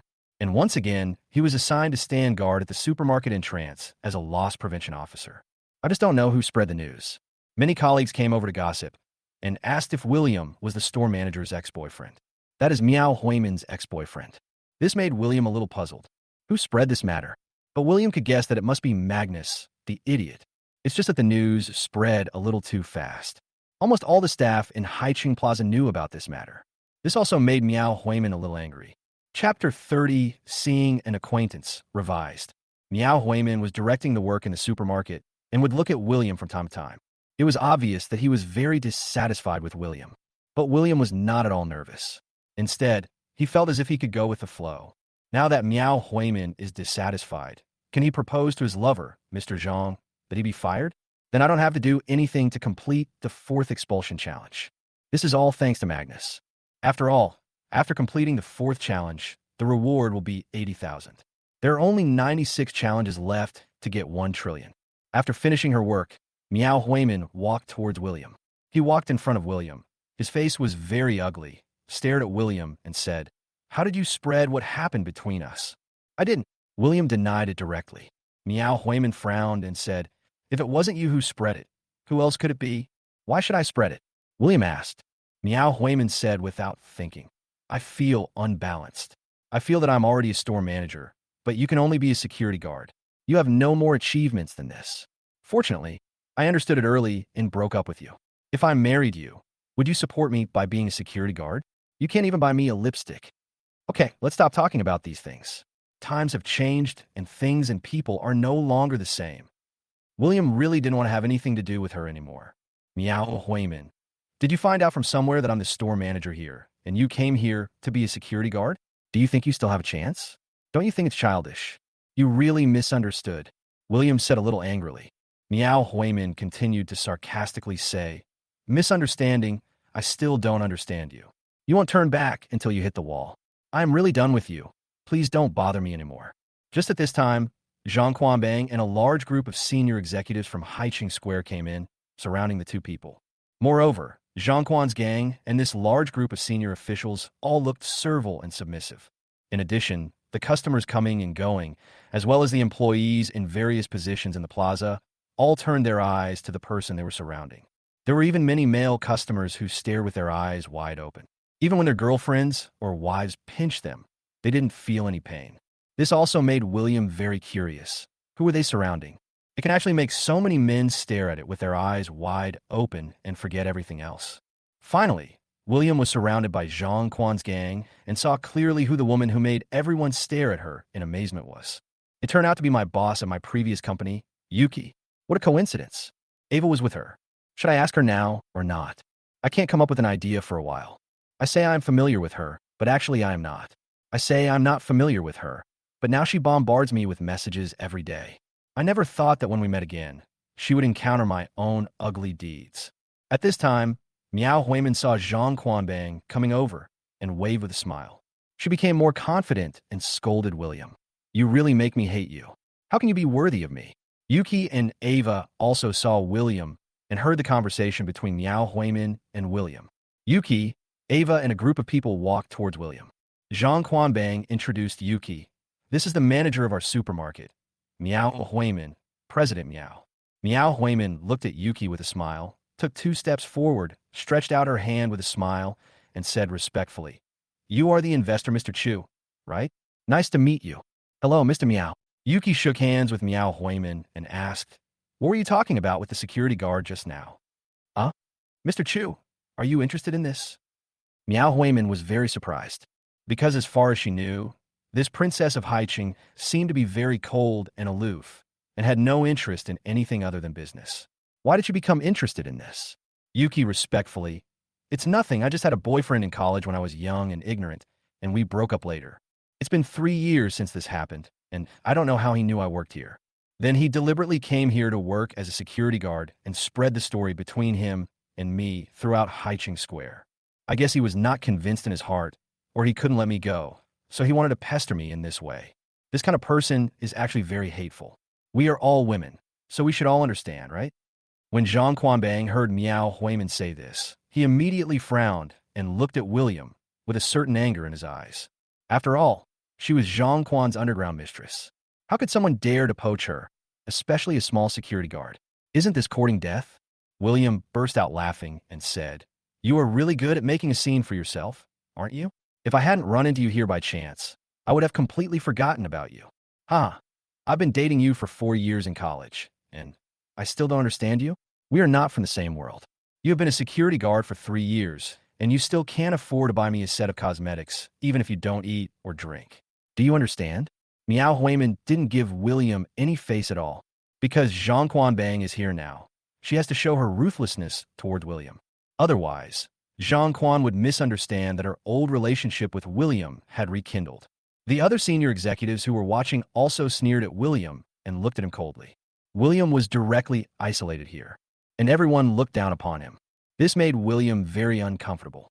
But at this moment, Yuki stood up, looked at Miao Huimin, and said, "I think you really misunderstood. Mr. Chu, you may not know this, but he is really infatuated." Miao Huimin said. William didn't expect Yuki to speak up. Yuki looked at Miao Huimin and said loudly, "Who do you think is prettier, you or me?" "It must be Miss Chu, who is beautiful," Miao Huimin said respectfully. Others also flattered him, saying, "Boss Chu's looks are unmatched in the world." Yuki looked at Miao Huimin with a cold look in her eyes and said, "I'm his girlfriend." When these words were spoken, everyone at the scene was shocked, especially Miao Huimin. She didn't expect Yuki was William's girlfriend. So who is Yuki? She is the only real princess of Haiqing. Her father is extremely wealthy. Her family power is enormous. Zhang Quanbang was also shocked. He didn't expect that a security guard under his command was actually Yuki's boyfriend. It was so shocking. I didn't expect that there was a big Buddha hidden in my small temple. Chapter 31, It seems that I will be promoted. Zhang Quanbang stared at Miao Huimin and scolded. "How can Mr. Chu's boyfriend be so persistent in pestering you? You have always been so self-indulgent. Why don't you apologize to Mr. Chu's boyfriend?" "I'm sorry, I'm blind. I also believe that I must have misunderstood. Mr. Chu and I are like glass and diamond." Miao Huimin apologized very sincerely. William was completely numb. Is this still the same cold and aloof Yuki? She actually sacrificed her own reputation to help herself. This really touched me a little. I also find it hard to understand Yuki. I really want to thank Yuki on the spot. If she hadn't helped her out, Miao Huimin didn't know how long she would continue to be so self-indulgent. Yuki glanced at Zhang Quanbang and said, "Let's continue our investigation." "Okay, Mr. Chu, please come in. Our Haitian Plaza is definitely worth investing in." Zhang Quanbang led the way humbly in front. Yuki looked back at William and continued her inspection. But the way everyone at the nearby stalls looked at William changed, because they didn't know William's girlfriend was so beautiful and seemed like a big shot. "I can't believe that a small security guard can have such good fortune. He's so lucky." William felt proud. Yuki was a good friend and helped him regain all his face, which shocked everyone around him and made them look at him with new eyes. This feeling is really great. It's really great. But the difficulty of the next challenge has been directly upgraded, and it may be hellish. They mistakenly thought of me as Yuki's boyfriend, so their tolerance for me would probably be sky high. No matter how much you do, whatever you want, or how much you nag, the other person will probably put up with it. This is not good news. In fact, no matter what elements are used in this challenge, it will be very difficult. I just hope Jean Quan can be a little more cautious, otherwise it will be really difficult to deal with. I don't know if I can just quit now, withdraw from this challenge, and try again. William was very curious, so he asked the game in his mind directly, can I just quit this challenge and challenge the next one directly? Bite. Friendly reminder, once the challenge begins, you must see it through to the end. If you quit directly, it will be considered a challenge failure, and you will be punished. Please pay attention.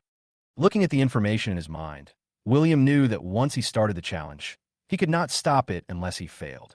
So I have to bite the bullet and continue. Time flies. A day passed. When I came to work the next day, Jean Quan Bang found William directly, pulled William into the office. William was a little confused. He didn't know what Jean Quan Bang wanted to do. After all, he was just a small security guard. Jean Quan Bang looked at William with a smile and said, "Good morning, William. I didn't expect you to be Mr. Chu's boyfriend. What a surprise." "I think it was an accident too," said William. Jean Quan Bang smiled and said, "Since you are Mr. Chu's man, you are also one of us. And I also heard from Mr. Chu that you have strong management skills." No, William understood. It seems that Jean Quan Bang wants to promote himself. It turns out that people with connections will be treated preferentially everywhere. But giving yourself a promotion is not a good thing either, because you want to be fired for the nagging element, not for the other elements. Being a security guard, you can do a good job if you work diligently. But if you're transferred to other management positions, you may not be able to do a good job. In the end, you might be fired for lack of ability, which would be embarrassing, especially when Yuki failed to cooperate with them. Chapter 32, Driving Mr. Zhang Crazy with Nagging. Jean Quan Bang still looked at William with a smile and said, "William, I believe in President Chu's vision. She thinks you have strong management ability, so I will give you the position of security manager first." Security manager? William was a little confused. Yuki, Jean Quan Bang promoted himself to the position of security manager. "I just started this job yesterday. Is this a promotion too fast?" Jean Quan Bang patted William on the shoulder and said, "Yes, you are now the security manager. Your salary will be raised to 10,000. Let's sign a contract with you now." Soon, Jean Quan Bang took out a contract that had been prepared long ago. "No, Mr. Zhang, I have no experience in managing the security department. How about you promote me later so that I can learn first?" William said very seriously. William is actually not interested in promotion at all.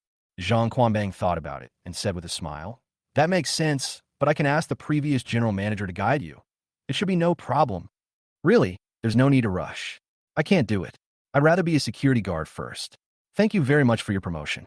William refused directly. Jean Quan Bang nodded and said, "Then William, you should study hard. This position is reserved for you. The general manager of the security department will be transferred to another place soon. I'll try my best." William began to adjust his state. "I still want to use my nagging to make the other party annoyed and fire me." Jean Quan Bang sat up a little straighter, looked at William with a smile and asked, "How long have you been dating Mr. Chu?" "There's actually nothing between Ms. Chu and me. We're just ordinary friends. But she has few friends, so she's especially nice to them. Whenever she sees a friend in trouble, she'll take the initiative to help." William simply distanced himself from the relationship. After all, if he admits that he is Yuki's boyfriend, then this challenge will become hellishly difficult. So take this opportunity to cut off ties if possible. Jean Quan Bang was a little surprised and a little bit unconvinced and said, "Mr. Chu is not a joker. He would not recognize a boyfriend randomly. You are just embarrassed to admit it, right?" "Really not. I confessed to her in her company, but she rejected me. Everyone in the company knows about it. You can check it out." William said. Jean Quan Bang was even more surprised and asked, "Why did she admit her relationship with you in front of so many people?" "I failed to express my feelings to her, but I was her former subordinate, so we were just ordinary friends. She is a loyal person." William said. Jean Quan Bang wanted to say something else, but was interrupted by William. William looked at Jean Quan Bang and said, "Mr. Zhang, what is your relationship with Miao Huimin?" It doesn't matter." Jean Quan Bang was obviously stunned and was very reluctant to talk about this matter. William smiled and said, "I don't mean anything else. I'm just asking out of curiosity. I broke up with her a long time ago, and we have no feelings for each other anymore." If anyone else said these words, Jean Quan Bang would probably get furious immediately. But the person who said this was William. He still hasn't figured out the true relationship between William and Yuki. And Yuki is the only financial sponsor he can find now. It concerns the fate of his entire Haichung Plaza group. So he endured it. He also hoped that William would stop asking questions. And he's made it very clear it's okay, which means just shut up. William laughed and said, Miao Huimin, I'm very familiar with her. From the way she looks at you, it's likely that you two are close. Just tell me, I won't tell anyone else. William, I really have nothing to do with her. All the rumors outside are just misunderstandings. Zhang Quanbang said. William continued to gossip. A fly won't bite an egg without cracks. Do you understand this principle? I understand, but there's an accident. Zhang Quanbang wanted to curse in his heart. He's been the boss for decades, and it has been a long time since anyone dared to gossip about him like this in front of him. But William is obviously a nagging man with low emotional intelligence. William looked at Zhang Quanbang and said, It seems that you don't understand the principle that flies don't bite seamless eggs. If an egg has no cracks, flies cannot smell the fishy smell or the rotten smell inside. Only when the egg cracks can it smell it and attract 1, 2, 3, 4, 5, 6, 7, 8, 10 water flies to bite. On the other hand, flies like bad smells. I think I have explained it very clearly. Mr. Zhang, do you understand it the same as me? There was a sense of disbelief in Zhang Chuanbang's eyes, but he didn't show it. He was still enduring it and nodded. Yeah. Mr. Zhang, I think you don't quite understand the length of the crack, the amount of stench that comes out, and what kind of flies it attracts. I'll explain it to you again. William blabbered on and on again. Zhang Quanbang was completely confused and furious. He said, Okay, I understand. Mr. Zhang, are you and Miao Huimin having an affair? William asked. Zhang Chuanbang's face turned black, and he said, These are all rumors. I'm married and have children. Mr. Zhang, flies don't bite seamless eggs. It seems that Mr. Zhang still doesn't understand this principle. Let me explain it to you again. This principle is about, if an egg has no cracks, flies cannot smell the fishy smell or the rotten smell inside. Only when the egg cracks can it smell and attract 1, 2, 3, 4, 5, 6, 7, 8, 10, 100 flies to bite. William said again. Zhang Quanbang was doubting his life. If William had not been related to Yuki, he would have told him to get out. What was this all about? How could he be so nagging at such a young age? Zhang Quanbang looked at William and said, Okay, I understand. Let's not talk about this topic anymore. Let's talk about Mr. Chu, shall we? Mr. Zhang, I think flies don't bite eggs without cracks. William continued. Zhang Quanbang stared at William and said, Okay, Miao Huimin and I are indeed in love with each other. William, don't ask any more questions and don't tell anyone. I told you, with all the rumors out there, how could a fly bite an egg that has no cracks? William was interrupted halfway through his sentence. William speechlessly and said, William, stop talking nonsense. It really annoys me. Are you annoyed? Why are you annoyed? William. Zhang Quanbang. I'm sorry, I've been too nervous lately. I haven't been sleeping well, and my mood is not very stable. I understand, otherwise Mr. Zhang's hair wouldn't run away from home collectively. William said seriously. The anger in Zhang Chuanbang's eyes could not be concealed. The boy in front of him was too presumptuous. Mr. Zhang, let me tell you, losing your hair isn't scary. What's scary is that your hair won't grow back after it falls out. William remained serious. Zhang Quanbang. So, Mr. Zhang, you must go to bed early, relax your mentality, don't take anything to heart, be happy, and if these hairs feel comfortable living here, they won't move away collectively. William muttered. Zhang Quanbang frowned and looked at William and asked, William, do you talk to Mr. Chu in the same way?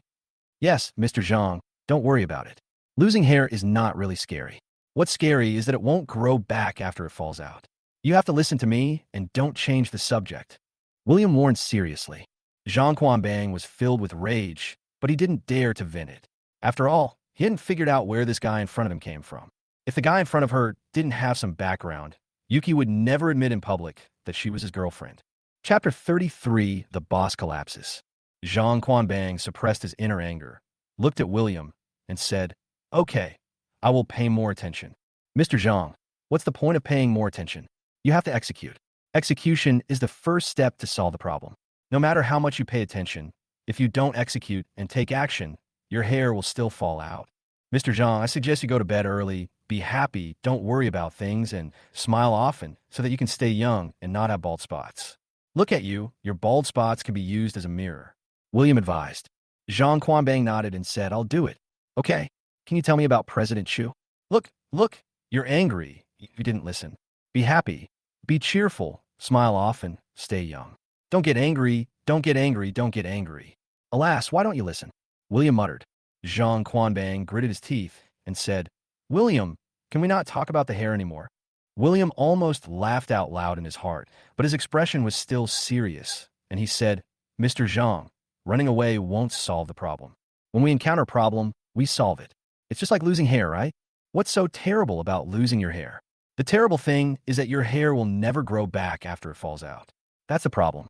If you keep avoiding problems, how can you solve them? Then I want to ask you, my hair is falling out. Do you have any way to make me face this problem? Can you make my hair grow again? Zhang Quanbang could no longer hold back, and his tone became much heavier. William looked at Zhang Quanbang and said, No, it can't be solved. Then let me face it, Zhang Quanbang.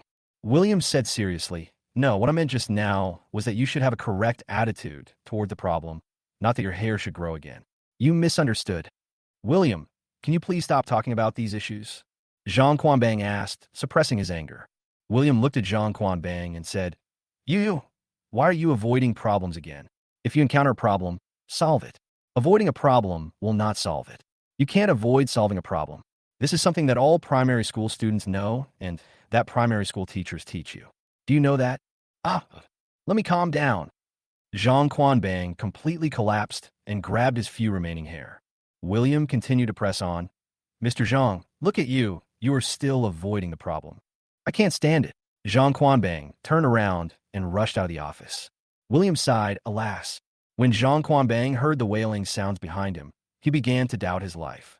If this was an ordinary security guard, he would have been fired 300 times. Soon, Zhang Quanbang found Miao Huimin. He wanted to ask Miao Huimin if William had been so nagging before. Miao Huimin looked at Zhang Quanbang and said, Do you also think William is very nagging and annoying? Yeah. Weren't you his girlfriend before? What do you think? Zhang Quanbang asked. Miao Huimin nodded and said, I always think he's long-winded and annoying. In the past, Miao Huimin felt that William was nagging because she wanted to go to nightclubs and bars, wanted freedom, and did not want to be restricted by William in any way.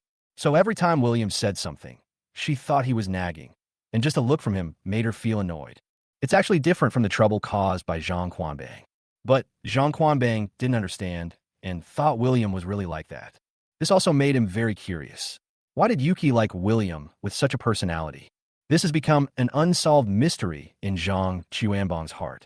Miao Huimin looked at Zhang Quanbang, who was very angry, and said, Old Zhang, our group needs funds. Just be patient. It's just William. Just ignore him. It's easy for you to say that.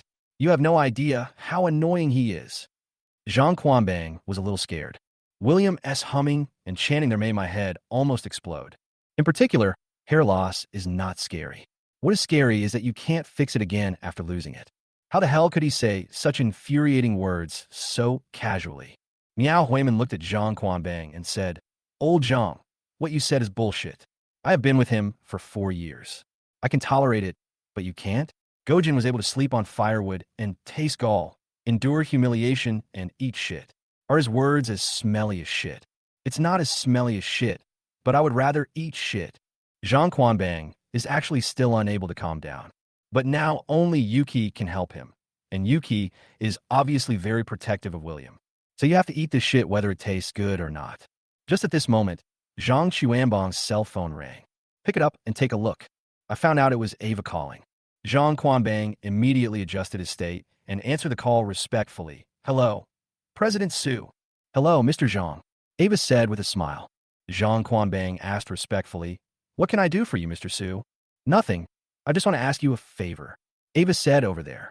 Zhang Quanbang said, No matter what, I will do my best to complete what Mr. Su said. I'm not asking you to do anything. You know, the thing is, isn't Mr. Chu's boyfriend William in your group? Just take care of him. Ava said. When Zhang Quanbang heard about this, he instantly went crazy. If he had to keep a nagging guy around him, he would definitely become depressed. But since President Chu has spoken, we have no choice but to do it. Unless you don't want Mr. Chu's financing, then Haiqing Plaza Group will really face big problems. We have finally attracted such a financial sponsor, but the investment has not yet been finalized. Zhang Quanbang said, as if he was holding his nose and eating shit. Of course, I just wanted to promote him to the position of security manager, but Director William is quite modest and feels that he is not capable enough, so he wants to learn first.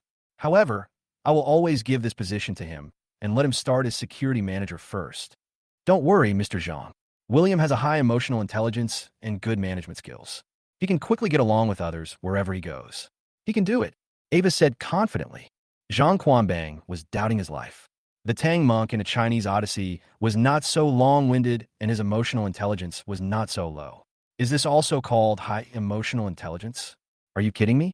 However, Zhang Quanbang did not dare to offend Ava and said with a smile, That's right, that's right. You've talked to him, right? You can feel his eloquence, right? I was very happy when I talked to him. He was like a master of language art. Ava said with a smile. Zhang Quanbang once again doubted his life. Is this what you call a master of language art? Is this what you call eloquence? Zhang Quanbang suppresses nausea and said, Yes, Manager William is good at chatting. I just learned something and had a great time chatting with him. He is also very caring and told me not to worry about anything that happens. Yeah, that's it. Ava hung up the phone. Zhang Quanbang also hung up the phone, then smashed the phone to the ground and stomped on it several times, still not feeling satisfied. What kind of garbage people are they? This way. William walked out of Zhang Chuanbang's office, ready to stand guard at the supermarket entrance again. However, William kept an eye on his surroundings all the time, just to see if Zhang Quan's gang showed up. I want to continue nagging him. William also saw that Zhang Quanbang was actually very impatient. If you work harder, you might be able to achieve your goal of being fired.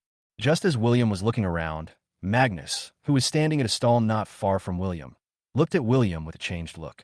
He had a day off yesterday, so he didn't see what happened between Yuki and William. But he heard that William's girlfriend was a super rich woman. He was so rich that even Zhang Quan's gang had to bow down and look at his face. So the sense of superiority that Magnus had built up before now turned into a sense of dejection. Originally, he thought that if the college student William came to work as a security guard and reported back to the village, it would more or less improve his abilities. At least I haven't been to college, but I'm still a top seller. After graduating from university, I could only work as a security guard. Isn't this the difference in ability between people? What's the point of studying hard? But since he knew that William's girlfriend was a wealthy woman, he realized what life was. William glanced at Magnus and asked, Ergu, why are you unhappy today? No, Magnus. But at this moment, Zhang Quanbang passed by with his secretary holding a stack of documents. William immediately became excited, smiled, and waved to Zhang Quanbang, saying, Mr. Zhang. William. Zhang Quanbang also waved to William, but he subconsciously quickened his pace to leave. William was not willing to let him go and said, Boss Chu asked me to pass on a message to you. What are you talking about? Hearing that Mr. Chu wanted to convey a message, Zhang Quanbang immediately stopped and walked over obediently. William smiled and said, Mr. Zhang, are you busy now? I'm a bit busy. There are a lot of things to deal with. Zhang Quanbang said with a smile. William nodded and said, Then I'll tell you when you're not busy. No, we can still find time to talk. Just convey what Mr. Chu said. Zhang Quanbang said. William looked at Zhang Quanbang and said, If you can really spare the time, don't disrupt your work schedule. It's okay if you can spare the time. It's actually not a big deal. It's okay to deal with it later. Go ahead. Zhang Quanbang smiled and gestured to William. William nodded and said with a smile, Mr. Zhang, you should do the important things first. The most important thing in doing things is to have order. If there is no order, there will be chaos. And if there is chaos, there will be no order. Without order, wouldn't it be chaos? There must be a priority, Mr. Zhang. Do you think that's right? William, you are right. Mr. Chu's matter is the most important thing for me to bear the brunt of.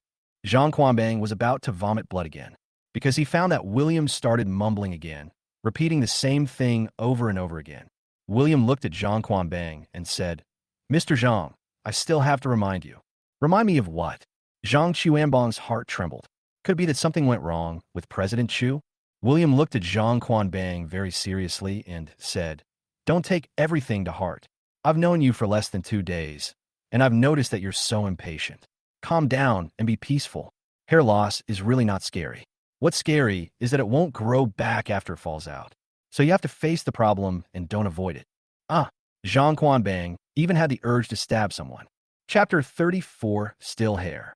He originally thought that there were some important changes on Yuki's side, or that she was dissatisfied with him, but William kindly reminded him. who knew that he would start pulling hair again. He didn't have much hair left, and he continued to pull out, and soon he became bald. Magnus on the side couldn't help but burst out laughing. The sentence about losing hair is not scary, but what is scary is that it will never grow back after it falls out. It can make people with normal sense of humor burst out laughing. Originally, Magnus didn't dare to laugh. After all, he was the boss of Haiching Plaza, and he was a bit petty. Previously, there were rumors that he had an affair with Miao Huimin, and then he fired her for various reasons. Zhang Quanbang turned and glanced at Magnus. Magnus immediately covered his mouth, and his expression changed instantly. Because he noticed that there was something wrong with Zhang Chuanbang's eyes, and there was some hostility in them. William looked at Zhang Quanbang and said seriously, "What? You are surprised. Didn't I mention it to you this morning? Are you still surprised? You must have forgotten it. We should not always forget things. Just tell me what President Chu asked you to convey. I really don't have time to listen to you about this." Zhang Quanbang tried his best to suppress the urge to stab William. William laughed and said, "You said you have time to listen, and now you say you don't have time to listen. Do you have time to listen? If you don't have time to listen, I won't say anything. If you have time to listen, I will say it again. Do you think I should say it or not?" Alas, I meant for you to get to the point." Zhang Quanbang was about to collapse. William still insisted. "Mr. Zhang, I remember what you said last time. You said you don't have time. Do you have time? You just said you have time. You just said you don't have time. Do you have time? Don't be illogical when you speak. Once your logic is messed up, I don't know what you want to say. You have to tell me what you want to express, so that I can know what you want to express. If I don't even know what you want to express, how can you let me know what you want to express? Stop." Zhang Xuanbang's breathing became heavy. William looked at Zhang Quanbang and said, "Mr. Zhang, you are being hypocritical. If you don't have time, you say you don't have time. Then you say you have time. If you have time, you say you don't have time. Do you have time or not?" "I have time, okay? Come on, tell me what President Chu said." Zhang Xuanbang's face turned dark. William said with a tut-tut sound, "Mr. Zhang, you still want to lie to me. Your tone and the words you use, hurry up, prove that you don't have time. You don't have time, but you insist on saying you have time. Now I don't know whether you have time or not. Your schedule is so messed up. Okay, you, bring your stool over here." Zhang Quanbang pointed at Magnus and scolded. Magnus obediently brought the stool over and let Zhang Quan sit on it. After Zhang Quanbang sat down, he looked at William and said, "I have time. I'll sit down and listen to you slowly." William nodded and said, "Then I'll tell you slowly. Don't be impatient. You've heard of a truth. You can't eat hot tofu in a hurry. In fact, this truth can be applied not only to eating. It also works when applied to drinking water. For example, if you want to drink boiled water, how can you drink it if you are in a hurry? It can not only be used for drinking water, but also for doing things. For example, if you want to do something, but you're anxious, how can you do it well? If you don't do something well, there will be no benefit. If you don't benefit, you will lose all your money. If you lose all your money, you will be very upset and very sad. Once you are worried, you will lose your hair. Once you lose your hair, you will become bald. Once you become bald, you will be very worried. Once you are very worried, you will lose your hair again. Look, although losing hair is not scary, what is scary is that hair will never grow back after it falls out. So, you have to face the issue of hair loss. You can't avoid it. Fuck, shut up." Zhang Quanbang finally couldn't bear it anymore and immediately stood up, wanting to tear William's mouth apart. Damn it, as he was talking, he went back to the topic of hair. "And the most uncomfortable thing for me is that my hair has fallen out and turned into a bald spot. This matter has always been a thorn in my heart." But William pulled out the nail and reinserted it again and again. William looked at Zhang Quanbang anxiously, frowned and said, "Boss Zhang, are you scolding me? My boss Chu doesn't dare scold me. How dare you scold me?" Sorry. I've been under a lot of pressure recently, suffering from insomnia, and my mood is very unstable." Zhang Quanbang regained his sanity a little. After all, Yuki's investment is vital to the group. William looked at Zhang Quanbang and said, "I can tell. Otherwise, you wouldn't be losing hair so badly. If a person loses hair, you can tell he's unhappy. Happy people are usually not troubled, and people who are not troubled are usually happy. Happy people don't lose hair, but unhappy people will definitely lose hair." Chapter 35: The Boss Goes Mad. Listening to William's buzzing, Zhang Quanbang, many strands of hair slid down and landed on the shoulders of his white suit. Magnus on the side kept covering his mouth, but his abdomen kept heaving up and down with a very large amplitude, and it was obvious that he was about to burst out laughing. Zhang Quanbang turned his head and looked at Magnus and said in a bad tone, "Why are you laughing instead of doing your job properly? You are fired, get out." Magnus was confused. Why was he fired? I didn't do anything. Isn't it just that what William said was so funny that I couldn't help but cover my mouth and laugh for a while? So what? It's an unexpected disaster. Magnus really couldn't understand why William kept nagging his boss and ended up being the one who got fired. What a sin. But in Haiqing Square, Zhangquan's gang is the absolute authority. Because Haiqing Plaza is self-operated, all the businesses and the shops in the plaza are owned by Zhang Quanbang. This is different from other plazas, which rent out shops and collect rent. This is why Zhang Quanbang wants to raise funds. Because his model has been incurring losses in the current economic downturn. If we can't raise funds, we won't be able to survive. That's why he set his sights on Yuki and was so tolerant of William. Magnus looked at Zhang Quanbang and said, "Mr. Zhang, I was wrong. I will never laugh again. Please give me a chance." "Give you a chance? What chance do you want? You look like a dog. You damaged the sales image of our Haiqing Plaza. I don't know which gang hired you here." Zhang Quanbang found someone to vent his anger on. William was also a little stunned. How come Magnus became his scapegoat? But William didn't have a good impression of Magnus either. Last night, his father called him and asked him why he became a security guard. Because of this question, William realized that it was Magnus, the idiot, who posted him on his social media account. Magnus felt very aggrieved and looked at Zhang Quanbang and said, "Boss Zhang, my performance is pretty good. At this stage, I often get the top sales. There are only 4 people in one stall, and you got the sales champion. Is that so great? Do you have the nerve to say that? If it was really that great, our Haiqing Plaza wouldn't have suffered such a loss. It's because of a good-for-nothing sales champion like you that we failed like this. Get out of here right now. I don't want to see you." Zhang Quanbang roared angrily. Magnus wiped his tears and could only turn around and walk out of Haiqing Square reluctantly. Zhang Xuanbang's anger subsided a little.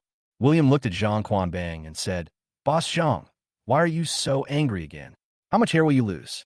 Although losing hair is not terrible, the terrible thing is that it will never grow back after it falls out. Why don't you face this problem? By then, the Mediterranean Sea will be reflective, which is very dangerous." "Is there any danger?" Zhang Xuanbang's eyes turned red. William said seriously, "What if we go to war again? Your Mediterranean Sea is so bright that the enemy's air force will mistake it for a laser cannon. What if they launch missiles at you? I'm so worried about you."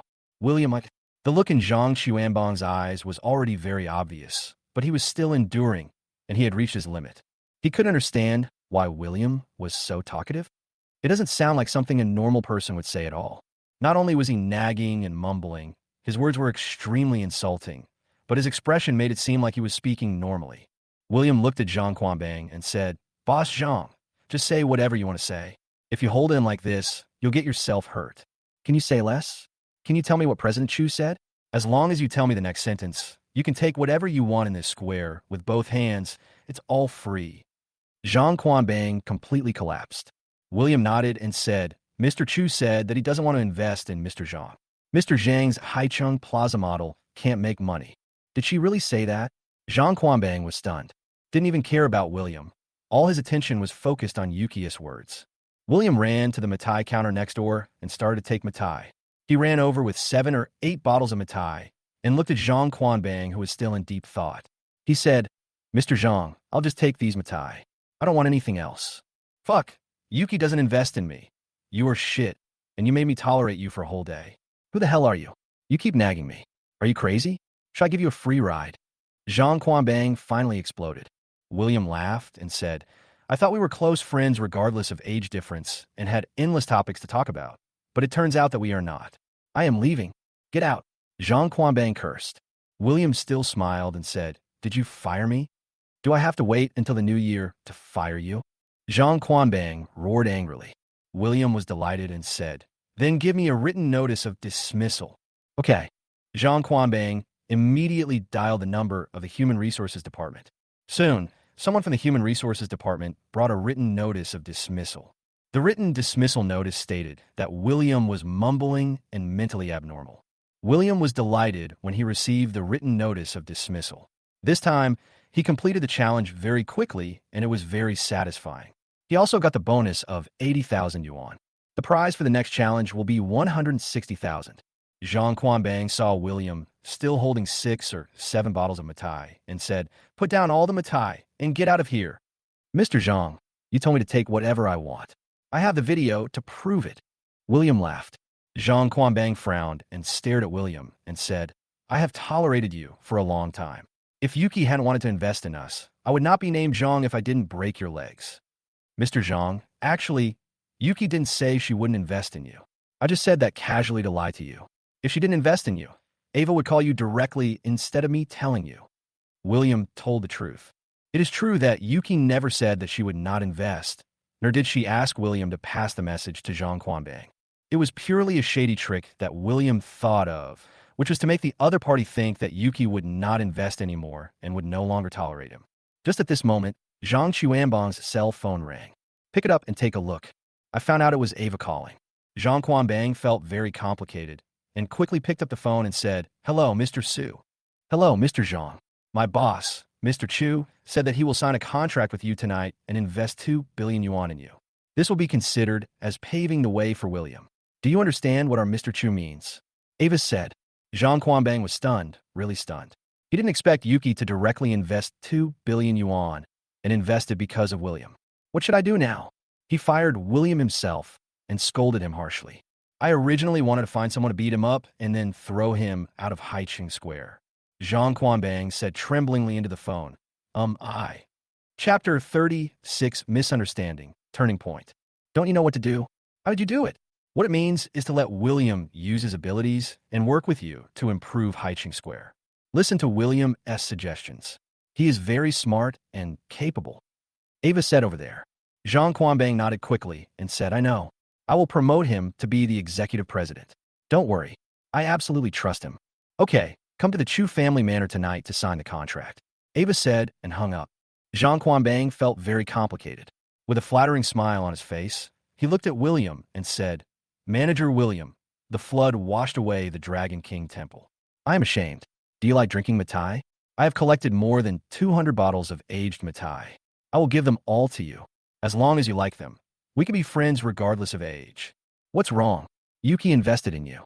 William has been fired now and no longer complains. Because there is no need for this anymore, and William doesn't like nagging. Not only does it annoy others, but it also annoys himself. Only those who listen to him are laughing." Zhang Quanbang nodded desperately like a well-behaved dog and said, "Yes, we have already invested. It's all thanks to Director William." "What do you mean?" William didn't quite understand. Zhang Quanbang smiled and said, "Boss Chu said that he would invest 2 billion in our Haiqing Plaza, and you will be the executive president. So I, Zhang, really owe it to you. You are my bread and butter, and you are my benefactor." William didn't expect Yuki to invest 2 billion for him. This doesn't feel real at all. My total net worth is less than 300,000, but the things that are closely related to me are in the billions. Zhang Quanbang patted William on the shoulder and said, "From now on, you are the CEO of Haiqing Plaza Group. You are Director William. You have the final say." No. I've been fired," William said very seriously. "Is this a joke? If you want to be the CEO, how can you be fired?" Then the next challenge would come to an abrupt end. If you complete the challenge of being fired 100 times by yourself, there will be a trillion reward. "How can I earn this kind of money as a CEO?" Zhang Quanbang saw William's refusal, and it didn't seem like he was pretending. He immediately became anxious and pulled William and said, "Manager William, I was just joking. Although I fired you from your security position, it won't affect your position as CEO. I really don't want to be a CEO, that's all." William wanted to turn around and leave. "After all, I have completed the 4th challenge, so there is no need to continue here." Zhang Quanbang took William's hand, knelt down with a thud, and begged, "Manager William, please don't leave. I beg you, I was wrong just now. I have a foul mouth. I am a mean person. I am bald." "What do you want?" William frowned. Zhang Quanbang said, "I want you to be our executive president. Without you, President Chu would not have invested 2 billion yuan. I will give you shares, and you'll be a shareholder of Haiqing Plaza in the future. I will also give you hundreds of bottles of Maotai for your collection." At this time, Miao Huimin saw Zhang Quanbang kneeling on the ground and rushed out of the supermarket. Some guests who were coming in and out also gathered around. Everyone was looking at Zhang Quanbang and William curiously. What exactly happened? Miao Huimin looked at Zhang Quanbang and William and asked, "What's going on?" "Mr. Zhang, why are you kneeling on the ground?" Zhang Quanbang did not answer Miao Huiman, but pulled William and said, Manager William, no matter what conditions you say, I will agree to you. Don't leave. I can't leave you. All the onlookers were shocked and looked at William. How could such a handsome guy be gay with a greasy Mediterranean guy? Their expressions changed, and they all looked like they were enjoying the show. Only Miao Huiman's eyes were blazing with fire. She stared at William and angrily shouted, I knew you were a bitch. You would destroy anything that belongs to me. Do you want to compete with me for a man? Get out. William's face immediately became hot. What kind of looks were these people giving him? Miao Huiman stared at Zhang Quanbang and said, You betrayed me? Get out now. Zhang Quanbang didn't have time to coax Miao Huiman. He just wanted her to get out as far away as possible.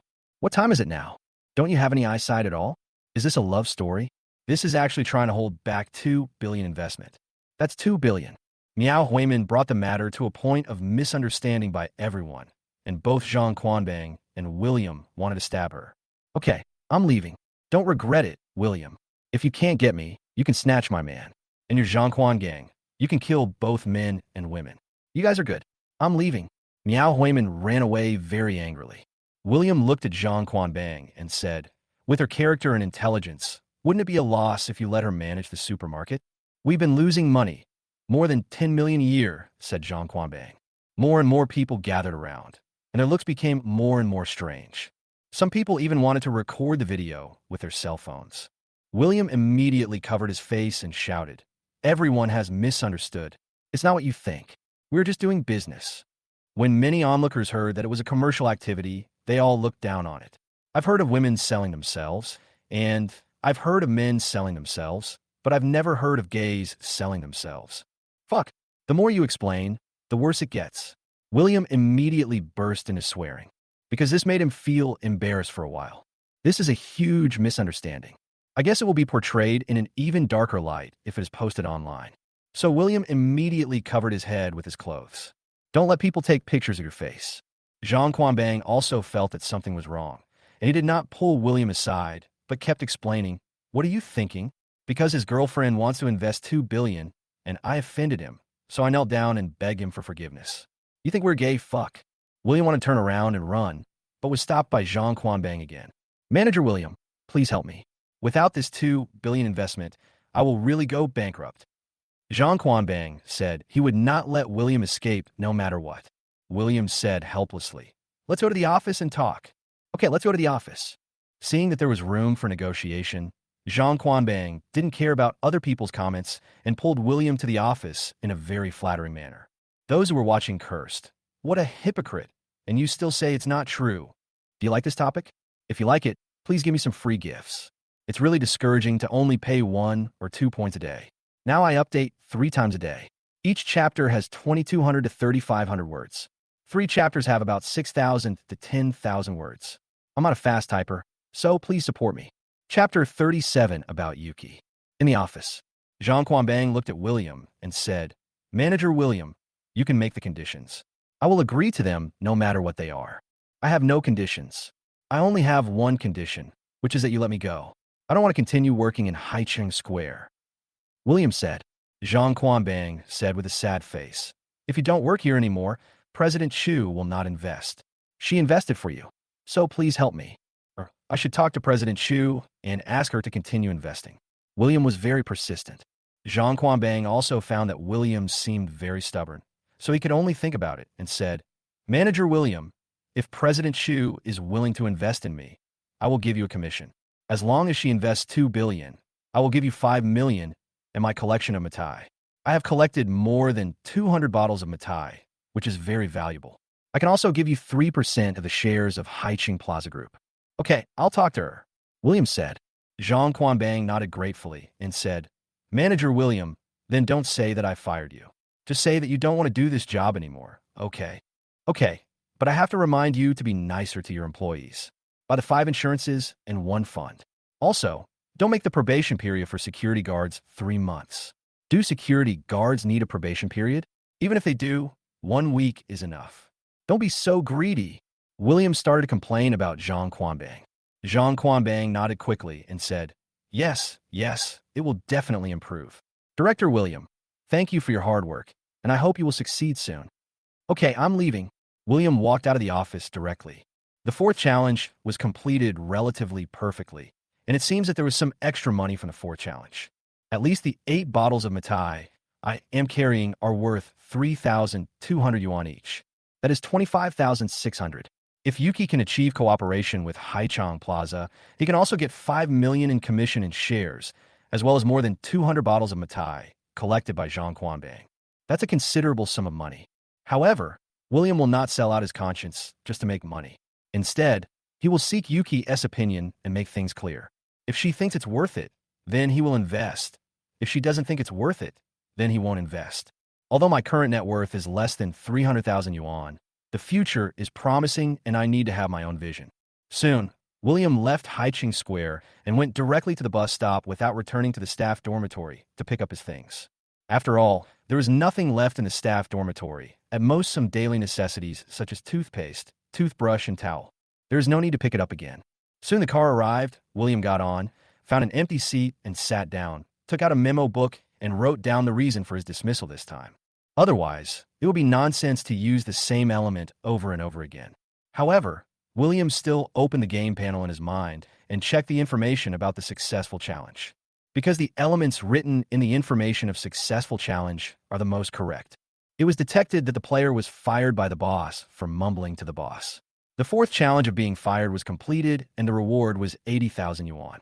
The player has been issued a bank card with the last digit of 6,200. The player is 96 times away from receiving a trillion reward.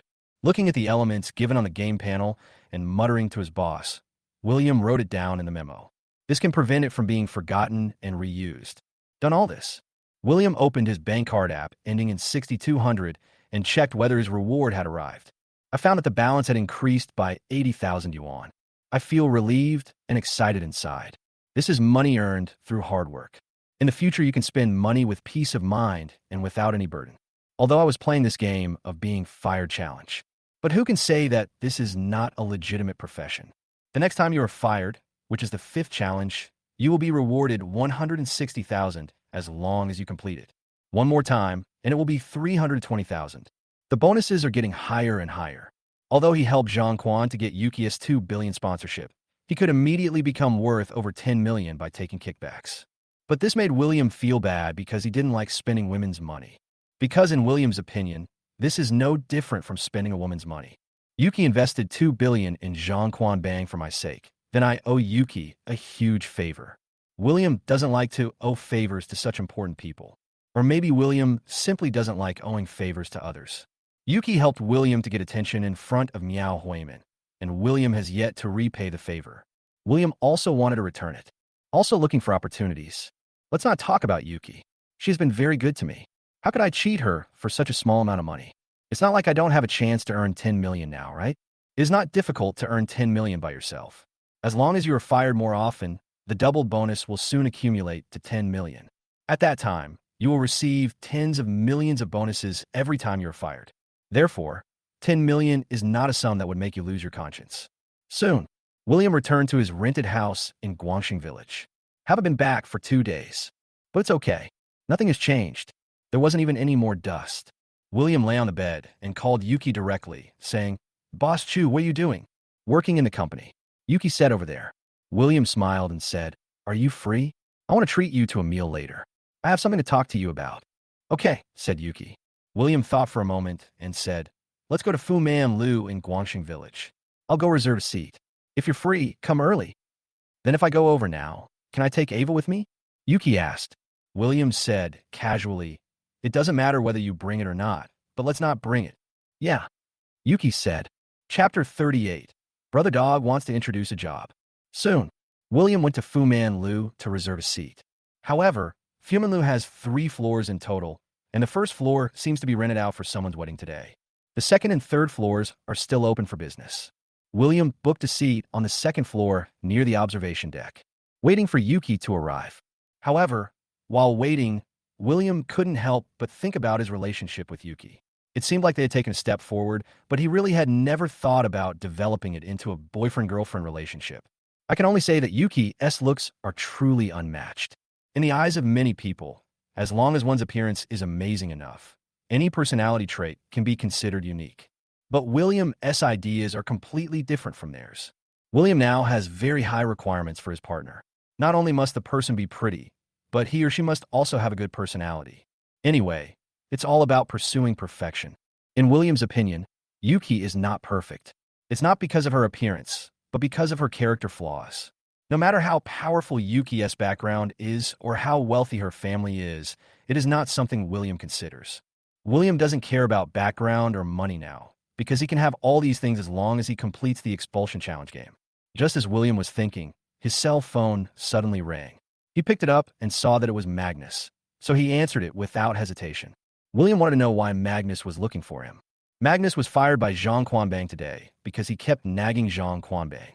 Suffered an unexpected disaster. William smiled and said, "Hello, Ergu? Well, William, I heard that you were fired too, right?" Magnus felt a little gloating over there. William nodded and said, "Yeah, after you were fired, I was fired too. Isn't your girlfriend a big boss? How dare Mr. Zhang fire you?" Magnus asked. William laughed and said, "Yuki is my friend, not my girlfriend. She just owed me a favor in the past, and she's helping me repay it." "She's really not your girlfriend?" Magnus gusipit. William nodded and said, "Really not. Then you have no one to rely on?" Magnus asked. William said, "I have never had a backer." "No, you still have Brother Ergu." "Let me take you with me," said Magnus. William became interested and asked, "Will you take me with you?" "Asked a friend to introduce a job to you. I can take you with me. After all, we are from the same village," Magnus said with a little pride. Because Magnus felt balanced, he also felt that it was impossible for William to be favored by a rich woman, especially such a beautiful rich woman. William could also see that Magnus was trying to feel superior again, so he said, "Then I have to thank you, brother dog." "What is this job?" "Purchasing. Have you heard of it? It's a very lucrative job. You can't get it without an introduction.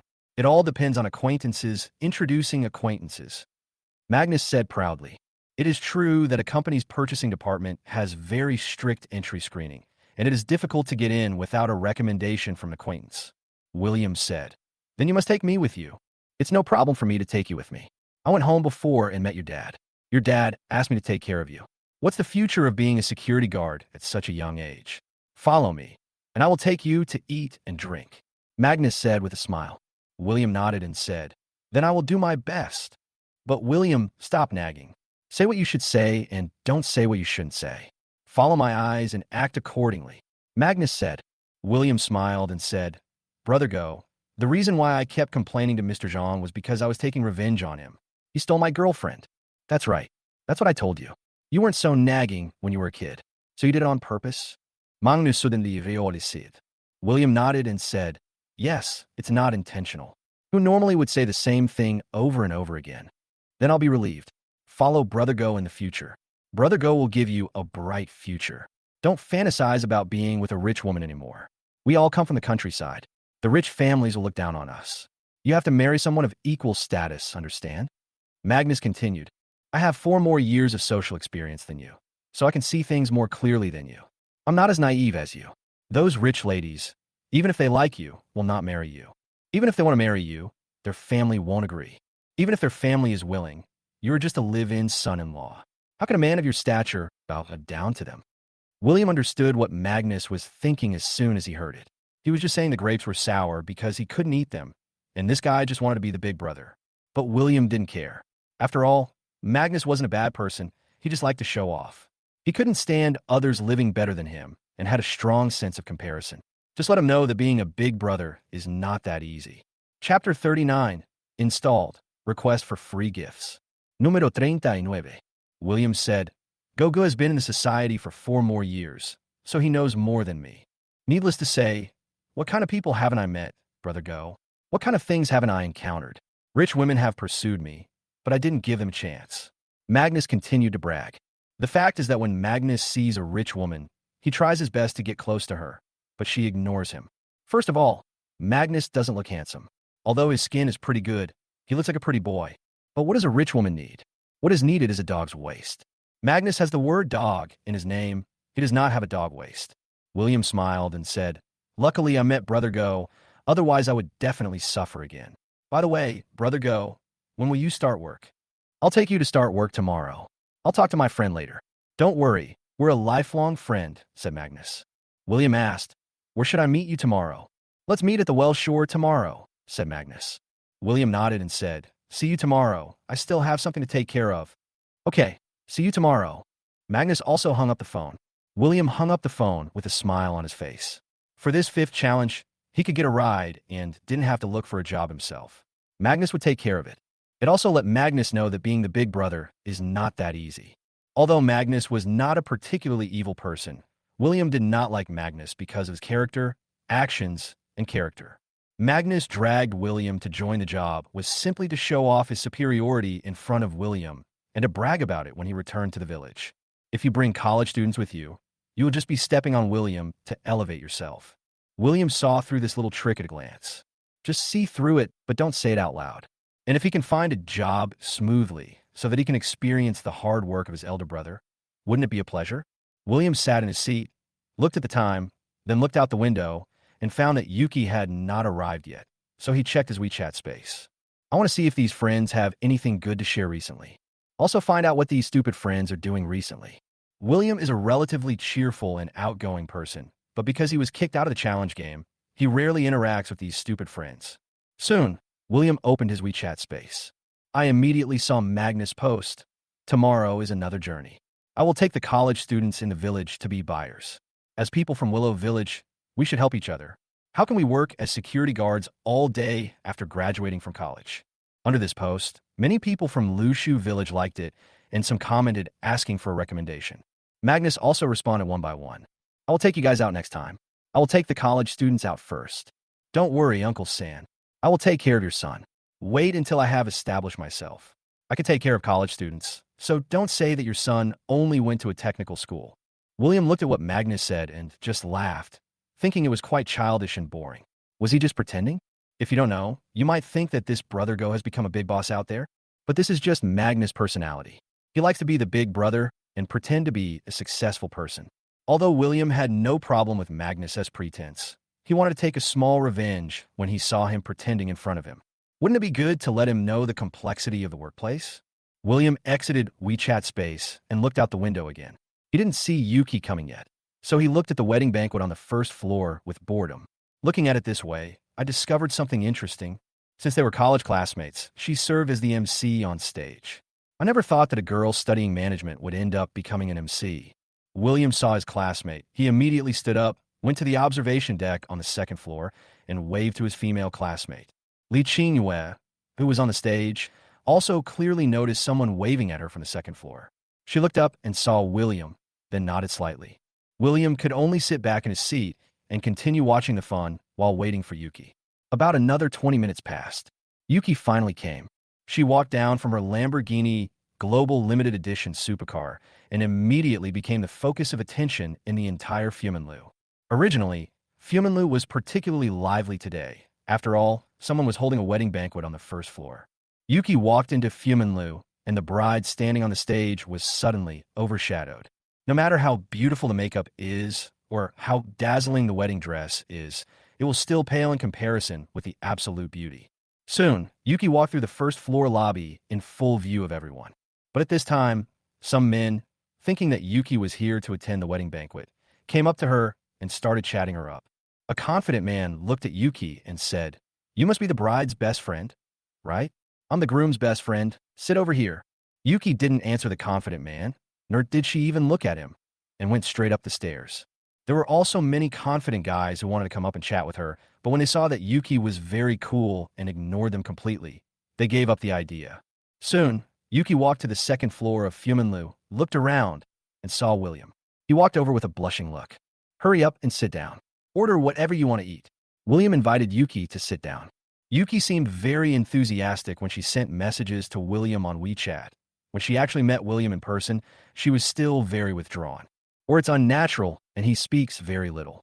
William looked at the menu and asked, "I heard the roast goose here is good. How about one?" "Yeah." Yuki nodded. William continued to order food and only stopped after ordering about 4 or 5 dishes. Yuki silently. When they saw William next to Yuki, they were so envious that their dicks turned red. And there's a feeling of heartbreak. Why was that guy able to conquer the fairy in Guanghan Palace? Is he handsome? Well, it really has an extraordinary temperament. Is he very rich? Is it rich for him? He probably has no money. But at this moment, Li Qingyue also came up, and her face did not look good. William saw Li Qingyue coming over in a hurry, and knew that something must be wrong with Li Qingyue. So he said, "Old buddy, what's wrong?" "Hello, old colleague, long time no see. My stomach hurts and want to go to the toilet, but the wedding time is almost here. Can you help me? I don't know anyone here." Li Qingyue said anxiously, holding her stomach. William looked at Li Qingyue and said, "You want me to be the MC? I've never been MC before." Chapter 40. If you have never seen 2 million, then I will give you 2 million, revised. "Old comrade, with your ability, you can do it. Help me hold it. I can't bear it anymore. I'll leave it to you," Li Qingyue said, holding her stomach and squeezing her legs together. William saw that Li Qingyue was in so much pain and was in such a hurry, and felt a little embarrassed. So he said, "Then I'll give a try. Thank you, thank you, thank you. I'm going to the toilet. Your girlfriend is very beautiful." Li Qingyue rushed towards the toilet. Yuki looked at Li Qingyue, then at William, and said, "Your classmate?" "Yes, the class beauty in college." William said. Yuki said, "She asked you to be the MC. What should we do?" "What else can we do? Just go for it," William said with a smile. Yuki looked at William's attire and said, "You're wearing casual clothes, but the MCs all seem to be dressed quite formally." "Yes, Mr. Chu, please wait here for a moment. I'll go and help Li Qingyue." Sorry, William said apologetically. Yuki smiled and nodded and said, "It's okay. I also want to see how you act as an MC." Yuki really wanted to see how William would solve the problem. If it were her, she wouldn't be able to solve it. Not to mention rashly doing something outside of her expertise. She even finds it difficult to talk to strangers. Soon, William glanced around Fu Man Lu and saw a man in a suit who looked similar to himself. He walked up to him and said with a smile, "Hello, handsome guy. Can I change clothes with you? I need to temporarily play the role of MC." "Are you crazy?" The man in the suit frowned. William immediately took out 200 yuan in cash from his pocket, stuffed it into the other person's hand, and said, "Please, handsome guy." "Okay, then let's go to the bathroom and change." The man in the suit smiled. Yuki, who was watching William's operation from a distance, couldn't help but laugh. She looks very beautiful when she smiles. It would put flowers to shame. In fact, Yuki really admires William's communication skills. She also wants to be a cheerful, outgoing, and emotionally intelligent person, but she really can't do it. William put on his suit and came out of the bathroom, then ran downstairs, took the microphone, and rushed to the stage, smiling and saying, "Hello, everyone. I'm the gold medal MC William. My assistant just gave you a wonderful warm-up. Now we welcome the bride and groom." There was no sense of incongruity at the scene, and all the guests did not notice that William was a temporary substitute. I thought Li Qingyue just now was really an assistant. Moreover, William was not at all stage frightened at the critical moment. He looked very confident and natural. Although he was not professional, everyone thought he was very professional. This scene made Yuki envious. After all, Yuki was born with a silver spoon in her mouth. She had no shortage of money or material things since she was a child, and she was well protected. The only thing she lacked was an outgoing, cheerful, and energetic person like William. People actually yearn for what they lack. But yearning does not necessarily lead to the end. Yuki is this kind of person. She clearly wants to be popular with people and have high emotional intelligence, but she just can't do it. So William's high emotional intelligence really attracted her, especially seeing William shining with confidence on the stage. Yuki was particularly envious. About 20 minutes later, Li Qingyue returned to the stage, and William also found a reason that didn't seem out of place to leave. Once again, I went back to the second floor to have dinner and chat with Yuki. Yuki looked at William and said, "When you were on stage as the MC just now, did you feel stage fright?" "No. What's there to be nervous about?" William asked. Yuki asked, "What is the core of your lack of stage fright?" "The core? That is, don't put yourself down and overestimate others. The whole world is just a makeshift team, so why should you be afraid?" William thought for a while and said this. This is indeed the reason why William is not afraid of the stage.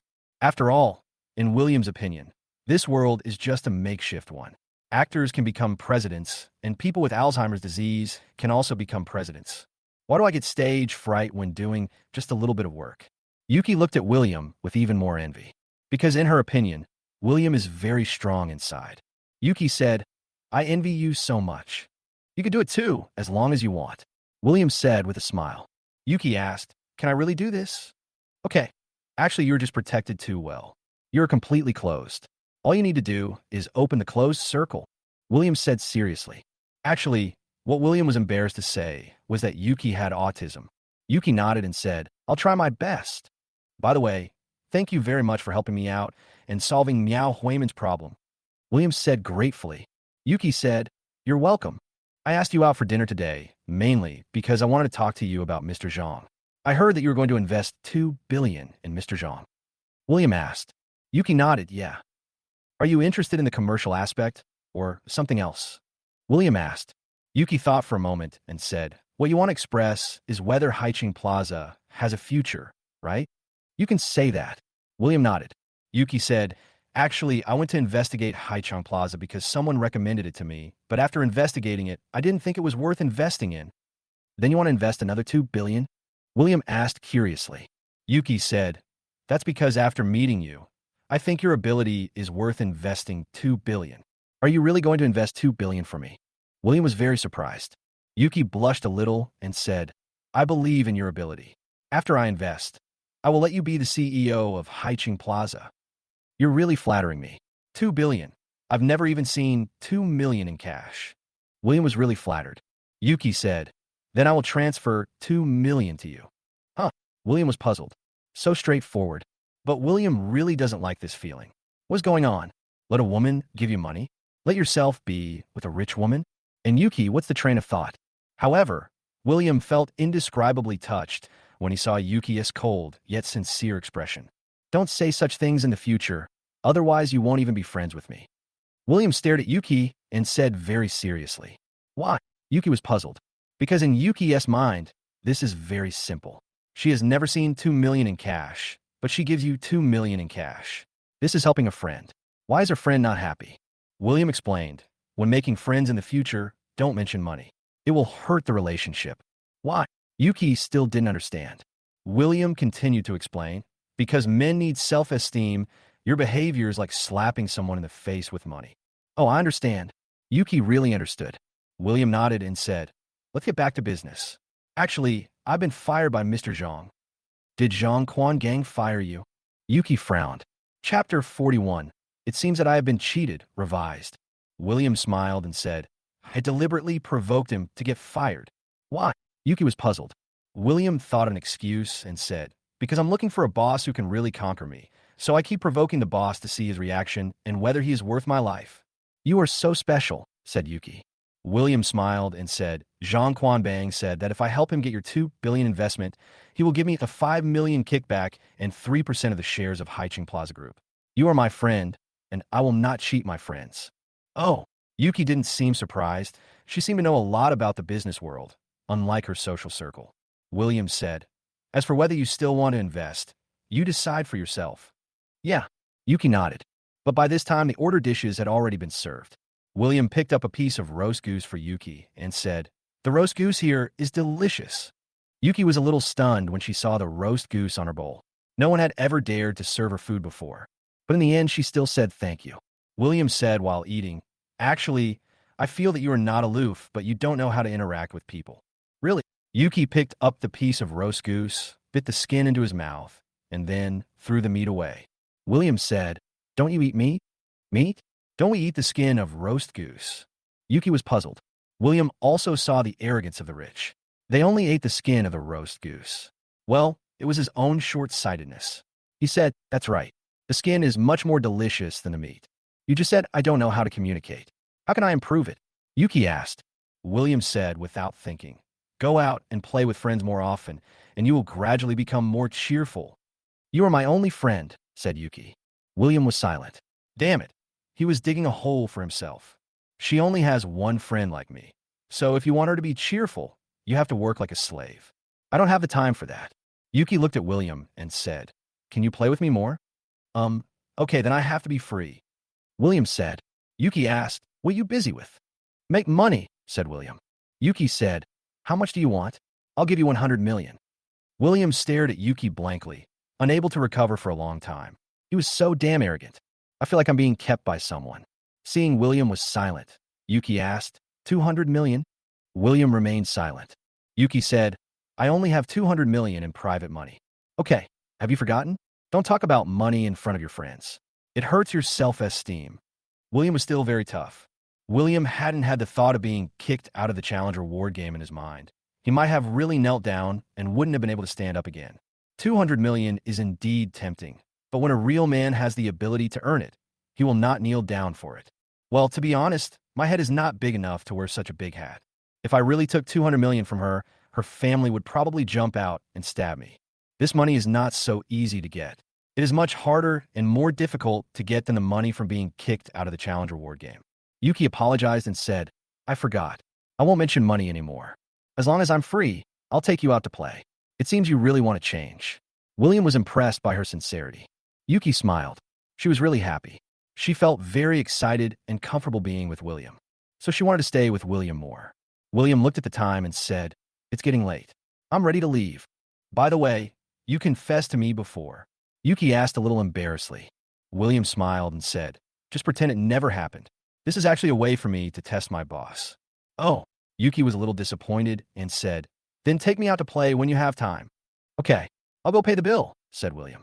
Yuki shook her head and said, This is owned by my family. No need to pay. Ah. William felt a critical hit. After all the trouble, it turned out that Fumanlu belonged to her. Fumanlu is close to being a 5-star restaurant, and it is also a global chain. There are branches in every Chinese area. This actually belongs to her family. How rich is her family? But William still insisted on paying the bill. Finally, I paid the bill, mainly to repay Yuki for helping me out. After paying the bill, he did not return to Yuki. Instead, I sent her a message on WeChat, said goodbye, and went back. On the way back, William thought a lot. Although Yuki was really beautiful, but William is really not a man who likes sex.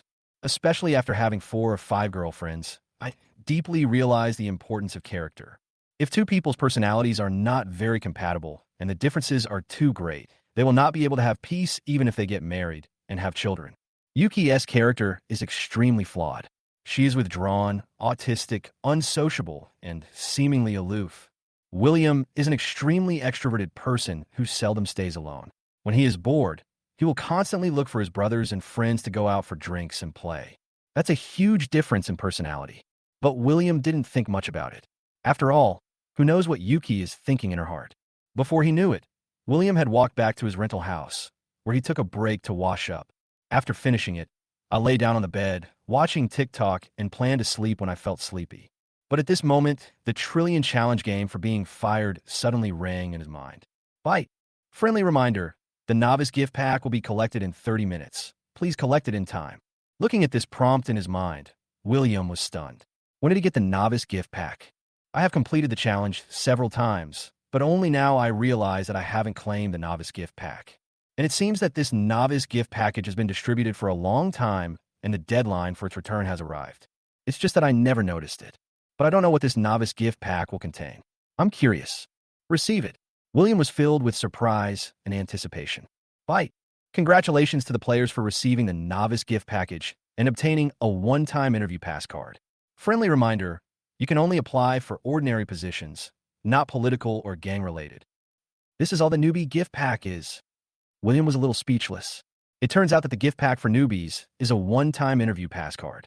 In other words, using this one-time interview pass card can help players pass a job interview at any time. This is simply a useless card and does not serve any purpose. Isn't it just an interview? As long as you can brag and make up a resume, you can pass the interview. How difficult can it be? It would be more practical to offer a 500 yuan reward for a newbie gift package. William showed no interest and went to sleep directly. Day 2, probably around 8 o'clock. William came to the well shore of Haicheng. Magnus was soon seen. Magnus is dressed very respectably today. He looks well-dressed in a brand new black suit and shiny leather shoes. From a distance, he looks like a handsome young man, but up close, he has shifty eyes. Brother Go, you look very handsome today, William said with a smile. Magnus looked at William and said, You look very handsome today. You look like a professional elite. By the way, Brother Go, what is the name of the company we are applying for? Do we need a resume? And what should we pay attention to when applying for a buyer position? William asked. In fact, William has not had much practical experience in the job of buyer. I just buy groceries from David. I can't be considered a real buyer. A real buyer is more complicated than you think. Especially for companies of certain scale, the requirements for recruiting buyers will be very high. But I received a useless card last night, a one-time interview pass card. Maybe I can use it directly today. Magnus smiled and said, I have a wide network of contacts. Don't worry, there's nothing I can't handle. I can just lead you. Can you tell me what company it is? William still wanted to know so that he could make preparations. Even though there is a one-time useless card, the interview will be 100% passed. But William still prefers to fight a prepared battle. And Brother Go doesn't seem to be a very reliable person. I just do it for my brother's sake. Magnus said with a bit of pride. Hwayman Supermarket Group, a listed company. Awesome, right? Awesome. How did you get to know someone in there? William was really curious. After all, Hwayman Supermarket Group is not small in scale and has chain stores in many provinces. It's not easy to be a buyer there. Magnus laughed and said, Do you think I've been here for 4 years longer than you for nothing? Brother Go is awesome. William was a little speechless. He pretended again and just refused to say anything. In Chapter 15, it was mentioned that the novice gift package was a live broadcast function. It has been changed. The live broadcast content has been deleted and replaced with this one-time interview card. It has no impact on the subsequent plot, so you can continue reading. Chapter 42. Brother Go took me to work for free? Edited. Just don't say it. Anyway, you have passed the interview in one go. No matter it is one of the top 100 companies in the world, the top 10 in the world, or the top 500 in China, you will pass the interview without any surprise and get the position. I'm going to use the one-time interview pass card. William said to the game of being fired and challenged with a reward of trillions in his mind. Fight. Congratulations to the player for successfully using the one-time interview pass card. What position did the player apply for? Purchasing supervisor or purchasing manager? William said in his mind. Fight. The player's resume is being generated. It has been successfully sent to the host's mobile phone. You can print it out by yourself. Fight. During the interview, the game will provide players with the most professional and best answers based on the questions asked by the interviewer, allowing players to make a splash and pass the interview smoothly. Fight. If background check is required, the game will solve the whole process for the player. William still thinks that this newbie gift package is useless. It is just a one-time interview pass card. Even if you don't have this interview pass card, you may still be able to pass the interview and get the job by bragging and being mysterious. Magnus saw William and said, Why are you standing there? It's almost time, let's go. Okay, brother, go. William said with a smile. Soon Magnus took William to the headquarters of Hwayman Supermarket Group. In fact, the headquarters of Hwayman Supermarket Group is right at their feet. That is in the Hwayman building, Jing'an, Haicheng. William and Magnus actually met at the door of his headquarters. After the two of them went in, they found that there were quite a few people applying for the job today. There were more than 200 people waiting in the hall. There were about 10 interviewers sitting in front of the interview table in the hall with serious expressions, and it was quite a large venue. It's a very strong company at first glance. If you don't get to the position of head manager, you probably won't even be able to see the boss. If I can't meet the boss and get fired, does that count as a successful challenge? William curiously asked the bound game in his mind. Fight. As long as you're fired, the challenge is successful, no matter if it is your boss or your manager who fires you. Looking at the rules, William felt relieved. It seemed that he didn't have to offend the boss. It was also okay to offend the manager or the supervisor. After all, in such a big company, it is quite difficult to get in touch with the boss. At this time, William saw many people who came to apply for the purchasing position, all of whom came with great enthusiasm but left disappointed. Moreover, the interview of this company is quite humane, but it cannot be told on the spot. Unlike some companies, after the interview, they just let people go back and wait for news, which may take 10 days or half a month before they say they failed. Very disgusting. William looked at Magnus and said, Brother Go, I think their interviews seem very strict. They interviewed more than 20 people and rejected them all on the spot. Some of them were top students in related majors. Don't worry, with Brother Go here, nothing will go wrong. Magnus said confidently. William was actually a little puzzled as to where Go-Go got his confidence from. He had neither academic qualifications nor professional expertise. Magnus saw that William was still worried, so he said, My friend will be out soon, so we can go through the back door then. Can it be a back door? William was surprised. Just then, a curly-haired man came out and waved to Magnus. Hello, Brother Yin. Magnus immediately stood up respectfully and walked towards him. William followed him. The curly-haired man looked at Magnus, then at William, and said, Is this the person you brought with you? Yes, my little brother. Magnus said respectfully. The curly-haired man nodded and said, I've told the supervisor that you too will be purchasing apprentices, but you won't get food or accommodation, and you won't get paid for the first 3 months. After 3 months, if you pass the assessment, you can get a salary of 500 yuan. If you learn well after half a year, you can become a regular employee. Thank you, Brother Yin, Magnus said with great gratitude. William was confused. What? Apprentice? No salary for the first 3 months? If you pass the assessment after 3 months, you can continue to be an apprentice, but you can get 500 yuan. After another assessment 6 months later, you can become a full-time employee if you pass. Isn't this paid work? I thought Brother Go had a lot of face, but it turns out he is just a nobody. Do you need connections to work for a living? It is also said that Brother Go is full of confidence and looks very arrogant. Magnus saw that William was a little confused and said with a smile, "What's wrong? This opportunity is not available to everyone. Cherish it." Brother Go, can't we skip the apprenticeship? William asked puzzledly. Because apprentices are not even formal employees and do not sign formal employment contracts, there is no such thing as dismissal. In other words, this is not even a challenge. At least the game in my mind does not recognize the identity of apprentice. Magnus frowned and whispered in William's ear, "This is Huiman's supermarket group, a listed group. The requirements are very high. You can only start as an apprentice." It was with my many years of social experience that I was able to secure these 2 apprentice positions. It's so funny. William thought he had really great connections, but who knew he had to be paid to work?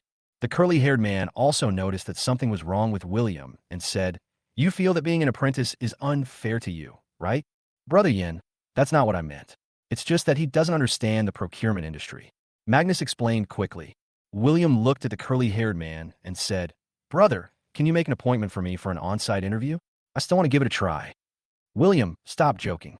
How can you interview for something you haven't done before? Magnus said with a dark face. The curly-haired man laughed and said, "Okay, I'll make an appointment for you on the spot now. The master who brought me into the industry will be the interviewer now. Come on." The live broadcast has been modified, and the novice gift package has also been changed to a one-time interview. Chapter 43. Onboarding Purchasing Manager, Revised. William directly to the interview without having to queue. In fact, the curly-haired man also wanted to dampen William's enthusiasm. You should know that Huiman Supermarket Group has very high standards for recruiting buyers. Even if you have experience, most of you can only start as an apprentice. After all, Huiman Supermarket Group's main business is supermarkets, and whether supermarkets can make profits is closely related to the purchase price. That is closely related to procurement. Therefore, the requirements for buyers are very high. Master, this guy wants to apply for the position of purchasing agent. The curly-haired man said with a smile. The person called Master was a man in his 50s, one of the most serious interviewers. He asked, "Where's your resume?" "Hello, I don't have a paper resume with me, but I can send it to your email," William said with a smile. The interviewer frowned and said, "Bring a paper copy next time and send it out." Soon William sent out his resume on the spot. The interviewer opened his resume and asked, "Do you want to apply for a buyer position?" "No, I want to apply for the position of purchasing manager or purchasing supervisor in your group," William said with a smile. Magnus on the side were both confused. I never thought William had such a big appetite and wanted to apply for the positions of purchasing manager and purchasing supervisor. And he's a layman with absolutely no work experience. Magnus thought William was crazy. Magnus with a bit of contempt. What kind of people did he bring with him? After reading my resume, the interviewer was a little surprised and asked, "You used to be a purchasing manager for a Fortune 500 company?" "Yes," William said very confidently. William seriously and said, "Our company needs to do a background check on the spot." "Don't lie. After all, the Fortune 500 group you wrote about is too famous." "Welcome to the background check. There's a phone number above. You can call them for consultation." William smiled confidently. After all, with the game endorsement in his mind, it doesn't matter who you call. The interviewer looked at the assistant next to him and said, "Look up the office phone number of the purchasing general manager of this Fortune 500 company and call him to find out." William was a little speechless. This company was too serious. They didn't even call the phone number he provided. Instead, he wanted to find the group's phone number himself. He was really meticulous and strict. Fortunately, all of this can be solved by playing games in my mind. I have to say that this time the one-time interview pass card did play its role. Without it, I would be in trouble here. Soon the interviewer's assistant found the office phone number of the purchasing manager of the group provided by William. Then I called. Start by asking William whether he is the purchasing manager of the company and investigate why William left. There is also the company's evaluation of William. It has to be said that if you want to enter a large company and hold a key position, you also need to see how the previous company group evaluates you. Magnus looked at William a little embarrassed because he thought William must be bragging. If he really worked as a purchasing manager in a Fortune 500 group, how could he work as a security guard in Haicheng Plaza? It's totally illogical. So Magnus felt very embarrassed. His lie was about to be exposed. However, the on-site interviewer assistant quickly hung up the phone and said, I just checked the background of this gentleman and found that he has indeed served as the purchasing director of the group. Was he fired or did he resign voluntarily? Asked the interviewer. The interviewer's assistant said, he resigned voluntarily. Why? Asked the interviewer. The interviewer's assistant said, I heard that his girlfriend is in Haicheng, so he wants to develop in Haicheng. What does the previous group think of him? The interviewer continued. The interviewer's assistant said, the previous group has a very good evaluation of him. He has outstanding abilities and is honest and fair. After listening to him, the interviewer looked at William carefully and said with a smile, congratulations, you passed the background check. Let's officially enter the interview stage. The curly-haired man and Magnus were stunned again. They didn't expect that the guy in front of them had such a background. Magnus was a little ashamed. I thought it was very impressive to bring William here as an apprentice, but who knew he wanted to be a purchasing supervisor or manager? The levels are totally not on the same level. Soon the interviewer began to ask various purchasing questions. William also answered them one by one very confidently, mainly because the game in my mind gave me the answer to every question. It was so awesome that even the live interviewer was shocked by the answers. And when asked about William's channel connections, William also made clear his point. I passed the interview with this interviewer very quickly, but this was also the first stage of passing the interview, which was the preliminary test. There will be a second interview. The more powerful the group is, the more difficult the interview will be. But William didn't care. With the one-time interview pass card as a backup, he could pass any number of interviews. William, right? Congratulations. You passed the initial interview. We will now arrange a second round of interviews for you. The second round of interviews will be conducted directly by our boss. The interviewer said respectfully, because in his opinion, William is definitely a capable and talented person. Soon, the second round of interviews began. I have to say that this company is very efficient. After passing the first test, the second round will be arranged immediately. It is rare to find a company with such high efficiency. Generally, after passing the first round of interviews, you will go back and wait for notification, and then come back for the second interview after a month or two. The second round of interviews didn't last long and ended immediately. William was actually hired by this group and became the head of the purchasing department of this group. However, the salary is not very high, only 12,000 yuan per month plus 5 insurances and 1 fund. And I was assigned to Group 4 of the purchasing department. That is, the purchasing supervisor of Group 4 of the purchasing department. After coming out of the boss's office, the group CEO brought William to the purchasing department's general office. William to his immediate supervisor. That is the general manager of the purchasing department, Lu Huada. Lu Huada looked at William and said, I am Lu Huada, the general manager of the purchasing department of Kai Kai. Welcome to join our team. Hello, Manager Lu. It's my great honor to join your team. William almost smiled as he looked at Lu Huada, because he thought of the element that would end this challenge. That is to take advantage of Lu Huada's talkativeness.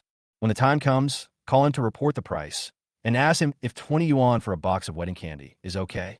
If he dared to say, okay, bullshit, William would definitely not wait for him to finish. He would sign a contract with the supplier channel just by hearing the first two okay. He would be fired in minutes. Moreover, he was fired for working too fast and not following Manager Lu's instructions. This element is probably unique, definitely not repeated. William felt excited just thinking about it because this challenge should be easy. The live broadcast line has been deleted. It has no impact on the subsequent plot. You can continue watching. Chapter 44, Being Fucked and Silenced, edited. Lu Huada looked at William and said, in our father-in-law's company, the work pressure is quite high. Sometimes I have a bad temper. Please bear with me. It's okay. I'm used to high intensity and high pressure. William said disapprovingly. Who cares about high pressure? Who cares about high intensity? It's not like I really want to come here to be the head of purchasing department. It was just the 5th time I was kicked out of the challenge. Moreover, the position of the head of the purchasing department was also a lucky chance. Lu Huada nodded and said, now, I'll take you to meet your group. Thank you, Manager Liu, William said with a smile. Soon, Liu Huada brought William to the office of Group 4 of the purchasing department. William spotted the slightly flattering curly-haired man at first glance. Unexpectedly, the curly-haired guy was also in Group 4 and became his subordinate. William just smiled in response. William left the office only after getting to know all the buyers in Group 4, and I was notified to start work officially tomorrow. After that, William went straight out of the headquarters of Huimin Supermarket Group. Magnus had already been waiting for William at the entrance of Huimin Supermarket Group's headquarters. He didn't know whether William had passed the second interview, so he asked anxiously, "How was it?" "I passed. I am now the purchasing manager of Group 4, William said with a smile. Magnus didn't show anything on the surface, but he was very disappointed inside. He originally wanted to show off with the college students, but who knew that he would make a fool of himself. "What's wrong?" William asked, looking at Magnus. Magnus smiled and said, "Nothing, congratulations." "You seem to be a little worried," William said with a smile. Magnus chuckled and said, "No. Did you pass the apprentice interview?" William asked. Magnus nodded and said, "I passed. Come to work tomorrow and follow Brother Yin as his apprentice. Then we brothers will take care of each other. Brother Yin is also in Group 4, and so am I. We are colleagues now," William said with a smile. Magnus was actually feeling lost and embarrassed. Fortunately, his elder brother's problem had been cured, but he became even more embarrassed. Just at this moment, Magnus' phone rang. "Pick it up and take a look." It turned out to be my third uncle from Lushu village. Magnus picked up the phone and said, "Uncle San, what's up? Didn't you take the college students in our village to apply for jobs? How is it?" "My unfilial son has been at home for half a year and can't find a job," asked the third uncle. Magnus was silent, hesitating, not knowing where to start. "Ergu, why don't you say anything? Did you fail? If you can't pass, there's no hope for our Willow village," Uncle San said anxiously. Magnus blushed and said, "Don't worry, Uncle San, I passed." "Huh? I told you Ergu could definitely do it.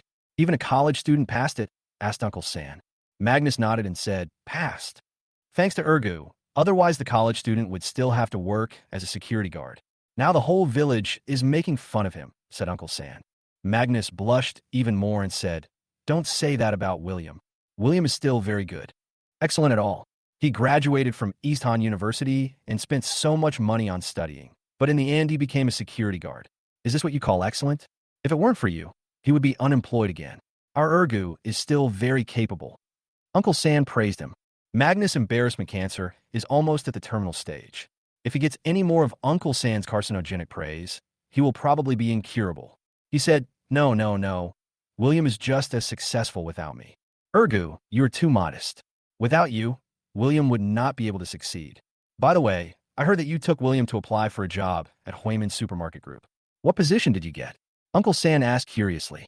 Magnus was silent again, because he really couldn't say anything.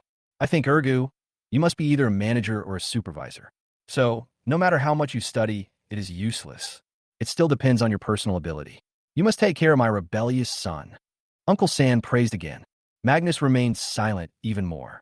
"Ergu, just tell me, don't be so modest. What positions did you apply for?" Uncle San asked. Magnus remained silent, not really knowing how to start. "What's wrong? Why aren't you talking? What position does William hold?" The third uncle pressed on, also wanting to find a way out for his son. Magnus blushed and said, "He got a job as purchasing manager today." "Purchasing manager, this job is good. Wow, Ergi, you are really capable. You said before that you introduced it, right? You have acquaintances, right?" Uncle Sam was shocked. Magnus nodded and said, "Yeah, I took him there." "Ergu, you must be a manager or an executive president. You are really awesome, the pride of our Willow village. We have to ask William's father to prepare a few banquets for you to congratulate you," said the third uncle excitedly. Magnus was silenced once again. What's the point of being a manager? What's the point of being a CEO? He was just an apprentice. "Ergu, are you a manager or an executive president? Stop hiding it and stop being so modest. I'm going to call William." Uncle San said angrily. Magnus gritted his teeth and said, "My position is a purchasing apprentice." "Huh? Purchasing apprentice? You have to be kidding. William can be a purchasing manager. So who would believe that you are an apprentice? Are you kidding me?"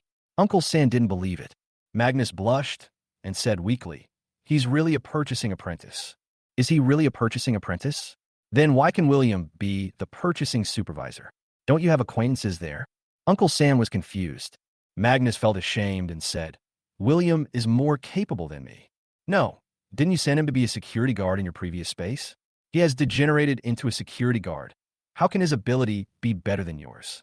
Uncle Sam was even more confused. Magnus was once again silenced. Are you saying I'm not even as good as a security guard? It seems that it is really not as good as before.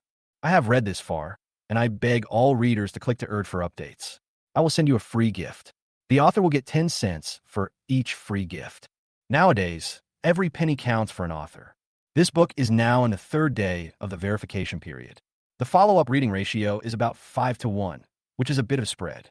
The subject matter is okay for attracting more people, but the comments, follow-up reading, gifts, and bookshelves are not very good. People read it, but don't comment, don't urge for updates, and don't send free gifts. It's really frustrating. This book was actually not easy to write because of the subject matter. Each short story is relatively simple, like a one-person play, so I put a lot of brain power into trying to make it feel relevant. I also try to write something that can make people happy and laugh. I don't ask for anything else. I just hope that when people see a certain plot or a certain sentence, they can burst out laughing and forget their troubles for a short time. I only hope that everyone can click a few times to urge updates and send free gifts, and occasionally leave a comment, because this data directly affects the subsequent recommendations.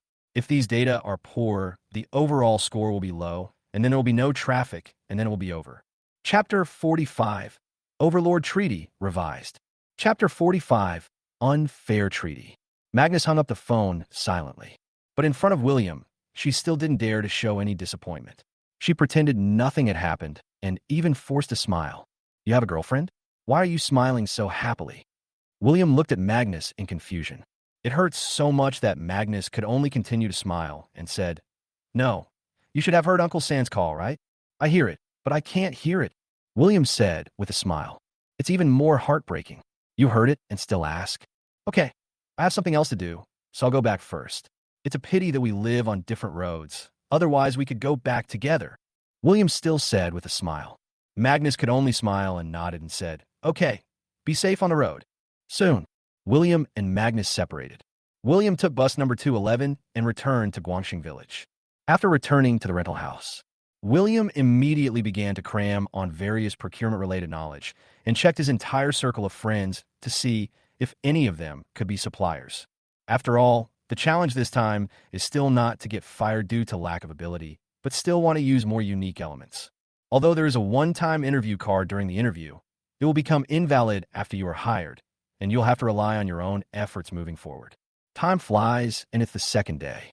William once again came to work at the headquarters of Huimin Supermarket Group. However, as soon as he arrived, Lu Huada found William. It's a bit weird that we have to sign a non-compete agreement and an internship agreement with William. Is this signing a non-compete agreement in advance? Aren't non-compete agreements signed after becoming a regular employee? But William didn't care. Who cares? He didn't really want to work here for a long time, nor did he really want to be a purchasing agent for the rest of his life. It was just a challenge, and he hoped they would fire him. After signing the non-compete agreement, even if you are fired or resign, you cannot do the related job within 5 years, but you should still be able to get a little bit of relevant compensation. However, for those real slaves, it is definitely a horrible means of exploitation.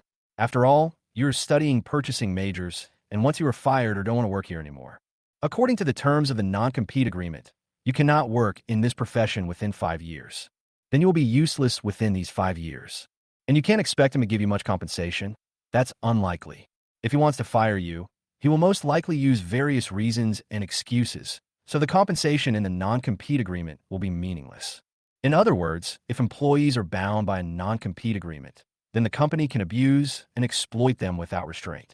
To put it nicely, it is to prevent the company's core technology and business opportunities from being leaked. To put it bluntly, it is an unfair treaty. In fact, many companies sign this kind of unfair contract. Once you violate the non-compete agreement, you will lose everything you have. William didn't think this was excessive.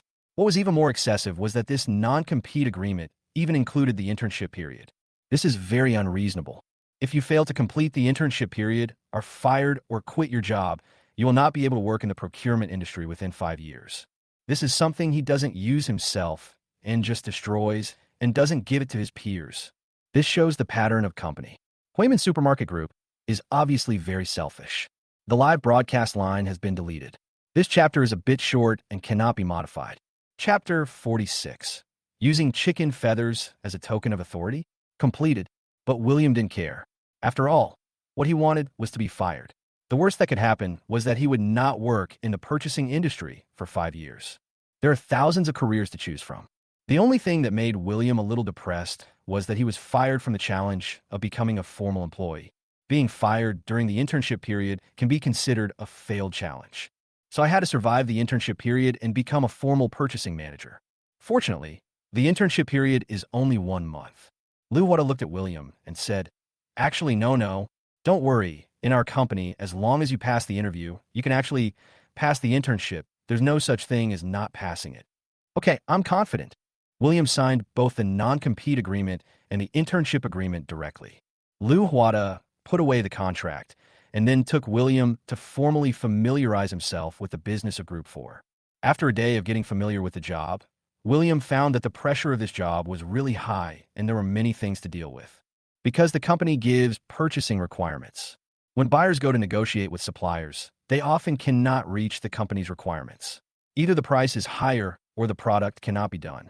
However, the concessions made by the company were very small, almost no concessions, but the company forced the purchasing agents, purchasing supervisors, and purchasing managers to complete the task. This department also has a last-in, first-out system. Well, load of bullshit. Those with the worst performance every month will be fired directly. In other words, they were fired directly because of their lack of ability. This does not refer to lack of professional ability, but they were fired directly because of their lack of ability. William took over the position of purchasing manager. The previous purchasing manager was fired for incompetence because his performance was the worst among so many purchasing managers. After all, performance is a comprehensive score that covers multiple aspects such as completion of work tasks, work quality, work efficiency, management ability, and organizational ability. William must not be eliminated last. Although elimination last means being fired, it is because of lack of ability that he is fired. In the future, you will definitely be eliminated from the last place, and you will be expelled in the same way. It will be easy to be expelled for the same reason, and the challenge will fail.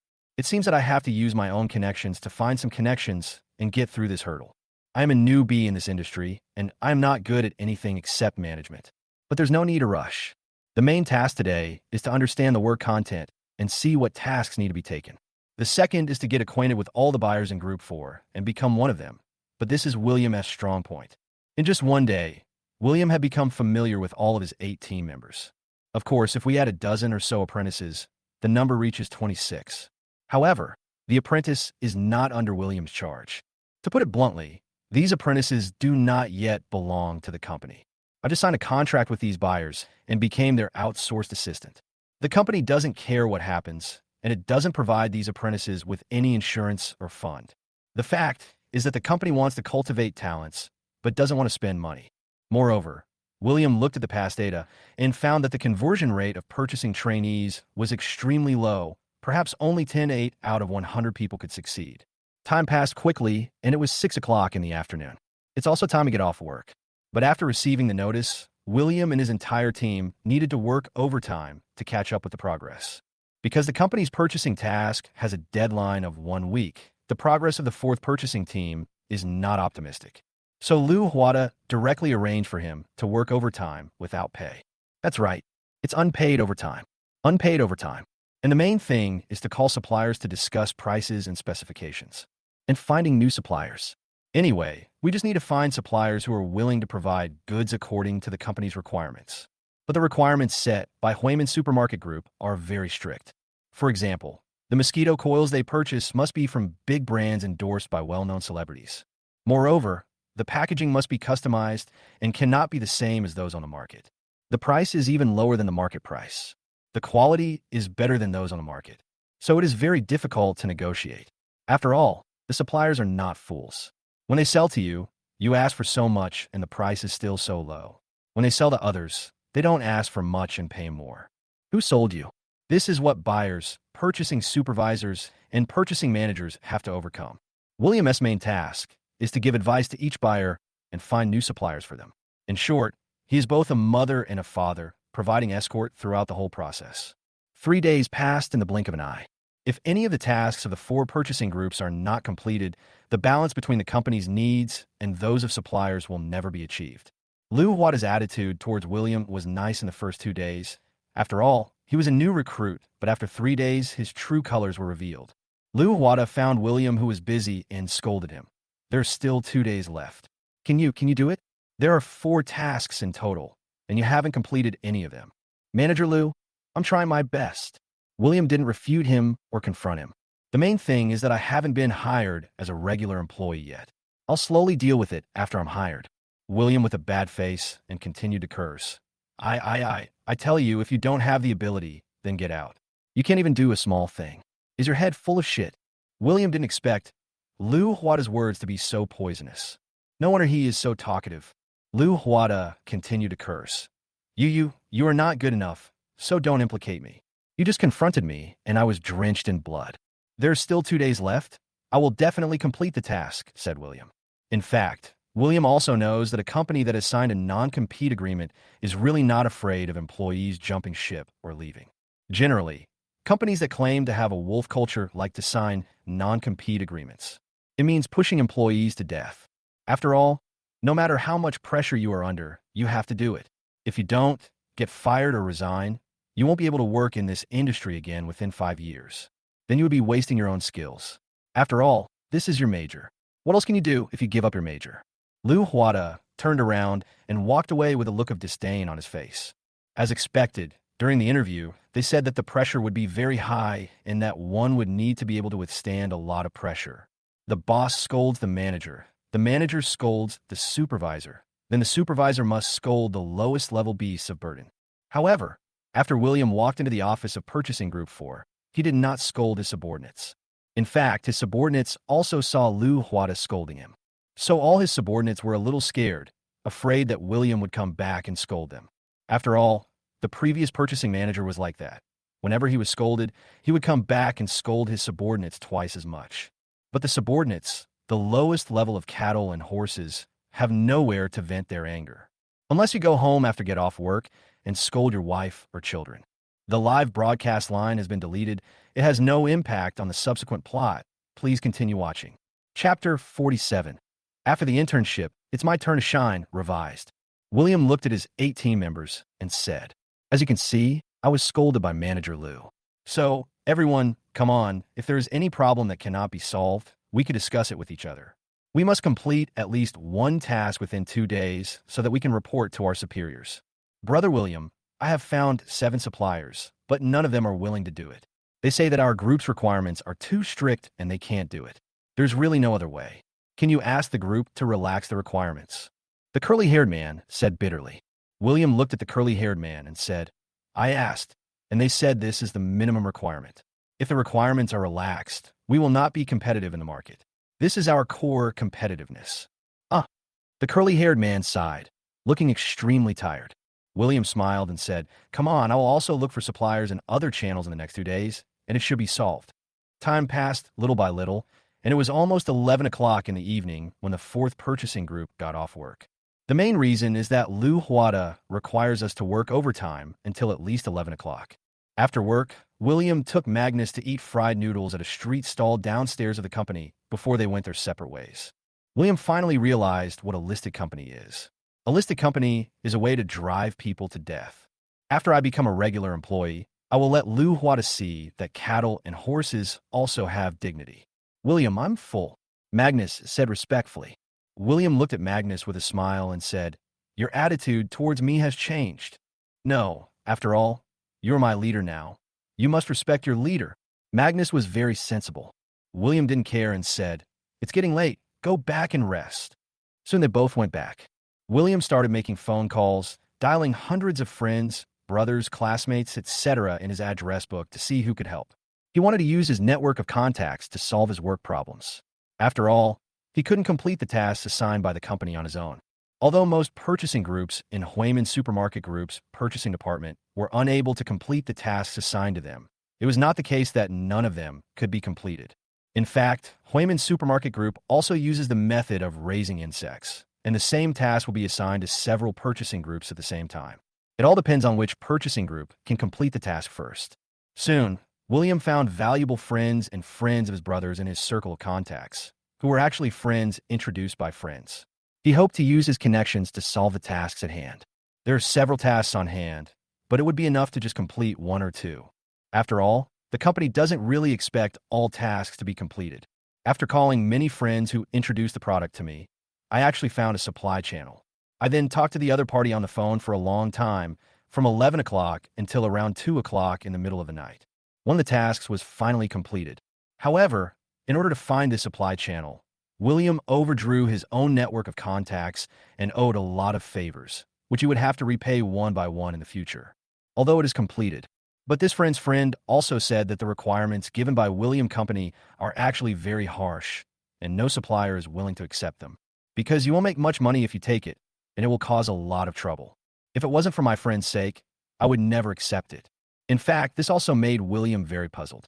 When people were purchasing supervisors, purchasing managers, and purchasing agents, didn't they all get a lot of kickbacks? But for the purchasing manager of Huiman's supermarket group, forget about kickbacks. If you don't treat your suppliers to a meal, they will just ignore you.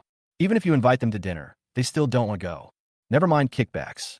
It's blood and tears. The next day, William did not go to the company immediately, but met with the supplier he had discussed with the previous night to sign a cooperation contract. Through a morning meeting and chatting, the cooperation contract was finally signed. It could be considered as completing a business target.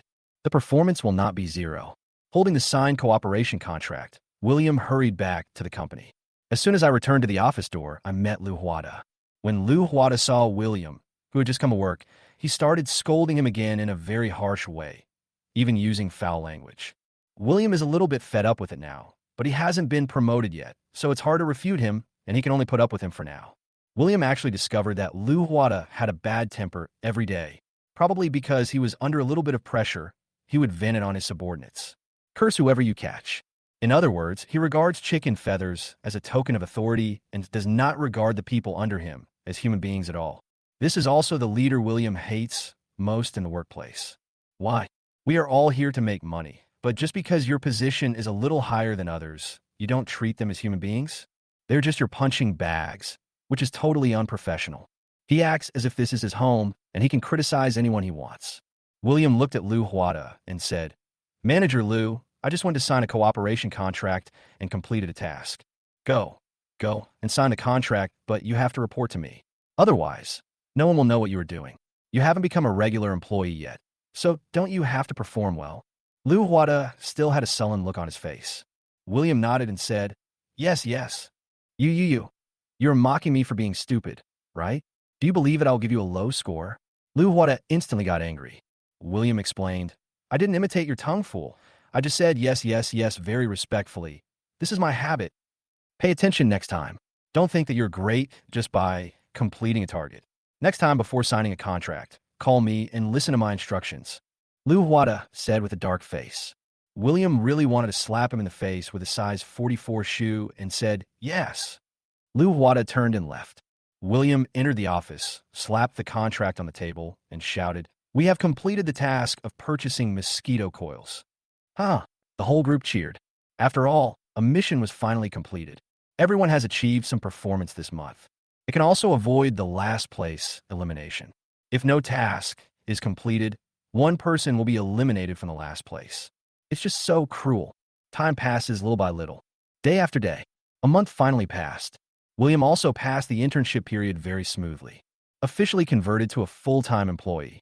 William did an excellent job during this one-month internship. 7 target tasks were completed in 1 month. Became the #1 among all purchasing groups this month. We also received the Mobile Red Flag of the Advanced Purchasing Group awarded by the company. Although the business was excellent, but also made William almost depressed for the past month. The pressure is just too great. I get scolded every day, and I have to endure the anger of Lu Huada and the senior executives of other departments. And you can't refute it because you have signed a non-compete agreement. The corporate group is fearless. William also found it hard to imagine what kind of torture those who actually work here for a long time would be subjected to. I just came here for the challenge, but I feel like I'm about to get depressed. It seems that it is really difficult to make money by working as a slave nowadays, and you really have to get fucked a lot. Especially those wolf-like companies, they really don't treat people as human beings. They really treat people as wild dogs. But fortunately, I have bound myself to the expulsion challenge game. As long as I complete the challenge, I will have money and can even make trillions. I feel a little less angry. If there were no such game, I really don't know what I would do. In fact, there are very few harmonious companies. Apart from Yuki, the aloof, cold, autistic, and naive boss, there is no other like him. William planned to fight back. After all, he had been promoted to a regular employee, and it was time for him to show his power. He would definitely deal a heavy blow to Liu Huada and some other company executives. Let them also have a taste of being disrespected and not afraid of being fired by you. After all, this company is not afraid of employees resigning. That's why I am fearless. Now I'm not afraid of being fired, so I can be fearless. You know how to curse. You know how to vent when you're unhappy. Am I, William, dumb? Please give me some free gifts. These are the author's motivation. The live broadcast line has been deleted and does not affect the plot. Chapter 48, A Useful Cow Must Be Used to Death. The second day after becoming a regular employee, William arrived at the company on time. First, I punched the card. Then he inspected his own purchasing group for office. Only after finding that all team members were present and no one was late did we start our normal work. Just as I sat down at my desk, Liu Huada and the company's general manager came to me. William could stand up. Liu Huada scolded him. What are you busy with? Haven't you seen Mr. Yu? Hello, Mr. Yu. Hello, Mr. Liu. William stood up and greeted with a smile. William originally wanted to confront Liu Huada, but he felt that it was too easy for him, so he decided not to do so, because William has a better way to deal with him. After all, Liu Huada appeared in William's nightmares 3 or 4 times this month. He can give people nightmares, so you can imagine how annoying he is. How can I just confront him so easily? Then we will definitely make a big fuss about him. Moreover, William has already determined the reason for his expulsion this time, which is Liu Huada's idiocy. He wanted to let Huimin Supermarket Group know that someone with a muteness was not suitable to be the general manager of the purchasing department. William with a smile and said, "It's okay. It doesn't matter if you are too devoted to your work and don't see anything. If you work hard and bring performance to the company, you are a good employee." I admire William very much. Are you still not going to thank Mr. Yu? Liu Huada stared at William and said, was too serious towards William, and he felt a little bit uncomfortable with him. After all, William's performance in the past month has been quite good and his abilities are quite outstanding. He has helped the company complete many procurement tasks and also helped the company raise standards and lower prices. Such a purchasing manager is definitely a talent among talents. But he also knew that Liu Huada's management style was high-pressure management, which was to use this method to tame his subordinates, train them to lose their temper, train them to be afraid, and train them to absolutely obey orders. This trick was actually quite effective. Many people in the purchasing department were scared when they saw Liu Huada, so no one in the purchasing department dared not disobey Liu Huada's instructions, even if it was wrong. William looked at Yu Zhonghua with a smile and said, "Thank you, Mr. Yu, for your generosity. It's really okay. Your performance over the past month has shocked every one of us. Your abilities are so outstanding." Yu Zhonghua praised. William heard this. He understood it in his mind. Isn't this just flattery followed by exploitation? In fact, the experienced people in the workplace know everything and know what is going on. William smiled and said, No, it's all thanks to Manager Liu. Manager Liu is a good leader and he gives great advice, so we subordinates can be so efficient. No, it's you who has outstanding abilities. Liu Huada is not interested in flattery. Yu Zhonghua smiled and said, due to William's ability, our senior management has discussed that we would like to promote you to deputy manager of the purchasing department in a while. I hope you will continue to perform well. Thank you, Mr. Yu. This is all thanks to Manager Liu's cultivation. I will definitely work harder. William's emotional intelligence is still as high as ever. And he also knew that the tone of the conversation would soon change, and that he would definitely be asked to increase his workload or do more things. This is not about giving someone a candy after a beating, but rather not giving anyone the candy, just praising them a few words and then beating them. Liu Huada looked at William and said, with greater ability comes greater responsibility. Let me make a plan for our group. I will give you the 168 tasks. In addition, I will assign 10 more people to you to complete the tasks within 3 to 3 months. Yu Zhonghua didn't wait for William to speak and said first, I believe William can complete the task and complete it very well. William is capable enough to do it. After completing these tasks, everyone will admire him. It is only natural that he will be promoted to vice president of the purchasing department. 168 tasks in 3 months? William was actually quite surprised. It's simply because this cow is stronger and can plow the fields faster. So let this cow plow all the fields. The main character is a cow or horse covered in human skin. You have to know that normally, the monthly task volume may be only 7, but it has increased to 168 in these 3 months. How much is the average? Fuck 56 of them. That is to say, at least 2 tasks need to be completed in a day, let alone finding a supplier. Can you find a supplier in 1 day? Even if we find one, can we finish the discussion in 1 day? Even if we can come to an agreement, do we still need to rest? Even if we add 10 people, it may not be possible to do it. Yu Zhanghua looked at William and said, "What? Difficulties? No. Under the leadership of Manager Liu, 168 tasks are nothing. I think 861 tasks are no problem." William looked confident. This time it was Liu Huada and Yichang Hua's turn to be dumbfounded. Originally, when they came to assign tasks, they would just ask for a large amount of work first, and then talk slowly about it. Who knew William would actually accept it without turning it down? In fact, Yu Zhanghua and Liu Huada originally only wanted to assign 68 tasks to William. The remaining tasks were assigned to other purchasing groups. Yu Zhanghua looked at William and said, "On average, there are about 2 tasks every day. Can you complete them with 18 buyers?" "No problem. With Manager Liu's guidance, our efficiency is guaranteed," William said with a smile. Yu Zhanghua gave a thumbs up and said, "The group needs employees like you. I believe you can do it. Here are the 168 task requirements, indicators, documents." "No problem." William took the thick stack of mission documents. Liu Huada was a little puzzled. He knew that William was capable, but he didn't know that William was so weak to praise. He would forget his last name as soon as he was praised a little. William looked at Liu Huada and said, "Manager Liu, the tasks are heavy right now. I will bring my team and the group seal and live directly on the front line. I will not go back to the company to report and punch in. I will call you when the time comes to report and get approval. As long as you nod, we will sign a contract directly with the supplier and strive to complete 168 tasks within 3 months. Okay, approved. Wait a minute. I'll give you the official seal. Please keep it safe." Liu Huada was completely unprepared and did not realize that his fate might have taken a turn here.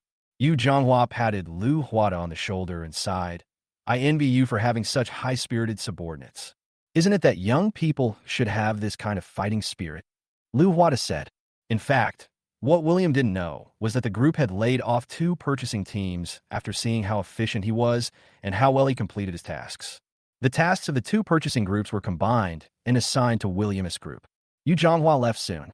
Only Liu Huada was left. William with a dark face again and said, "You must complete at least 70 of these 168 tasks for me. Otherwise, don't even think about the position of vice president of the purchasing department.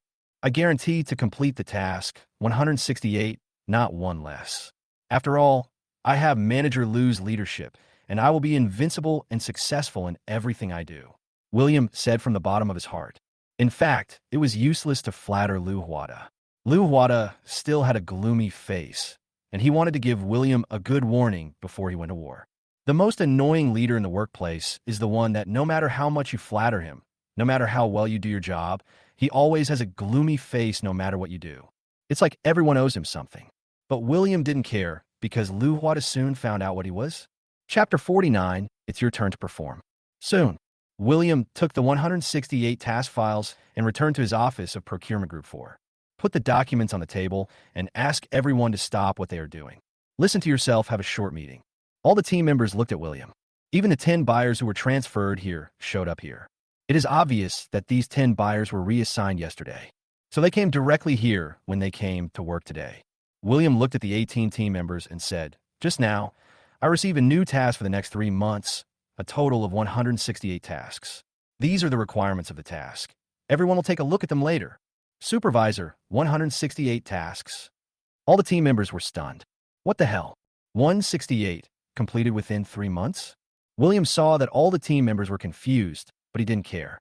He said, "It's a bit too much, but it's not a big problem. As long as you find a supplier channel, I will discuss the requirements and prices with them." All the team members breathed a sigh of relief when they heard that they just needed to find supplier channels. After all, It is easy to find suppliers and channels, and there are already suppliers and channels. After all, every product sold by Huiman Supermarket Group does not come out of thin air. It has suppliers before.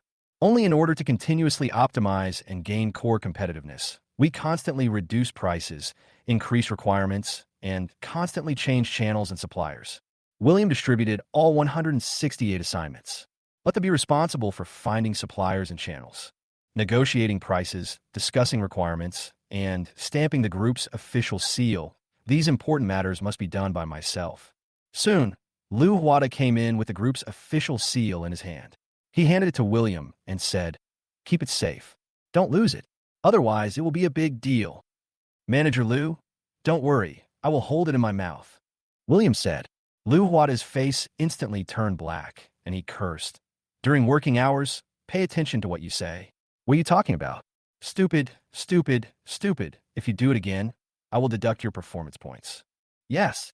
William didn't care at all, but he still looked serious. Liu Huada stared at William and said, "Arrogant soldiers will surely be defeated." "I'm wrong. Manager Liu, I will learn from my lesson. I'm leaving." William took the official seal and prepared to leave.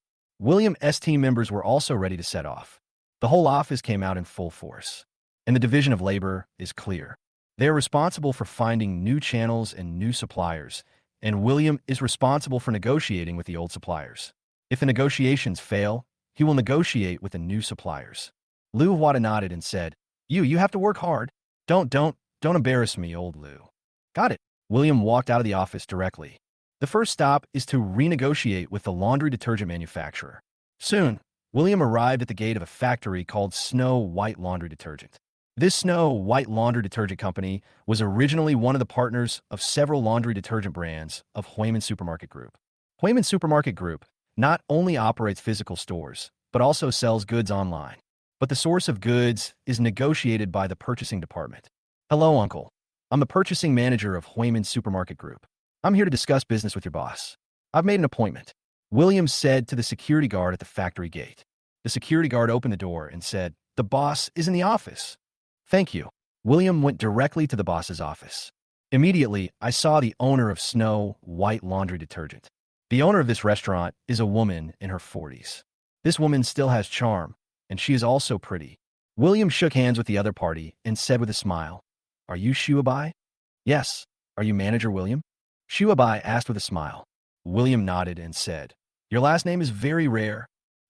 It's not that bad," Shuabai said. William got straight to the point and said, "I came here to talk to you about new purchasing requirements. Take a look at it yourself." William handed Shuabai the Huiman Supermarket Group's specification sheet for laundry detergent. After Shuabai took it, she began to read it carefully, but the more she read, the tighter her brows furrowed. About 10 minutes later, Shuabai finished reading all the content and said, "Manager William, you also know that the current economic environment is not good and the competition is fierce. Our brand is already a niche, and the raw materials are more expensive than those of other big manufacturers. If the price drops further, we will have no profit margin at all and will even lose money." "Is it that difficult?" William asked. Shuabai nodded and said, "It is indeed very difficult, and we don't want to use shoddy products, and your group doesn't want shoddy products either. We need high-quality products that won't hurt your hands or clothes. How can a box only cost 7 yuan? We used to charge 11 yuan, but now 11 yuan is a loss. I wanted to increase the price by 3 yuan, but you directly reduced it by 4 yuan. I understand that, but I'm here to understand the situation, discuss the price, and bargain," William said.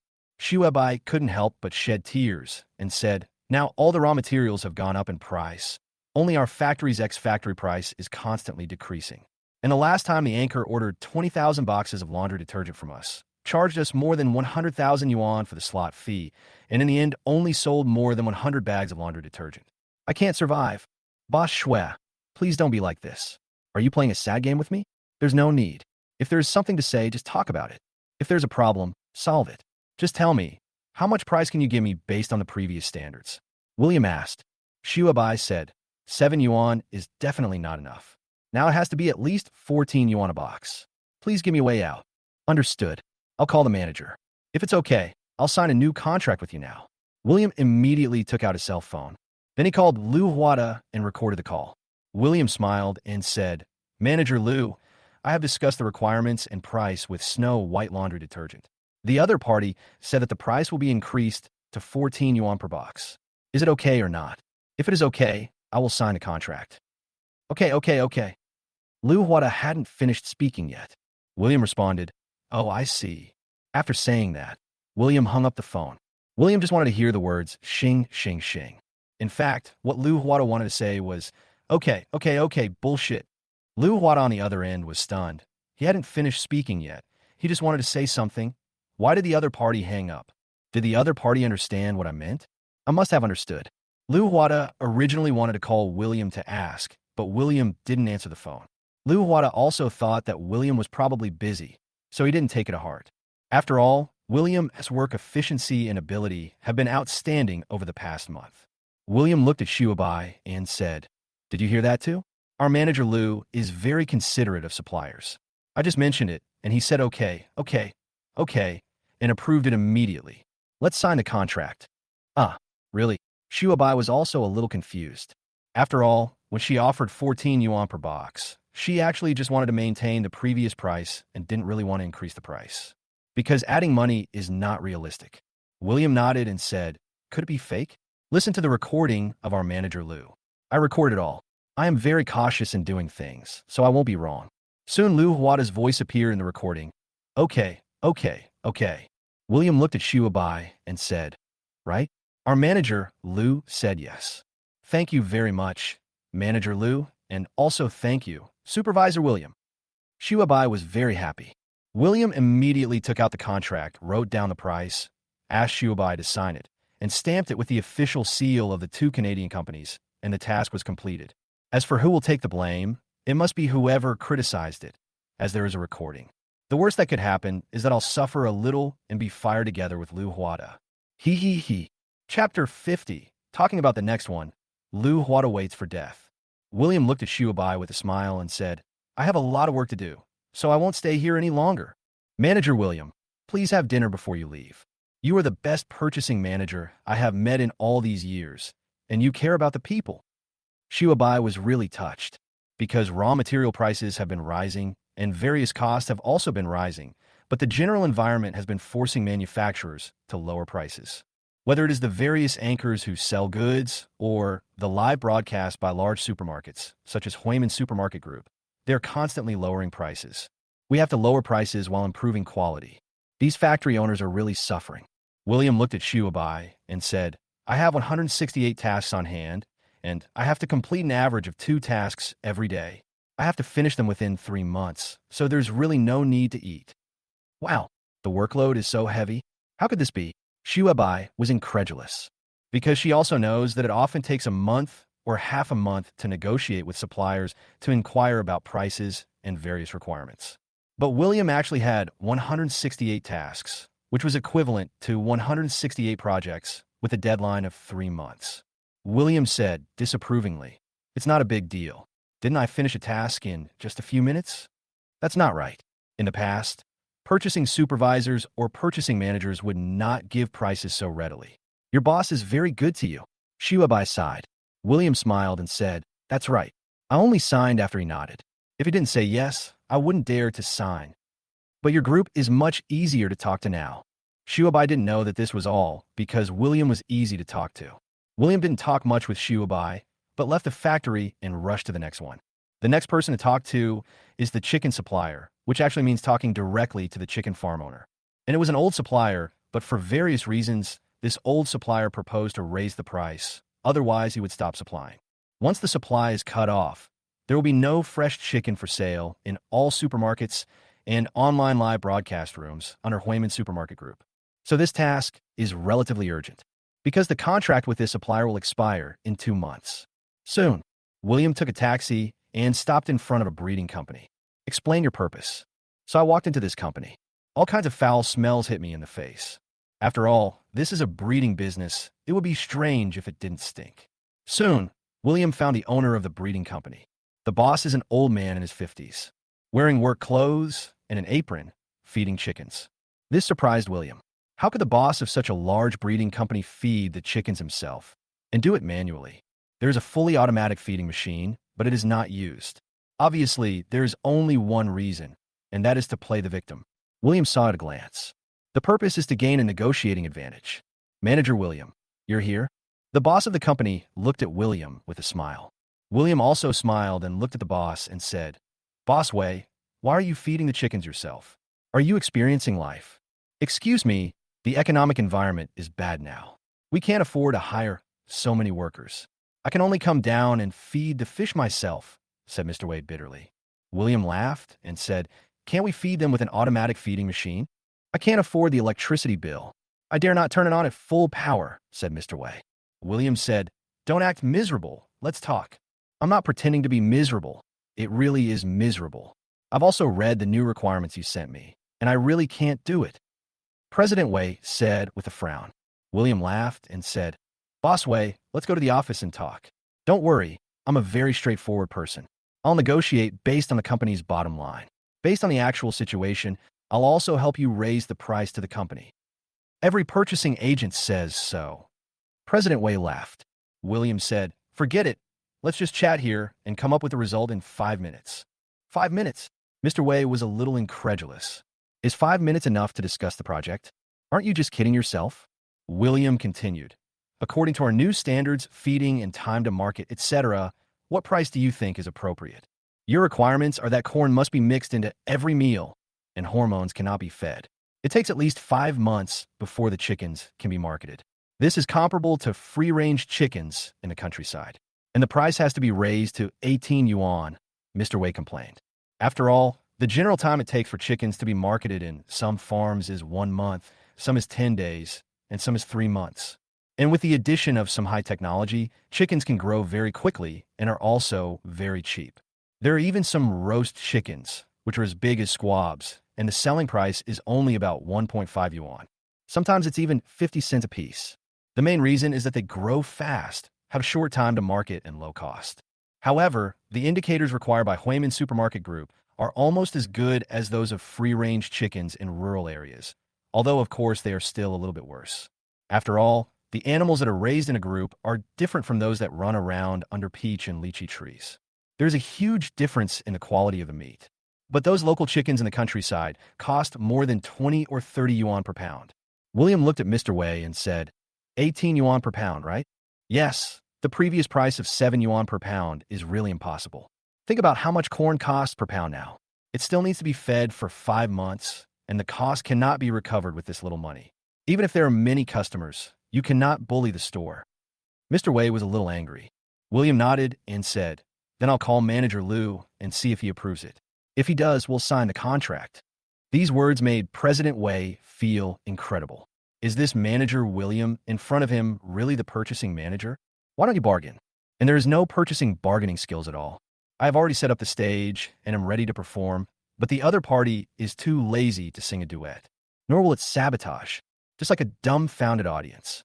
Soon William called Liu Huada and said, Manager Liu, if Mr. Wei's chicken farm raises chickens according to our standards, the price will be raised at 18 yuan per pound. Is that okay? Okay. Liu Huada was a little angry over there. He wanted to say, okay, bullshit, but before he finished, William interrupted him. William said, Oh, I see, Mr. Wei, please listen. You. Liu Huada said over there. William smiled and said, I'm fine, Mr. Liu, don't worry. I will work hard, goodbye. After saying that, William hung up the phone. Liu Huada was confused at first, but then he thought that for an elite like William, it must be a strategy. It is impossible that they dare to raise the wholesale price to such a stupid price of 18 yuan per pound. You should know that when Huimin Supermarket sold this kind of chicken before, it was only 22 yuan per pound. With a cost of 18 yuan, you can only make 4 yuan. Is this appropriate? In fact, William recorded Liu Huada's movements again. Manager William, it seems that Manager Liu said it's okay. President Wei also had a lot of bad intentions, because he also knew that Liu Huada was a lisping man, and Liu Huada had come to him to discuss projects before.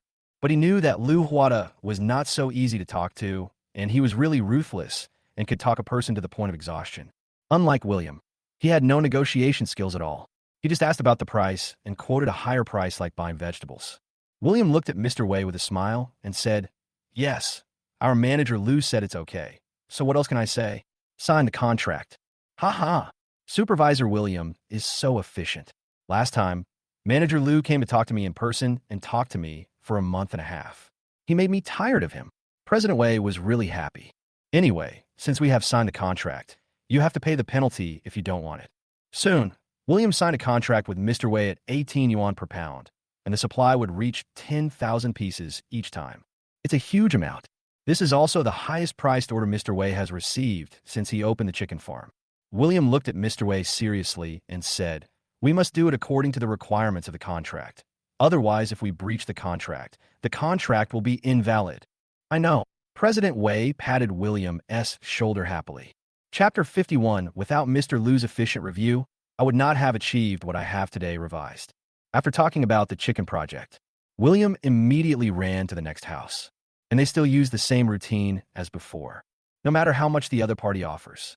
William called Liu Huada for approval. Liu Huada is also stubborn and always says, okay, bullshit. This may be Liu Huada's motto. He likes to say, okay, bullshit. So William seized on this. In just one day, he submitted more than 20 projects for approval. That means more than 20 tasks have been completed. This record is unbeatable in Huimin Supermarket Group. Who could have imagined that more than 20 tasks could be completed in one day? Just after it got a little dark, William then found a food stall and called all his colleagues from his department. Soon, all the colleagues in William's department gathered at the food stall. William also wanted to have a farewell dinner with them. After all, there's a 99% chance that the fire will dissipate this time. So many contracts were signed that did not meet the group's requirements. He would definitely lose his position as purchasing supervisor, and Liu Huada would definitely lose his position as purchasing manager as well. This can be considered as a small retribution for him. But thinking back, I was able to complete the 5th challenge. Still a little bit excited. After all, if you complete the 5th challenge, you will get a reward of 160,000. The next time will be 320,000. The next time will be 640,000. The next time will be 1.28 million. Then we can go back to the village and build a building. Build a country villa for your parents. It can be considered as bringing honor to the family. What made William very dissatisfied with this challenge was that it took too long. It took a full month to get a permanent job. Only then did he gain the trust of the group and be given power. Moreover, I was almost becoming autistic after being scolded by Liu Huada for the past month.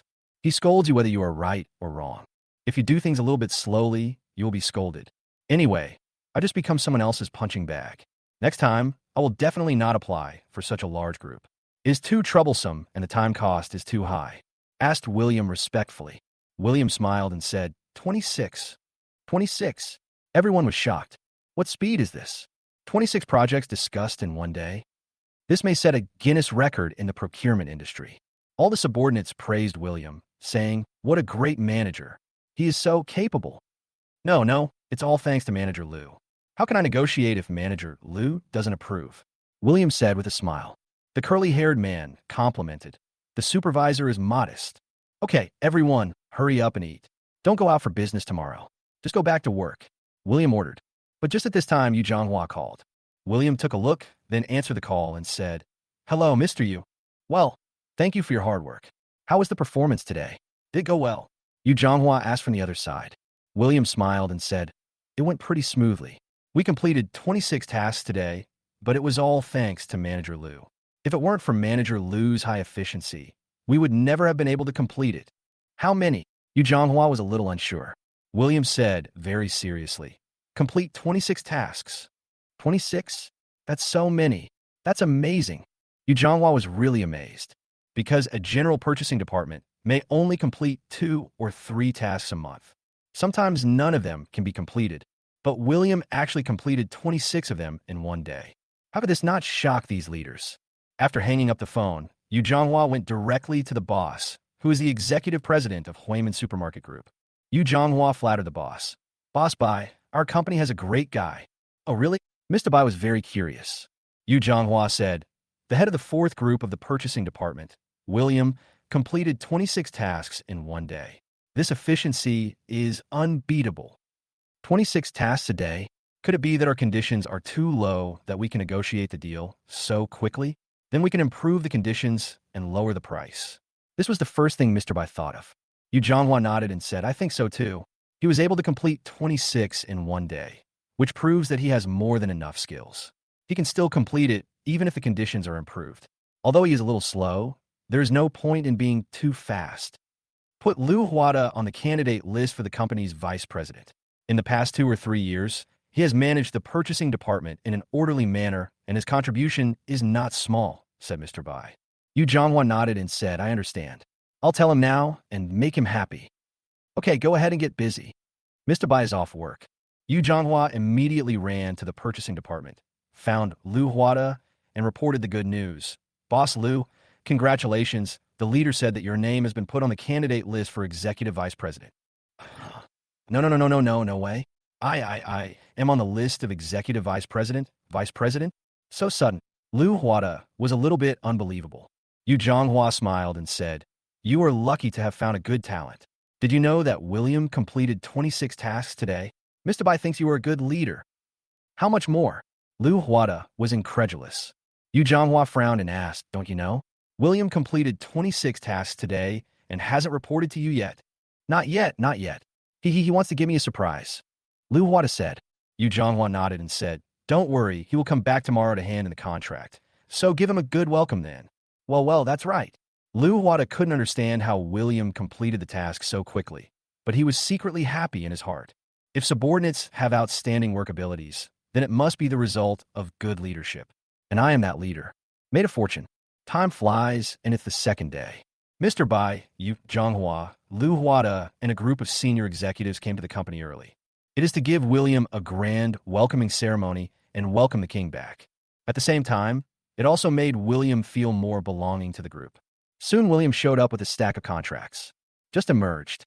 Mr. Bai, Yu Zhonghua, Liu Huada, and other senior executives of the group applauded and paid attention to William. William didn't expect that the group's top management would do this. Dear leaders, I am flattered. No. Our group attaches great importance to talents. This is our respect for talents. President Bai smiled and shook William's hand. Yu Zhonghua also patted William on the shoulder and said, William, you have set a Guinness record in the procurement industry. This is ability. Having you is like Liu Bang having Han Xin. William was stunned. He seemed to have heard this sentence somewhere before. It sounded very familiar. Mr. Yu, thank you for the compliment. This is all thanks to Mr. Liu.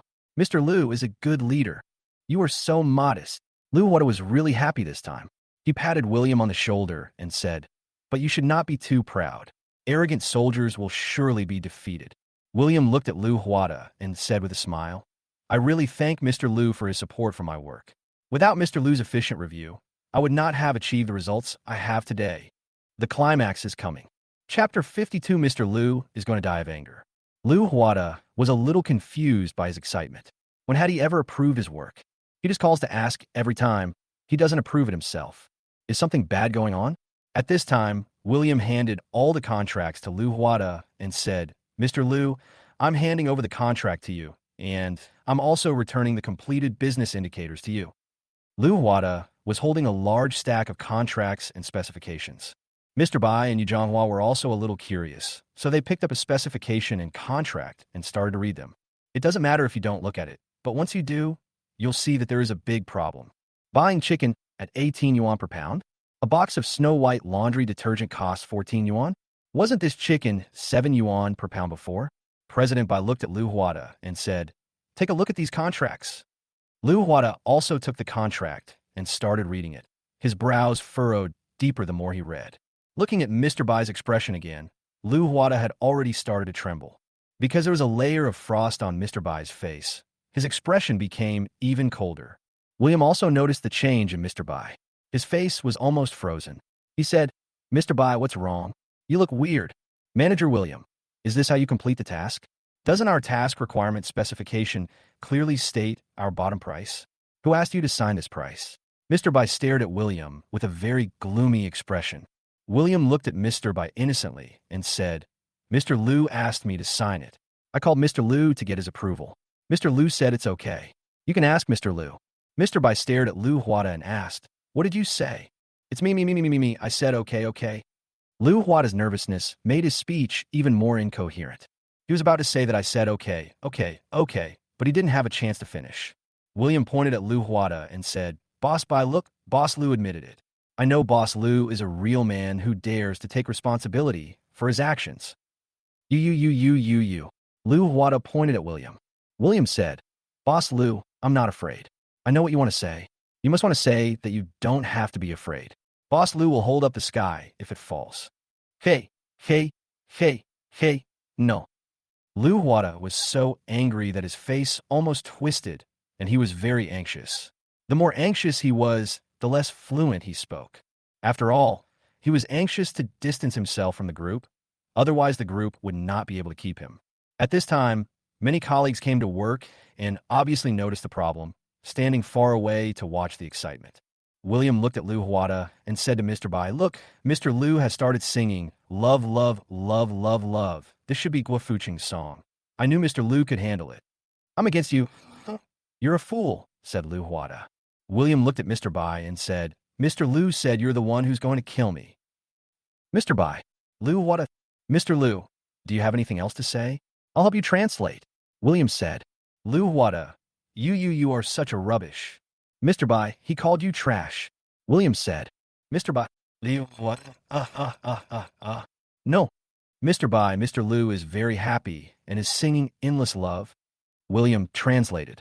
Mr. Bai stared at Liu Huada and William and shouted, Speak again. Mr. Liu, Mr. Bai asked you to speak again. William said. Liu Huada stared at William and said, Boss Bai, he said he'll screw you. William said with a smile. President Bai stared at William and shouted angrily, Shut up first. Come on, Liu Huada. Tell me what happened. Did you approve it? Yu Zhanghua stood aside and didn't dare to say a word, because he was the one who gave William 168 tasks. I originally thought that this was a useful cow, so I use it to death first. Who knew this cow seemed a little rebellious? Liu Huada took several deep breaths, calmed his breath, and then said, I didn't approve it. I never approved it. Don't wrongly accuse me. Mr. Bai looked at William and said, He didn't approve it. Really? But I have a recording. You can listen to it. William played the recordings of every contract he signed. I only heard William negotiating the price with the supplier and then reporting it to Liu Huada for approval, and Liu Huada responded with okay. William thanked him and the recording ended. Liu Huada was dumbfounded, his eyes widened. Mr. Bai was also dumbfounded. He never expected that it was actually approved by Liu Huada. Yu Zhanghua on the side was also extremely surprised, and Liu Huada approved it. That voice belonged to Liu Huada. Everyone could recognize it. Even many colleagues who were watching the fun looked at Liu Huada, and they felt extremely happy. After all, Liu Huada never treated his subordinates as human beings. He completely treated them as punching bags, treated like a dog with no dignity. If there is any slight mistake, or if Liu Huada is in a bad mood, he will scold any subordinate he catches. So his popularity in the group is actually very poor. Everyone below him wants him dead, but he is usually very favored, because his execution ability is much stronger than other leaders. Mr. Bai just reacted now, looked at William, and said, Liu Huada said, okay, but he probably hasn't finished speaking yet, right? I usually say yes, but you're taking my words out of context. Liu Huada looked at William angrily. William found another recording and played it. In it is Liu Huada scolding William. Do you need me to tell you to do it before you do it? You're like a pig head, efficient as lightning. You do it as soon as you know it. Do you need me to tell you to do it? William said calmly, Boss Liu, who has been scolding me for my low efficiency over the past month? Who has been scolding me for my low comprehension? Who has been saying that you don't need to listen to a sentence before you do it? Didn't you say that you need to be as efficient as lightning? Am I not efficient enough? But I say. Liu Huada was interrupted again. William laughed and said, Don't cough. You're not sick. Don't pretend to be sick. If you make a mistake, take the initiative to take responsibility. Liu Huada was interrupted again. William said, What? You want to avoid responsibility? Who taught me that I have to shoulder my responsibilities? What's wrong with you? You. Liu Huada was interrupted again. William said, You what? You don't admit it. Liu Huada rolled his eyes when he was interrupted. William said, Just admit it. Why are you saying so much? Chung. Liu Huada originally said, I admit it. Mr. Bai on the side couldn't stand it anymore and said, You two are both responsible for this matter. Mr. Bai, I don't take responsibility for this. I have reported it to him for approval. Why should I be responsible? William asked. Mr. Bai frowned and said, because you took it out of context. That's not the case. He just said 3 words. How is it taken out of context? William didn't care about Mr. Bai, Mr. Liu, or Mr. Yu at all. Liu Huada looked at Mr. Bai with an aggrieved look on his face and said, Aye. Is this going to stop? Don't tell me. Mr. Bai is extremely depressed now. Chapter 53. Continue to expand. William looked at Mr. Bai and said, Mr. Bai, he really said yes when he was on the phone. He didn't say no. I didn't interrupt him. Listen carefully to the recording. William played the recording again. He did not interrupt, but he did butt in, leaving Liu Huada no chance to finish his words. I don't care about this matter. No matter whose fault it is between the two of you. The incident has already happened, and someone has to take the blame. Mr. Bai stared at William and Liu Huada and said. Liu Huada stared at William and said, You. Before Liu Huada finished speaking, William interrupted him and said to Mr. Bai, I think you are also responsible for this matter, Mr. Bai. What are my responsibilities? Mr. Bai asked. William pointed at Liu Huada and said, He can't even speak clearly, and you let him be the general manager of the purchasing department? Just tell me, is it reasonable or not? Whether it is reasonable or not is the company's business and has nothing to do with you, said Mr. Bai. Mr. Bai continued, You have a big problem. Why were you so anxious when signing the contract? Couldn't you talk to Liu Huada for 5 more minutes? You said I have a big problem? William was really a little angry and said, He assigned me 168 tasks to complete in 3 months, an average of 1.8 tasks a day. Do I have time to chat with him for another 5 minutes? After hearing this, Mr. Bai also became a little autistic. This workload is indeed unreasonable. Yu Zhonghua on the side quickly came out and said, We didn't think of giving 168 tasks before. We just wanted to give about 68 tasks, but we didn't expect you to refute it, so we gave it a try. Didn't manager Liu Huada say that we must absolutely obey our superior's orders? If we don't obey, our performance points will be deducted. How can I not obey? Not to mention 168 tasks. I have to accept even 1,680 tasks. William said seriously. Liu Huada was completely dumbfounded. Why was he always blamed for everything? President Bai stared at Liu Huada, feeling very disappointed with him. Only now did he realize that this kind of high-pressure management, which made employees behave like dogs and absolutely obey their master's orders, was not a good thing.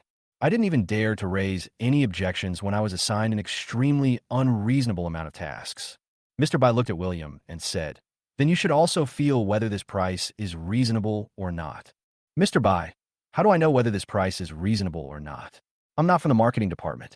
I only know the purchase price, but I don't know the selling price. So don't I have to listen to Mr. Liu? William pretended to be innocent. Liu Huada felt that he was completely finished. He was extremely angry and said, I. What do you mean by I? Straighten your tongue before you speak. William said. Liu Huada was so angry that he wanted to grab William by the collar and said, stuttering, Don't call me dad anymore. It's no use. You have to take the blame. William said mercilessly. Liu Huada grabbed William by the collar and said, You. I stuttered baba. Okay, dear son, stop yelling. I'll take the blame. I'll call you uncle, and you call me dad. William said. Mr. Bai, Yu Zhonghua and colleagues who were watching nearby all laughed. Originally, Mr. Bai, Yu Zhonghua and others couldn't laugh, but it was really too funny. Liu Huada's eyes were blazing with fire. My dad, you. Sister. Okay, everyone knows I'm your dad, so stop calling me that. William didn't give him any dignity at all, because Liu Huada didn't give William any dignity in the past month, and often called William an idiot and a pig-brained person. Anyway, Liu Huada just wants to trample on the dignity of his subordinates, making them completely without dignity and turning them into obedient dogs. So all the people in the purchasing department were scared when they saw him. It was real, fear from the bottom of their hearts. Coupled with the group's non-compete agreement, it can really make a person feel overwhelmed. Liu Huada grabbed William's collar and tugged at him, wanted to take action, but he still had some sense and said, Dad, your sister. It's useless to call you dad. You can't escape the responsibilities that you should bear. Do you understand that, son? William took advantage of the situation. Although Mr. Bai and Yu Zhonghua found it funny inside, they were still under a lot of pressure. After all, although he is the executive president here, the Huimin Supermarket Group does not belong to him. He is just a professional manager. There is a powerful force behind this Huimin Supermarket Group. Such an incident will inevitably attract the attention of the real capital behind it. Although it was a high-price contract, it was not a big deal. But this proves that his internal management is not good, and he is not a very good professional manager either. It will cause dissatisfaction among the capital behind it. So President Bai took Yu Zhonghua and a group of senior executives present to the conference room to hold an emergency meeting to solve the problem, discussing the matter between Liu Huada and William. What to do? There are no senior executives on site. William, Liu Huada, and a group of colleagues who were watching were left. William and Liu Huada were fighting with each other. But when Liu Huada was very angry and nervous, he couldn't speak clearly. He always said, you, me, and it was difficult for him to say the third word. He then became the target of William's wanton abuse. But this was also Liu Huada's own fault, or it could be said that it was his retribution.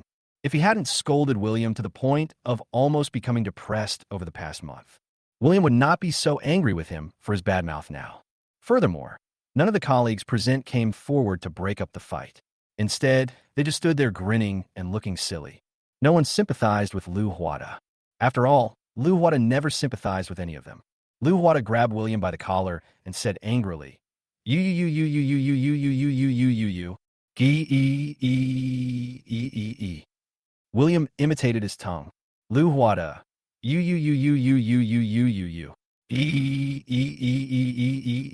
William. Liu Huada, fuck. Fuck. William. Liu Huada, fight. Beat you to death. William. Liu Huada, learn, study. Learn from your sister. William. Liu, E. Woof. William. Liu Huada. You. Woof. William. Liu, E. Woof. William. Liu Huada was so angry that his chest kept rising and falling. He let go of William, ran into the purchasing department, took out a mobile blackboard, and wrote on it, "You idiot. What the hell did you learn?"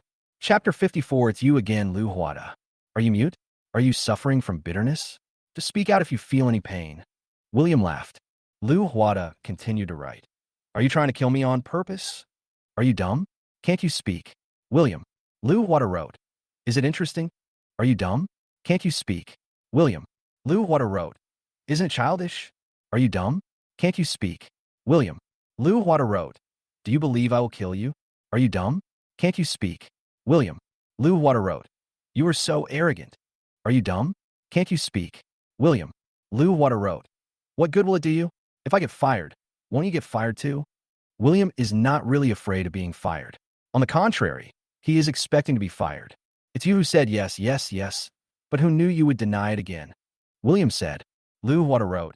I was saying okay, bullshit. Who knew you, such an idiot, would actually sign it? You said it was okay, and you blame me? William said. Liu Huada wrote. I have no grudge against you, right? Why do you have to bite me to death? Just tell me. We have set up a purchasing department. Who doesn't have a grudge against you? William said. Liu Huada pointed to the members of the purchasing department who were watching the scene and wrote, Do I have a grudge against you? All the members of the purchasing department at the scene did not dare to speak. William looked at the members of the purchasing department and said, What are you afraid of? You will no longer be the leader here after today, and neither will I. If you are unhappy, just speak up. All members of the purchasing department nodded. But I still dare not spray. I'm still afraid of Liu Huada. Liu Huada continued to write. If the company pursues responsibility and pursues the penalty for breach of contract, you have to pay. I'm paying your sister. You approved it. I have evidence, and I will win the lawsuit. William said disdainfully. Liu Huada was so angry that he said, I. Woof. William retorted. Liu Huada wrote, If you want compensation, I will sue you. But just at this time, Mr. Bai and his team came out of the meeting. Obviously, a solution has been discussed. Liu Huada looked at Mr. Bai innocently and wrote, Mr. Bai, this is really none of my business. I want to say, okay, bullshit, but this idiot actually signed it. There's no point in saying this. Mr. Bai looked at the words written by Liu Huada. Liu Huada continued to write, Boss Bai, give me a chance. You can't even speak clearly. Go home and have a rest. Mr. Bai was in a very annoyed mood. Liu Huada wrote, Why are you still attacking me personally? I was just nervous and couldn't speak clearly. I don't care about you. You're the general manager of the purchasing department. It was you who said it was okay that made them sign the contract. You have to pay the penalty for breach of contract. Mr. Bai stared at Lu Huada and said. Lu Huada angrily wrote, "It's not my fault. William did it on purpose. I feel like he did it on purpose. He pays. I have evidence. It was you who approved it. I won't pay." William laughed. President Bai looked at William and Lu Huada and said, "I don't care about you. Anyway, all the 26 contracts we signed are canceled. You two can handle the liquidated damages. If you don't pay the liquidated damages, our group will sue you too.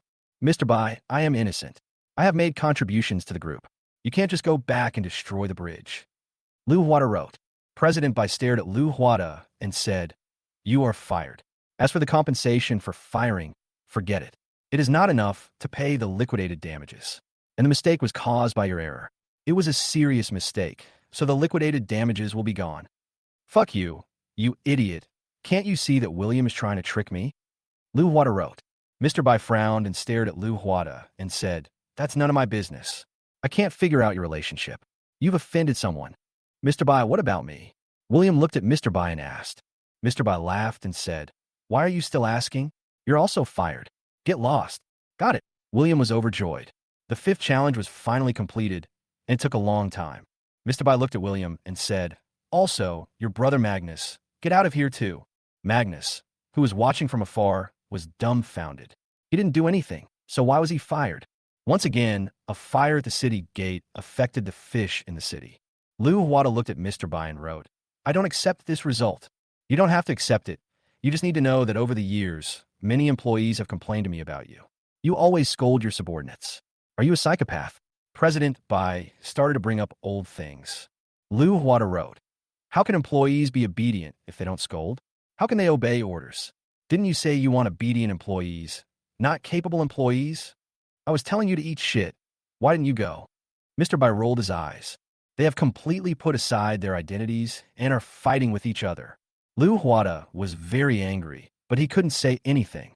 He could only write and write, but writing could not be as fast as speaking. Mr. Bai continued to curse. "If you know what's best for you, stop making trouble here. If you need to leave, leave. If you need to pay, pay. Mr. Bai, we have signed a non-compete agreement. If I am fired and cannot do purchasing, what else can I do?" Lu Huada wrote with red eyes. It was only then that Lu Huada felt the horror of the non-compete agreement. When he asked others to sign non-compete agreements, he never thought that he would be fired. Mr. Bai rolled his eyes and said, "Didn't you propose the non-compete agreement? I just adopted your opinion. Why are you feeling wrong?" All the employees on the scene were in an uproar. It turns out that the non-compete agreement was proposed by Lu Huada. In fact, the group did not sign a non-compete agreement at the beginning. When they were about to sign the agreement later, a large number of people were scared away. After all, many people dare not sign a non-compete agreement. Once they sign it, they really dare not do anything no matter how the company exploits, squeezes them, beats, or scolds them. William looked at Mr. Bai and said, "I won't pay this money. I'm not afraid of a lawsuit. Your group has violated many labor laws, forcing people to work overtime without paying overtime wages, evading taxes. Do you have any evidence?" Mr. Bai didn't expect William to be so difficult to deal with. Although he was not afraid of William going to arbitration or being reported, he was afraid that the capital behind him would think he was incompetent. After all, once this matter gets out, the capital behind it will know about it. This is management weakness. William actually didn't expect that this matter would lead to a lawsuit. He felt that it was quite tricky, and he had not thought it through carefully. William looked at Mr. Bai and said, "I have all the overtime records, and Lu Huada also said that it's voluntary overtime, no money, huh?" "It's you again, Lu Huada." Mr. Bai stared at Lu Huada. Chapter 55, I Want to Laugh When I'm Sad, edited. Lu Huada wrote on the blackboard, "Don't you know everything? You didn't say anything before, and now someone wants to report it, and you blame it on me. Is this how you act as a leader?" William looked at Lu Huada and laughed. "How good are you? You are still the same. You criticized it, and then when something went wrong, you blamed me. E, e, e, e, e, e." Lu Huada was so excited that he wanted to speak again. William, whiff, whiff, whiff, whiff, whiff. Lu Huada. Mr. Bai didn't want to pay attention to the two of them and said, "Compensation or not? Just one word is enough." "No compensation." William was very tough and had the leverage over Lu Huada. If any compensation is to be paid, it should be paid by Lu Huada. What's more, this was a mistake at work, and the company was responsible for it. If an employee makes a mistake at work, he or she will have to compensate the company. Then who would dare to work for the company? Lu Huada also looked at Mr. Bai and wrote, "No compensation." Okay. You two, wait for the court summons." Mr. Bai said and left. Lu Huada looked at William and wrote, "Okay, haha. Okay. Everyone will suffer the consequences." "Yes, but I'm sorry to tell you that I still feel very happy. Aren't you high and mighty? Don't you curse people at every turn? Don't you treat your subordinates like animals? Are you still showing off now?" William asked. Lu Huada wrote, "I knew you did it on purpose. You did it on purpose. You approved it on purpose and got me fired. You were so vicious." William said. Lu Huada was so angry that he wrote, "It doesn't matter whether it was intentional or not. We are all losers now." "Yes, you are all losers. Look, you're already in your 40s and almost 50. After being fired, you still have to sign a non-compete agreement, which prohibits you from doing purchasing within 5 years. Then you have no skills to make a living. What should you do?" William laughed. Lu Huada's face suddenly darkened, as if he had been poked in a sore spot. He wrote, "None of your business. You're responsible for the consequences of your own actions. It was you who proposed the non-compete agreement. You're really a talented person. You're just tying yourself up in knots." William said. In fact, until now, William is still not satisfied because Lu Huada's difficulties over the past month are really depressing. If there weren't any challenges, I really wouldn't have been able to stay here for even a day and would have fallen out with Lu Huada long ago. There's no need to fall out now. At this time, all the colleagues who were watching the scene applauded after seeing Lu Huada being fired. Finally, I can get rid of this demon's management. After completing the challenge. Although he still had some resentment towards Lu Huada, William did not stay any longer, but took Magnus and left the group. Because there is no need. This is always just a challenge. You can't really get caught up in it and just treat it as an NPC. Thinking this way, I felt more cheerful and my resentment was dissipated a lot. Magnus looked at William in confusion and said, "William, why was I fired even though I did nothing? Brothers must share the same difficulties.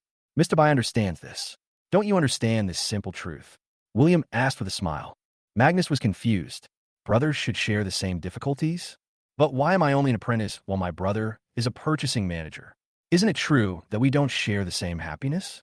William patted Magnus on the shoulder and said, "Brother, go, don't think too much. What's the big deal if you fail once or twice?" "No, William, why do you seem happier after being fired? You don't feel sad at all about being fired." Magnus asked, puzzled. William laughed and said, "No, I'm very sad. When I'm sad, I want to laugh." "Huh?" Magnus. William laughed out loud. "I'm so sad. I can't laugh anymore." Magnus. Ha ha ha. William, do you feel my sadness? Not feeling it. Magnus. William. Ha ha ha ha. Do you feel it a little bit this time? Is this what it means to laugh when you're angry? A little bit. Magnus suddenly understood. William looked at the reward for completing the task in his mind and continued to laugh. Haha.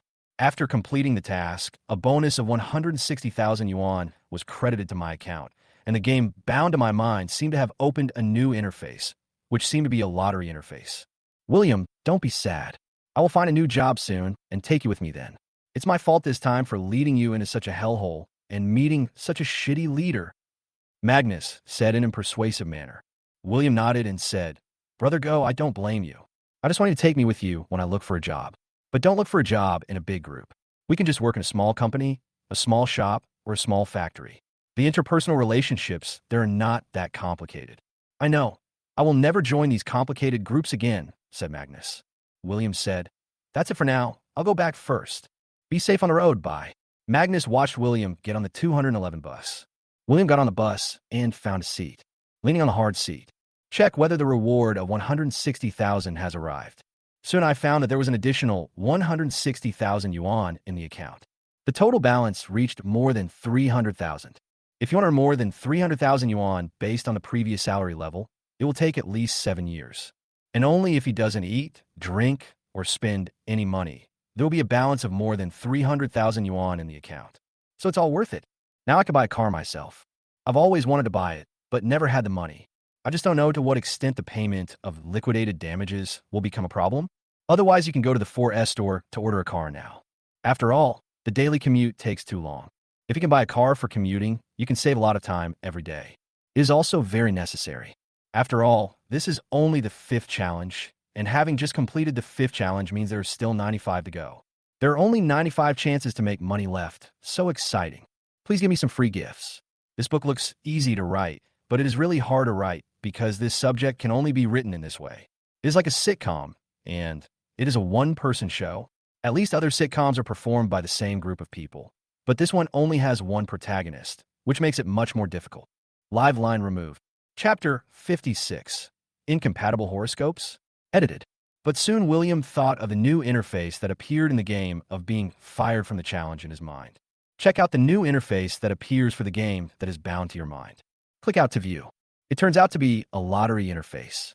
As long as you complete 5 challenges, you can participate in a lottery. This feature will only appear after completing the 5th challenge. Now you can draw a prize yourself. I don't know what will come out of the draw. William drew the lottery in his mind without hesitation. Bite. It is detected that the player is using the lottery opportunity, and the lottery is in progress. Bite. Congratulations to the player who won the internship period card in the lottery. If you're fired from all future jobs during the internship period, it will be considered a successful challenge. William was surprised and excited when he saw that he had won the internship validity card in the lottery. In other words, if you're fired or dismissed during the internship period, it will be considered a successful challenge. Then you won't have to wait for a 1-month or 3-month internship, which is too long. In order to get through the internship period and wait for becoming a regular employee, I really didn't dare to do anything rash, and my life was extremely frustrating. But now with this function, it's different. The internship period can be considered a challenge period, and being fired or dismissed can be considered a success. Then your efficiency can be improved a lot. Even if you enter a formal company like this, you don't have to lurk for a month. Get started directly and do it if you don't agree.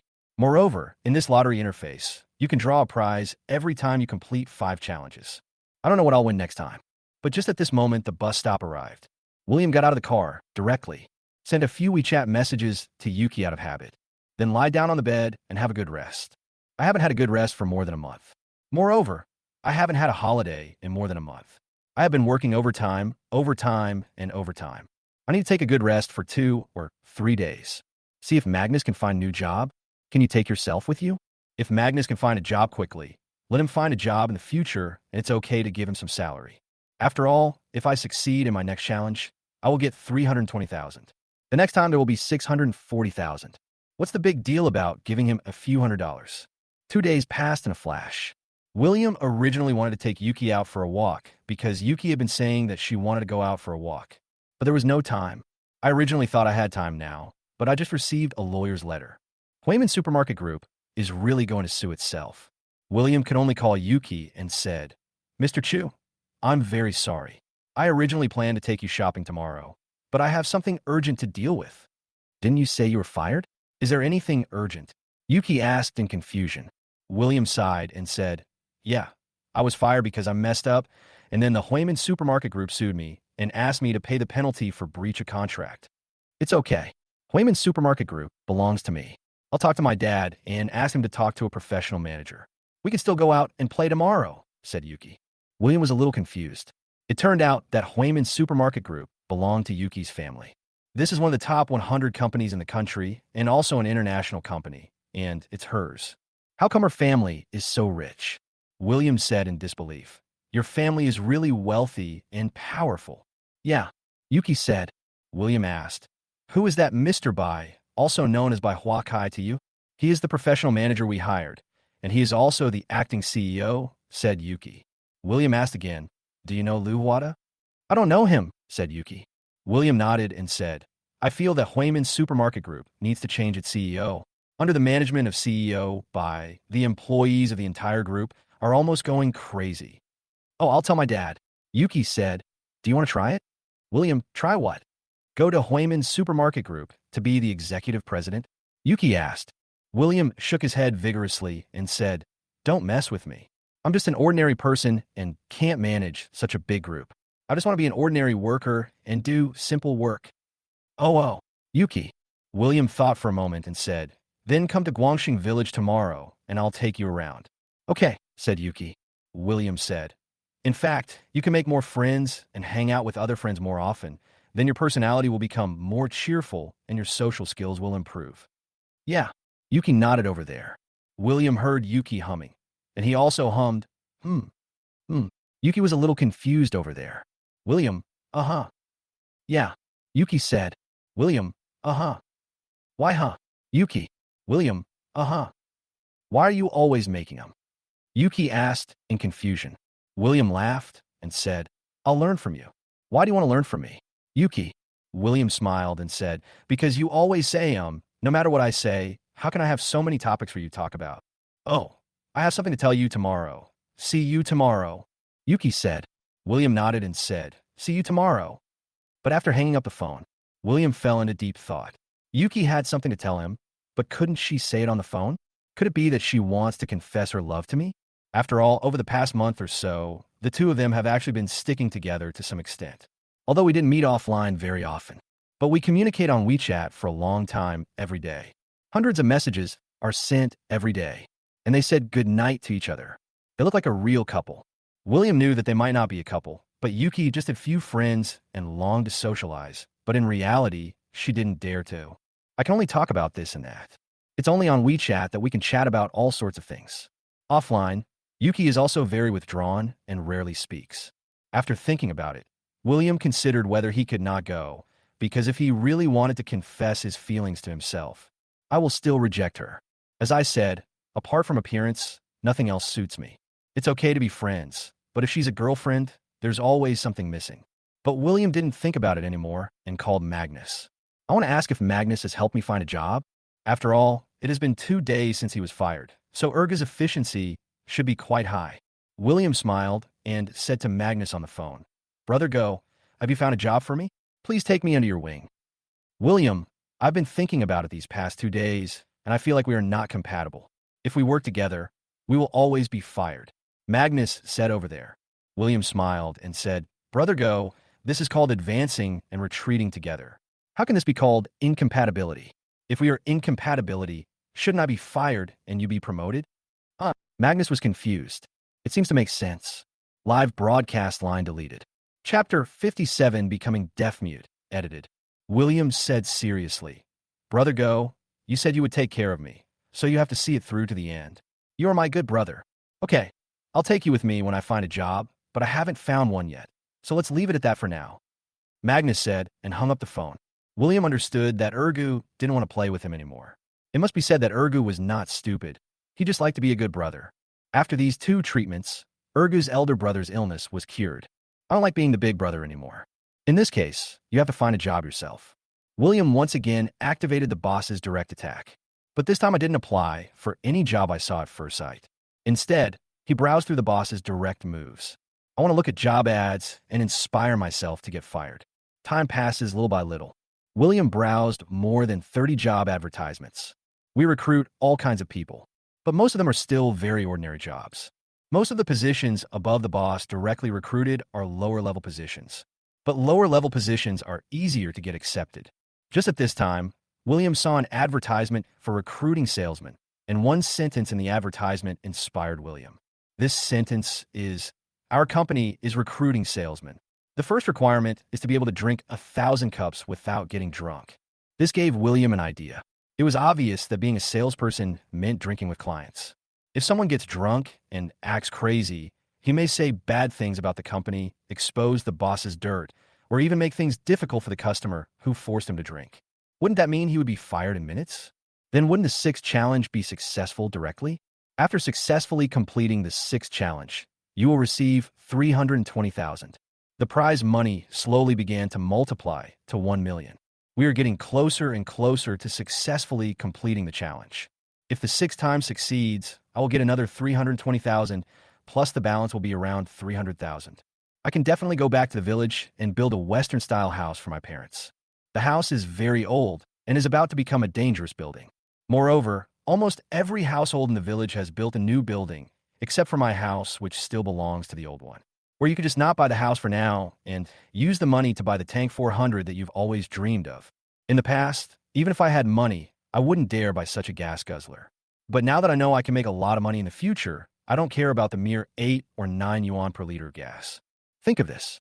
William wrote his resume without hesitation and prepared to apply for this company. This company is near Guangxing Village. It's still very close to the rental house. It's called the Trade Wine Company. It is obviously engaged in import and export of alcoholic beverages. To put it bluntly, it is actually a company that resells alcoholic beverages. This is actually easy to do. It's nothing more than accompanying clients for drinks and meals. There's no problem in writing a poem about being able to drink 1,000 cups without getting drunk. Anyway, it's okay to just drink 2 cups. It's not like I'm going to work here for a long time. William quickly finished writing his resume. He also wrote on his resume that he once completed more than 10 million in business volume in a month. Of course, this is fake, and Yuki's company is also written down. If background check is needed later, Yuki can help. It shouldn't be a big problem. After writing my resume, I sent it out directly. About 2 hours. The other party replied, "Ask William to come to number 44 Guangpu Village for an interview at 4 p.m. tomorrow." In fact, it is the village next to Guangxing Village, so it is quite close. It will only take a few steps to get there. Time flies, and it's the second day. Because he went to bed late last night, William didn't wake up until about 10 o'clock today. I realized it was already 10 o'clock, and then I remembered the bad thing. Because I had made an appointment with Yuki in advance, we met at the Guangxing Village bus stop at 8 o'clock. More than 2 hours have passed now. So William quickly washed up and rushed out the door. And when I looked at my phone, I found that Yuki had sent me a lot of WeChat messages. It's obvious that he's asking what you are doing and why you don't come. When William arrived at the Guangxing Village bus stop, he saw Yuki standing there, looking at a place like a fairy from Guanghan Palace. There were also many confident men waiting for the bus, who asked Yuki for her WeChat ID. But Yuki was still as aloof and cold as ever, completely ignoring everyone. Even when people asked her, she didn't say anything or look. At one point, he was thought to be a deaf-mute, and many people sighed. What a pity, why is such a beautiful fairy in Guanghan Palace a deaf-mute? At this time, a confident man took out his mobile phone and typed a message, handed it to Yuki, and said, "Sister, I know you can't hear me, but I called you on the phone. Take a look." The text on this confident man's phone reads, "My heart beats fast when I see you. I know you're the only one for me at first sight. Let's add WeChat." William also moved closer to the confident man, then looked at the text on his phone, frowned, and helped Yuki out. "She is my girlfriend, and she is already taken. Sorry, I'm so jealous. You have such a beautiful girlfriend. Even though she's deaf and dumb, her beauty is enough to make up for her defects. Even if she's paralyzed from the waist down, I think it's worth marrying her." The confident man said with great envy. After hearing what the confident man said, Yuki's face seemed to be covered with a layer of ice, and her eyes were cold. The live broadcast line has been deleted and does not affect the subsequent main line. Chapter 58, The Secret Exposed. I'm sorry, I forgot to set the alarm. Usually my alarm goes off at 7 o'clock, but today is Sunday, so it didn't go off. William looked at Yuki very apologetically and said, Yuki was obviously unhappy. After all, I waited here for more than 2 hours, and there were many passengers getting on and off the bus, so I was chatted up for more than 2 hours. No fewer than 200 people came to chat with me. It would be a miracle if I could be happy. However, when the people around saw that Yuki actually spoke, they were all shocked. Isn't this a deaf mute? How come you can talk suddenly? The confident man looked at William and asked, Isn't your girlfriend deaf and mute? Your whole family is deaf and dumb. William rolled his eyes at the confident man, then pulled Yuki and quickly left this dangerous place. But when they got to a place with fewer people, William let go of her hand and said apologetically, I'm sorry, I just called you my girlfriend. Yeah, I understand. Yuki actually understood that William was trying to help her out. William nodded and said, Why don't you drive your own limited edition Lamborghini supercar out today? Didn't you say you would take me out to play? Yuki asked. William smiled and said, I can take you out to play or drive you out to play. No, how can you have fun driving that car when people are watching you wherever you go? Yuki asked. William laughed and said, Even if you don't drive, you will be watched wherever you go. It makes no difference. Yeah, Yuki said, Let me take you shopping. I think you seldom went shopping before. William said. Yuki nodded, yeah. Soon, William took Yuki to walk around the streets of Guangxing Village. You know what? Yuki seems to be curious about a lot of things, like someone who has rarely been shopping. William was also a little curious and asked, Why do you feel so novel when you see a rocking car? Haven't you seen one before? I've seen it, but never played it, said Yuki. William asked, "Want to play?" "I want to." Yuki nodded, "But I'm sorry." William laughed and said, "What's there to be embarrassed about? If you want to play, just play. Don't care what others think. Do what you like, do what you want to do, and live your own life. This is the real me, true self." It seemed like this was the first time Yuki heard such a word. William nodded and said, "Yes, that's my true self. Be yourself, not influenced by anyone, and you will be happy." After that, William walked directly to the cashier counter of the small supermarket and said to the boss, "Give me 50 yuan for the rocking car game currency." "Okay." The boss immediately counted out 50 game coins and gave them to William. William took the game coins, walked to the front of the rickshaw car at the entrance of the supermarket, looked at Yuki and said, "Come on, don't be shy." Yuki shook his head vigorously. Although she wanted to play, she was really shy and a bit socially anxious. William sighed and said, "I'll play with you." "No." Yuki shook her head. William sat on it himself, put in a game coin, and pressed start. Suddenly the rocking car started rocking, and the harsh music sounded. "What's Daddy's dad's name?" "Daddy's dad is called Grandpa." "What's Daddy's mom's name?" "Daddy's mom is called Grandma." I have to say that William is indeed a social expert. He really dares to do what he thinks and doesn't care much about other people's opinions. I played it for several rounds. William looked at Yuki and said, "It's actually quite comfortable. It makes me want to sleep, just like when my mother held me and rocked me to sleep when I was a child. Come on, let's try it." Yuki actually envies William's personality of not caring about other people's opinions and just doing what he wants to do. William was still afraid to see Yuki, so he could only pull Yuki over. I carried Yuki directly onto the rocking car, stuffed in the game coins, and pressed start. Yuki immediately grabbed the steering wheel of the rocking car and started rocking. In fact, many people were watching. After all, two adults were playing with children's toys. Even if Yuki doesn't ride the rocking car, many creepy and confident men will stop and watch her. After all, Yuki is so beautiful, more beautiful than any star I have ever seen. Chapter 59. The Qianjin is ruined. "William, help me down." Yuki's face turned red to her ears. After all, too many people are watching, and those who are lonely and autistic are almost socially dead. William shook his head, then looked at the crowd of people watching and said, "Do you want to play? I'll treat you." Everyone shook their heads, but some of the kids nodded frantically. There were also some young ladies who were a bit socially successful and nodded. William gave out game coins without saying anything, and they were also inviting some adults to come and play. Soon they were infected by William's enthusiasm, and 4 or 5 middle-aged people and old men were also pulled up to join the fun. In fact, they're also curious. After all, there were no rocking cars when they were children. Soon, all 8 rocking cars at the entrance of the supermarket were filled with people. William stood next to Yuki's rocking car and said, "Do you feel a little better now?" "Yeah." Yuki nodded. After all, there are a lot of middle-aged and elderly people playing, so I don't seem so out of place. There were a few other young ladies playing as well. William stuffed another coin into Yuki's rocking car and continued to press the start button. Yuki held the steering wheel tightly, living out his childish addiction. After all, Yuki had never sat down when she was a child. Her family's education was that of a lady from a wealthy family, and she had to be dignified and proper no matter what she did. This is how she was educated since she was young. While other children were playing in the mud, she had to practice calligraphy and piano.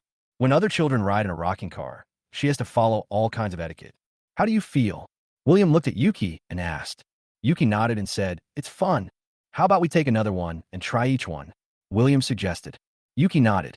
Then William immediately helped Yuki exchange the rocking car with someone else, until the supermarket owner came out and started cursing. All the talents came down with a sense of unfulfilled desire. "Supermarket owner, are you sick? This is a children's rocking car. What if 1 or 2 of you sit on it, and it weighs hundreds of pounds and breaks?" Everyone dispersed. William also pulled Yuki and ran away with the crowd. He ran far away from the supermarket before stopping.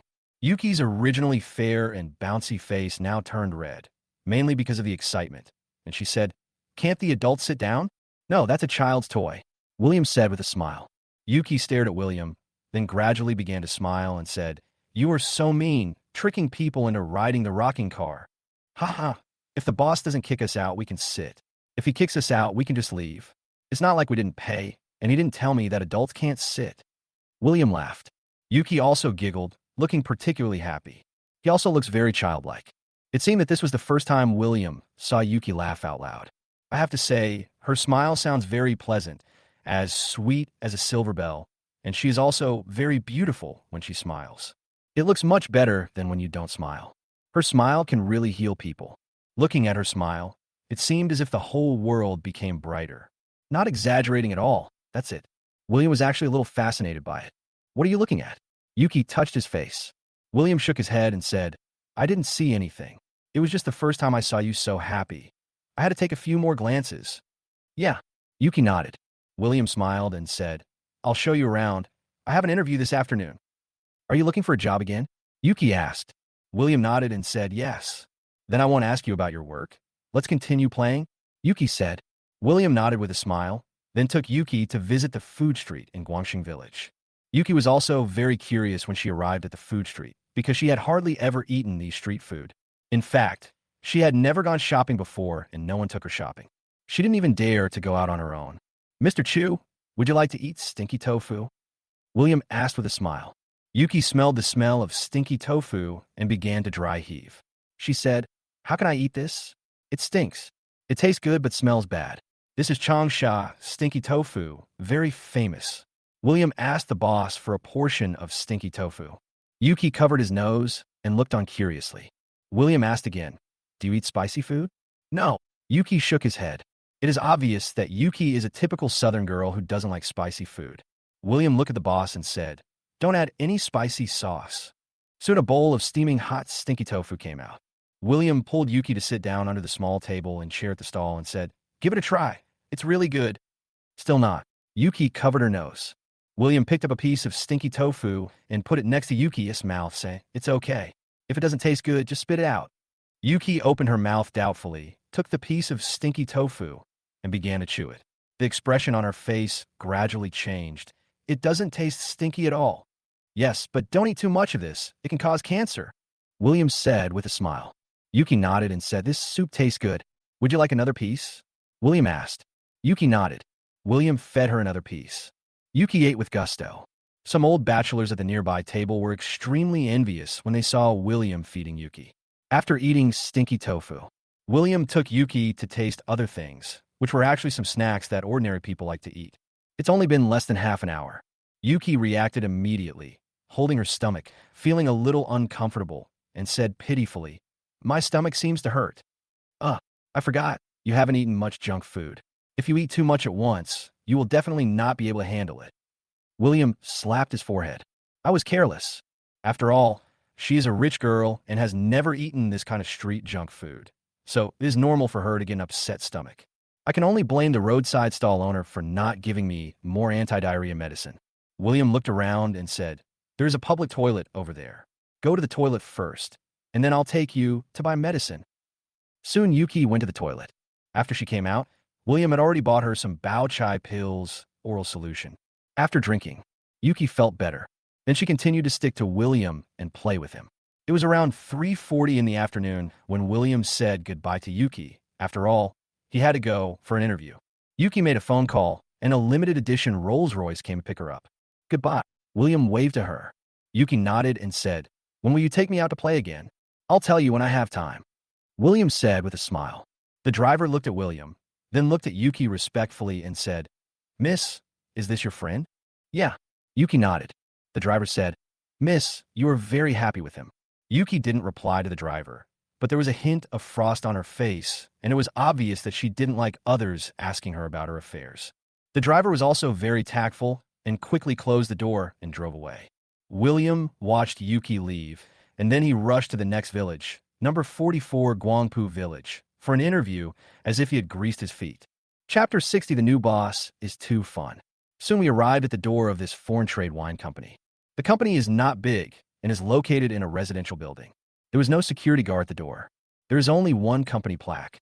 William walked in and soon saw the simple front desk. He explained his purpose to the receptionist. I was immediately taken to the boss office by the receptionist, and there were 4 or 5 people in the boss's office waiting for interviews. William also saw familiar faces among these 4 or 5 people. The second acquaintance is Magnus. Magnus also saw William, and they looked at each other. But Magnus was obviously weaker and looked a little embarrassed. William looked at Magnus and said, Brother Go, didn't you say you would take me with you? Why did you sneak in for the interview? E. Magnus was speechless for a moment, too embarrassed to know what to say. After a moment, Magnus finally thought of what to say and said, I want to come over and test the waters before telling you. But at this moment, a middle-aged man with a big belly walked in. The big belly looked at everyone and said, I am the boss of the Trade Wine Company, Du Chiming. Welcome everyone to come to our company for an interview. Hello, monsieur. Du. When no one could react, William was the first to say hello. Du Chiming was actually very satisfied with William's responsiveness and said, Well, hello everyone. Just then, the phone in the office rang. Du Chiming looked at the phone with a bit of embarrassment and fear, just like a thief seeing the police. William saw this scene and figured out the clue. If it was a normal call, this would never happen. Is he a debt collector or something? Du Chiming looked at the phone, hesitating whether to answer it or not. The expression on his face was clear, and he didn't dare to answer it. But the phone kept ringing, and there was no sign of stopping. I thought about it for about 3 minutes, and the whole office was filled with the sound of phones, and everyone was embarrassed. William looked at Du Chiming and asked with a smile, Mr. Du, did something happen? But at this moment, the phone call finally stopped. But before Du Chiming could take a breath, the phone rang again. Du Chiming looked at it, and William said, Please answer the call for me and tell them that Mr. Du is not in the company. Don't say anything else. No problem. William nodded, then picked up the phone and was about to say something. I was frightened by the momentum and voice of the other side. The voice on the other end was a woman's, and it was an angry voice that was already 99 degrees Celsius. You must be Mr. Du. My husband went to discuss business with you, and you took him to a prostitute. Now the police asked me to pick him up. You are really good. The woman's voice was very loud, and she wasn't on speakerphone, but everyone in the office could hear it. Because the woman shouted in anger. William was also confused. He didn't expect that Mr. Du would do such a thing. He is such a veteran. Du Chiming looked at William and quickly indicated that he was not there. However, William ignored Du Chiming and instead demonstrated his emergency responsibility, saying with a smile, Sister-in-law, listen to me. Our boss has been busy all night, running around looking for connections and people to protect your husband. There's no good person in your company. Don't even think about doing business with us. The woman opposite continued to roar. William said calmly, Sister-in-law, you actually misunderstood. Listen to me first. Things are not what you think. Du Chiming and everyone present looked at William, all with puzzled expressions. Especially Du Chiming, because William had no idea what happened last night. Why should he meddle in it? Du Chiming wanted to interrupt William, but William signaled him to be quiet. Okay. You said that taking my husband to a prostitute is reasonable, right? The woman opposite was still not calm. William smiled and said, Last night your husband and I drank too much and got really drunk. At that time, our CEO, Du, told him not to go back and to stay overnight. But your husband refused to listen and said that you were waiting at home, and he had to go back and couldn't leave you alone at home. So he drove back and was caught drinking and driving on the road. If you're caught by the police and found to be driving under the influence, your driver's license will be revoked, and you may even be sentenced to a year or 2 in prison. So our president, Du, ran around everywhere that night, trying to find connections, and finally got the charge changed to soliciting prostitution, a much less serious crime. The maximum fine is 1,000 yuan, and you are asked to sign to rescue the person. Otherwise, your husband won't be able to drive anymore, which will definitely affect his future business opportunities. He will also be detained for 5 or 6 months, so won't his business fail? After hearing this, the woman opposite, not knowing whether she was really stupid or not, actually calmed down and asked, Really? Could it be true? If Mr. Du didn't know so many people, this matter would be really troublesome. William said seriously. The woman opposite said, Then thank Mr. Du for me. I'm misunderstood. After all, I've been a shrew at home for too long and have lost touch with society. It's okay, just go and sign it and get your husband out. William was shocked.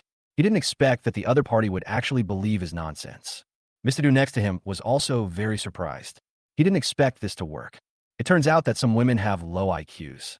The woman nodded and said, Thank you. Okay, sister-in-law, we're busy, William said and hung up the phone. Du Chiming patted William on the shoulder and said incredulously, You are a talent. You have solved all of this. Good. Young man, your adaptability and emotional intelligence are very high.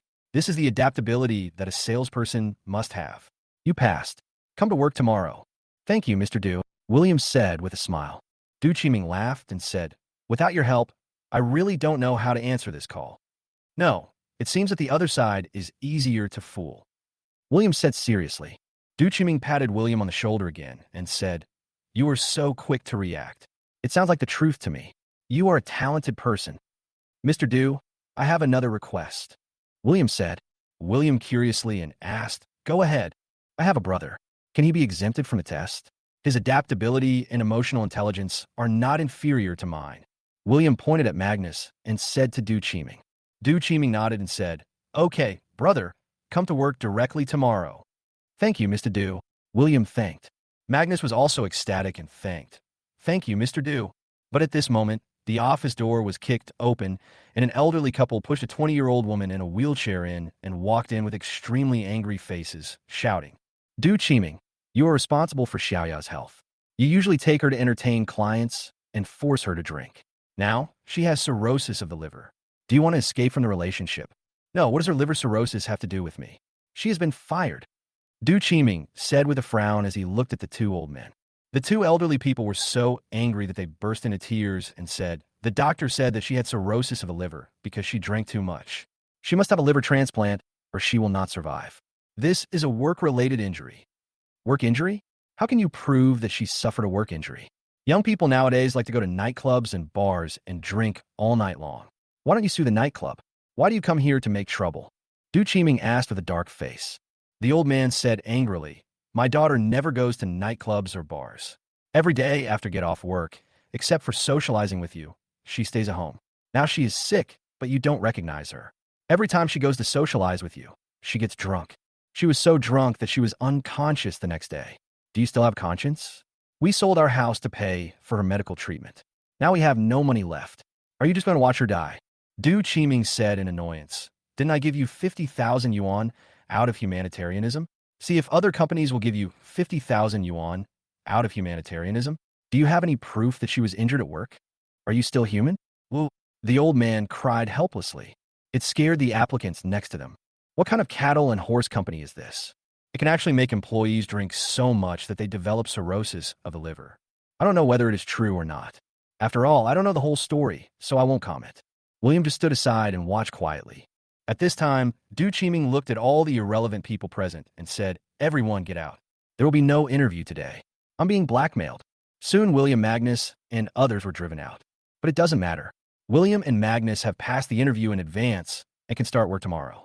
Magnus looked at William and said with some concern, "This company doesn't seem normal. What's wrong?" William asked with a smile. Magnus said, "It seems that drinking alcohol can cause cirrhosis of the liver. Moreover, this company is in the alcohol business. I think it is very likely to be true." "What does it matter?" William asked.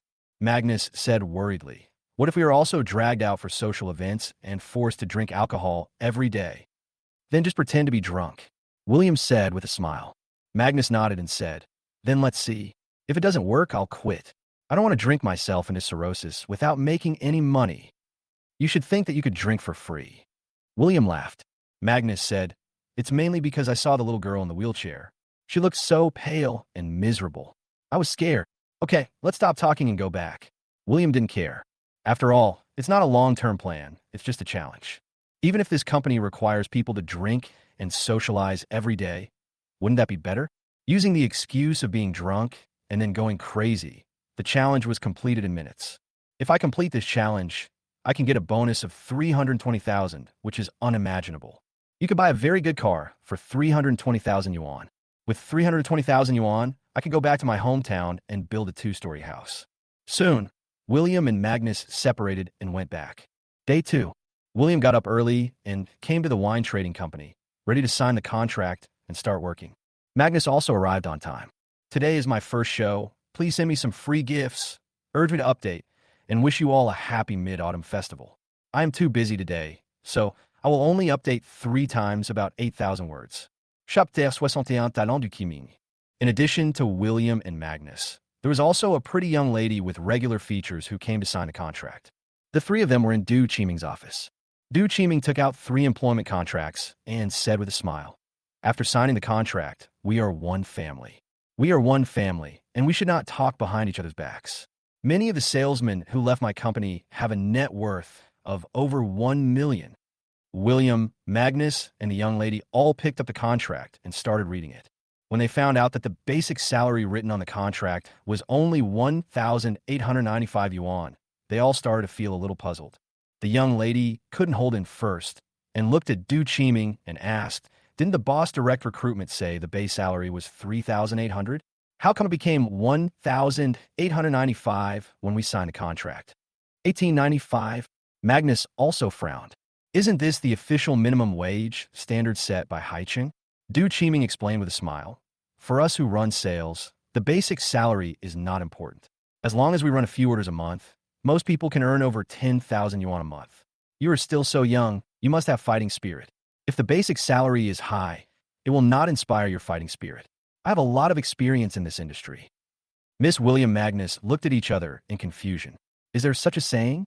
Du Qiming still smiled and said, "In the past, I gave some people a guaranteed salary of 6,000, but the money they finally earned was not as much as those who did not get a penny of basic salary.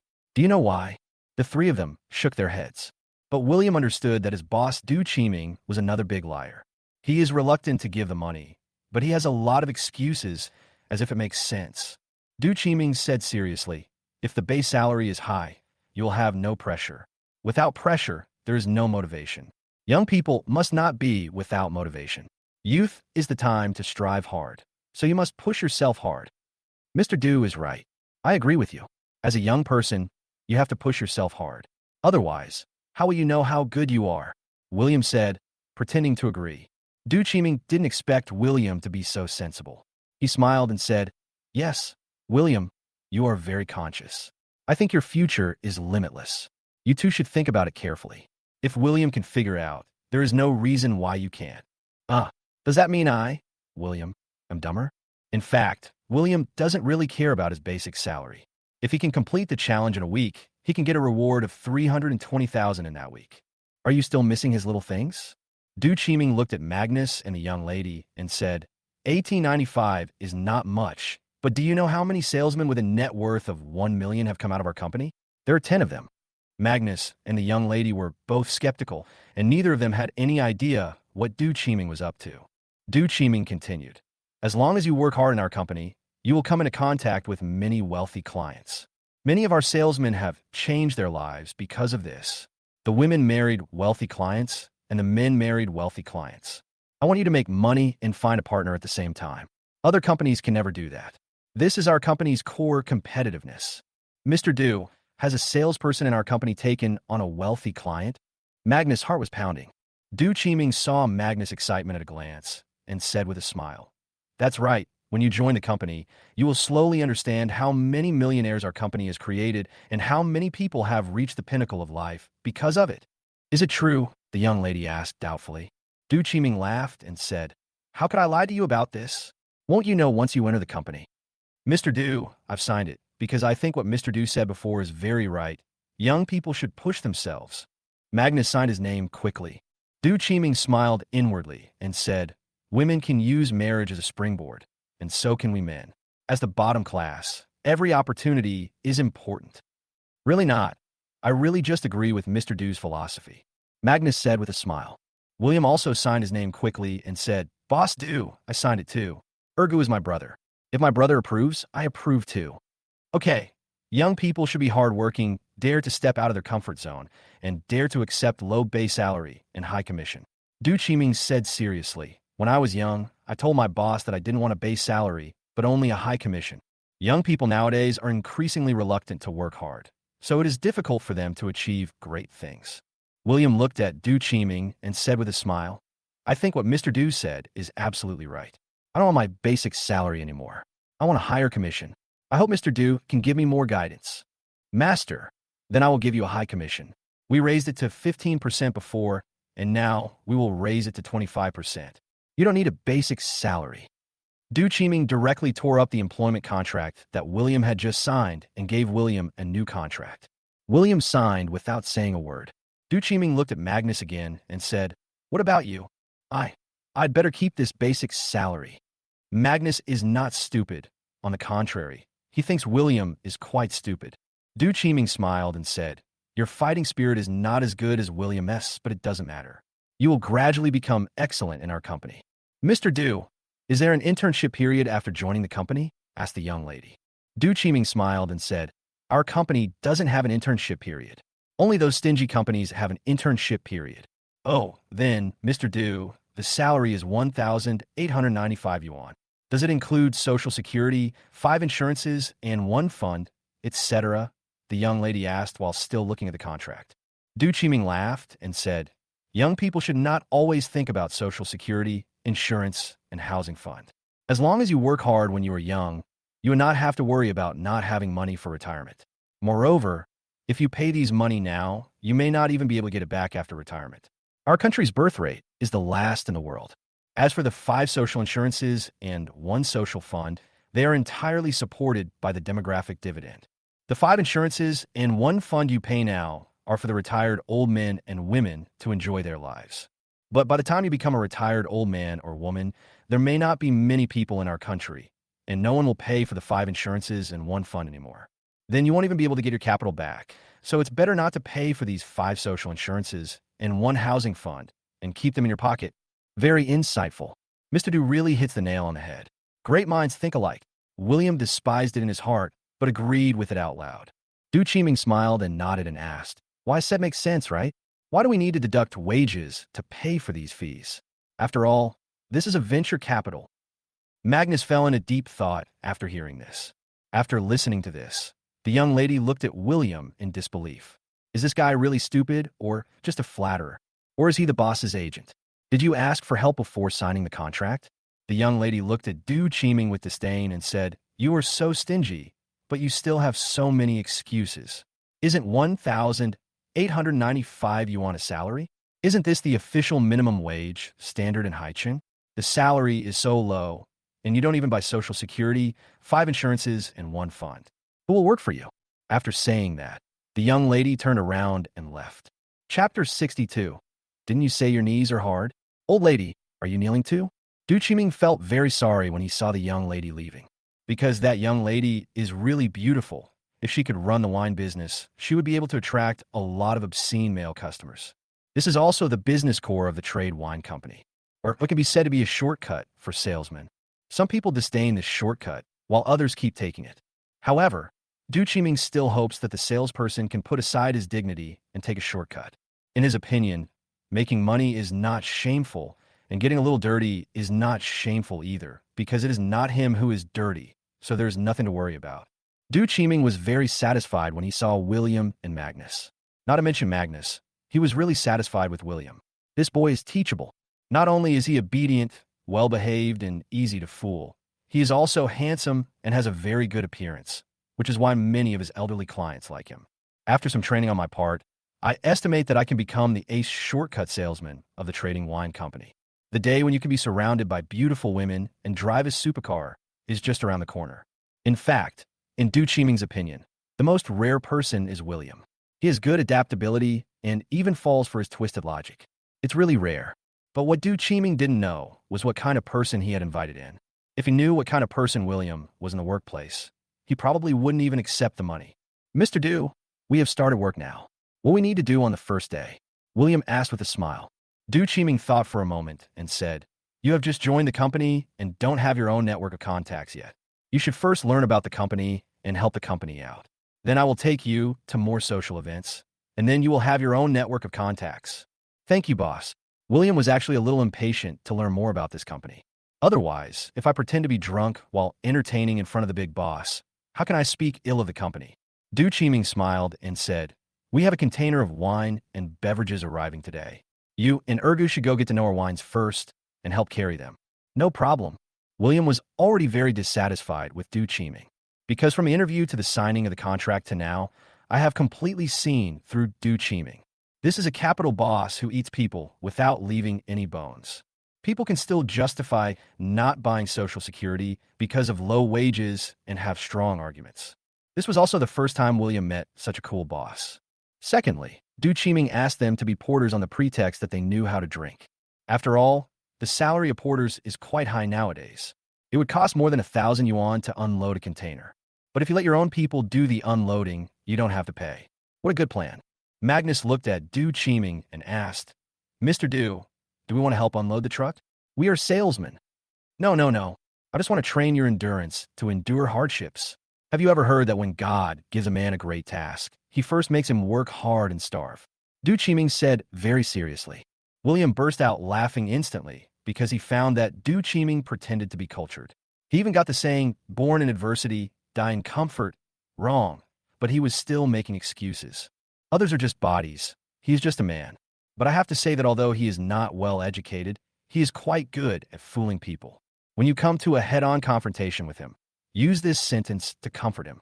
Magnus looked at Du Chiming and said, Mr. Du, you are wrong. This sentence should be said like this. When God gives a man a great responsibility, he must first make his heart and mind suffer, his muscles and bones tired, his body hungry and empty. People who do great things don't care about trivial matters. It's good that you understand this. This is the best way for me to temper your will. Du Chiming said very seriously. Magnus always felt like he had suffered some loss, but he couldn't remember what it was for a while. Soon, Du Chiming took Magnus and William to the warehouse. There was a large truck parked in front of the warehouse. The carriage was filled with boxes of wine.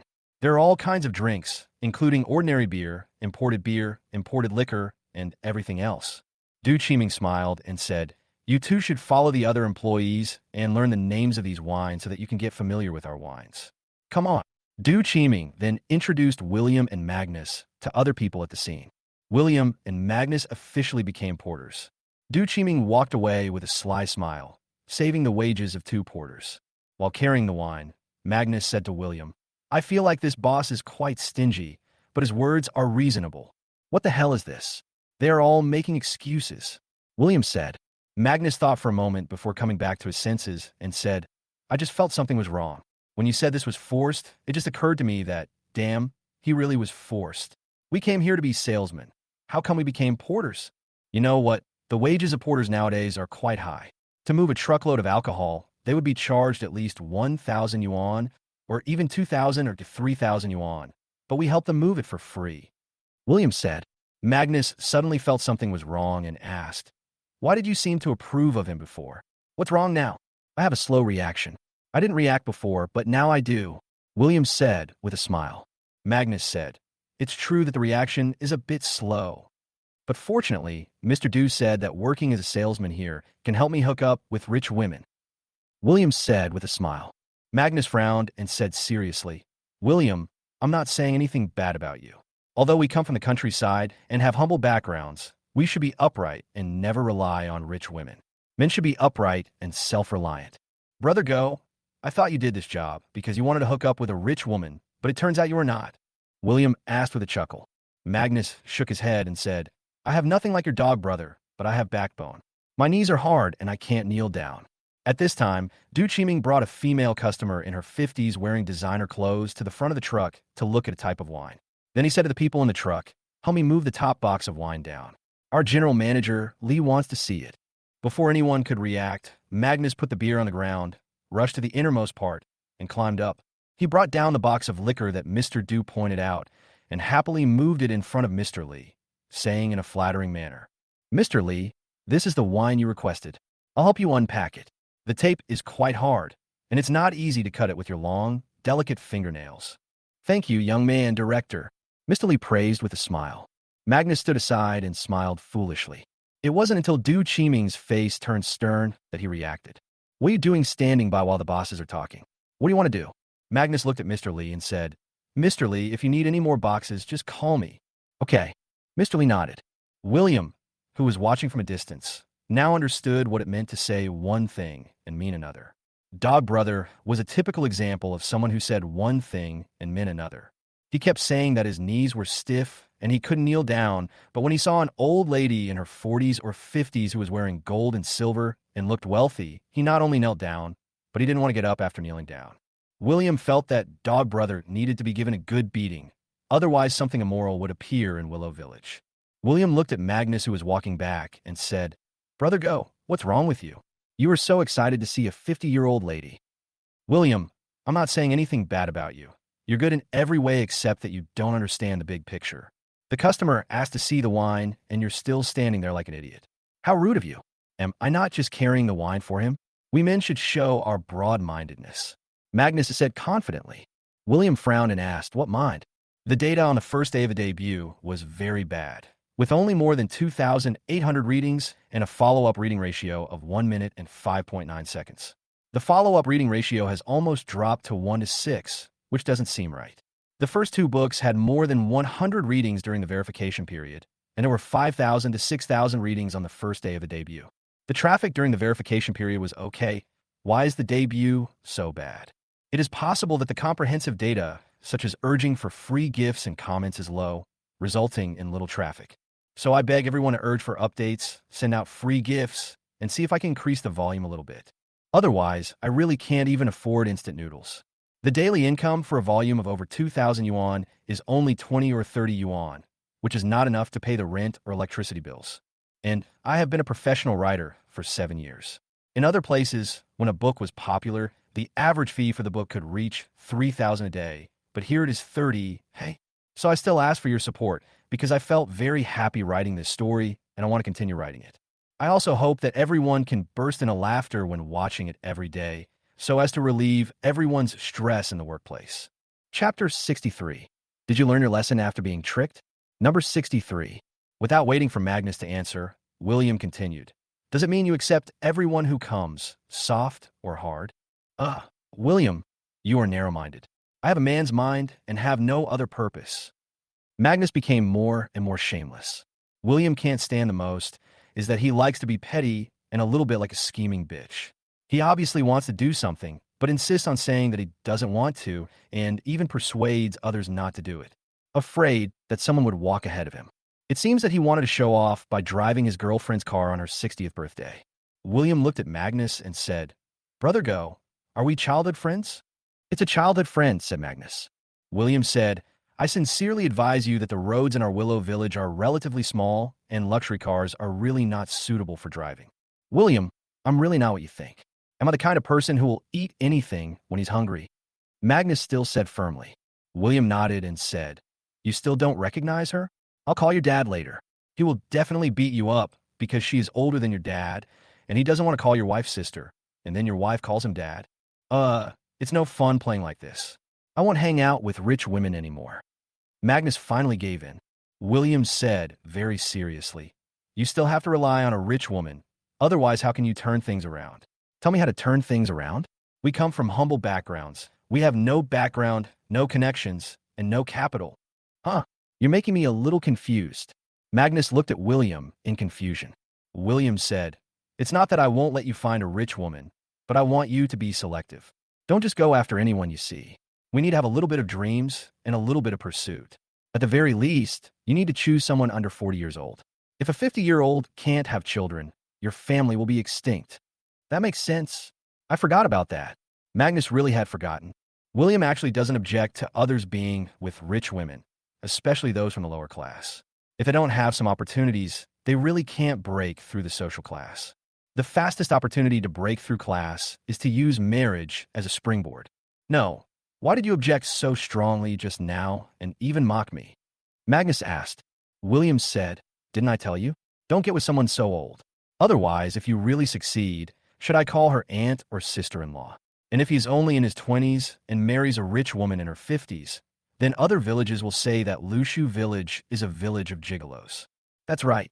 If we are about the same age, people won't think about so many other things, and there won't be so much nonsense. Magnus seemed to have figured it out. William looked at Magnus and said, Can you put away your little thoughts in the future? We are childhood friends. If we want to be with a rich woman, we should do it together. You keep telling me to be tougher and not to be with a rich woman, but you are so excited when you see an old woman. What's wrong with you? Magnus smiled avkwadli. His little trick was exposed. He said, It's just a joke. You're not stupid. What are you two doing? Performing crosstalk while standing? Do you want to buy tickets? Du Chiming's voice sounded behind William and Magnus. Both William and Magnus were shocked. Du Chiming said with a straight face, You must be strict with yourself. Starving a common man will make him work harder. Have you forgotten? I'm just your guide. How far you can go depends on you. Be more self-disciplined. Okay. William continued to move the wine with a smile. Magnus looked unhappy, but he had no choice but to continue moving. The move was not completed until after 6 p.m. Du Chiming also came to watch again, and this time he bought some water and some box lunches and said with a smile, Everyone has worked hard today. come to drink water and eat. This is also my small token of appreciation for your hard work. You are all the best. Everyone went to get water and fast food. Magnus also brought William some water and fast food and sat with William under the company tree while eating and said, Mr. Dew seems to be pretty good. He brought us water and food. Are you crazy? We're this water and this meal worth $20. Do you know that a porter can earn about $600 to $700 a day? William sometimes felt that Magnus's brain was not enough. What little brains she had was all focused on being a green tea girl. Magnus suddenly felt that the rice no longer tasted good and the water no longer tasted sweet. This is indeed the case. You are working as a salesperson with 1,895 yuan, not as a porter with 1,895 yuan. The 1,895 yuan is at most a few days' salary for the porters. Soon, William and Magnus finished their meal and prepared to go home. The two walked out of the company together and just arrived at the company lobby. I saw again the elderly couple pushing their daughter with liver cirrhosis blocking the entrance of the company lobby. Magnus saw that the woman was pale and looked like she was about to die. He felt a little bit of pity for her and said, William, do you think this girl really drank too much at the company's social event and got cirrhosis of the liver? Or is she just trying to blackmail me? You want to know? William asked. Magnus nodded and said, Aren't you curious? I'm not curious, because even if I'm curious, I can't help them. William really couldn't help the other party. I don't have much money when I ask for it, and it's impossible for me to give money to someone who is not my relative or friend for no reason. Even if you really want to give money, you have to make sure your family has enough food and clothing. My family can't even worry about food and clothing, and even my house is almost becoming a dangerous building. So I'm not qualified to be a good person. Magnus said, Just curious. No need to help. Do you have 1,000 yuan? William asked. Magnus nodded and said, Yes. Pass it to me. William said with a smile. Magnus said, Why? Forward it to me, and I'll tell you whether it's true or not. William said. Magnus said, 1,000 bucks for one truth? No, I don't want your money. Just transfer it to me. William said with a smile.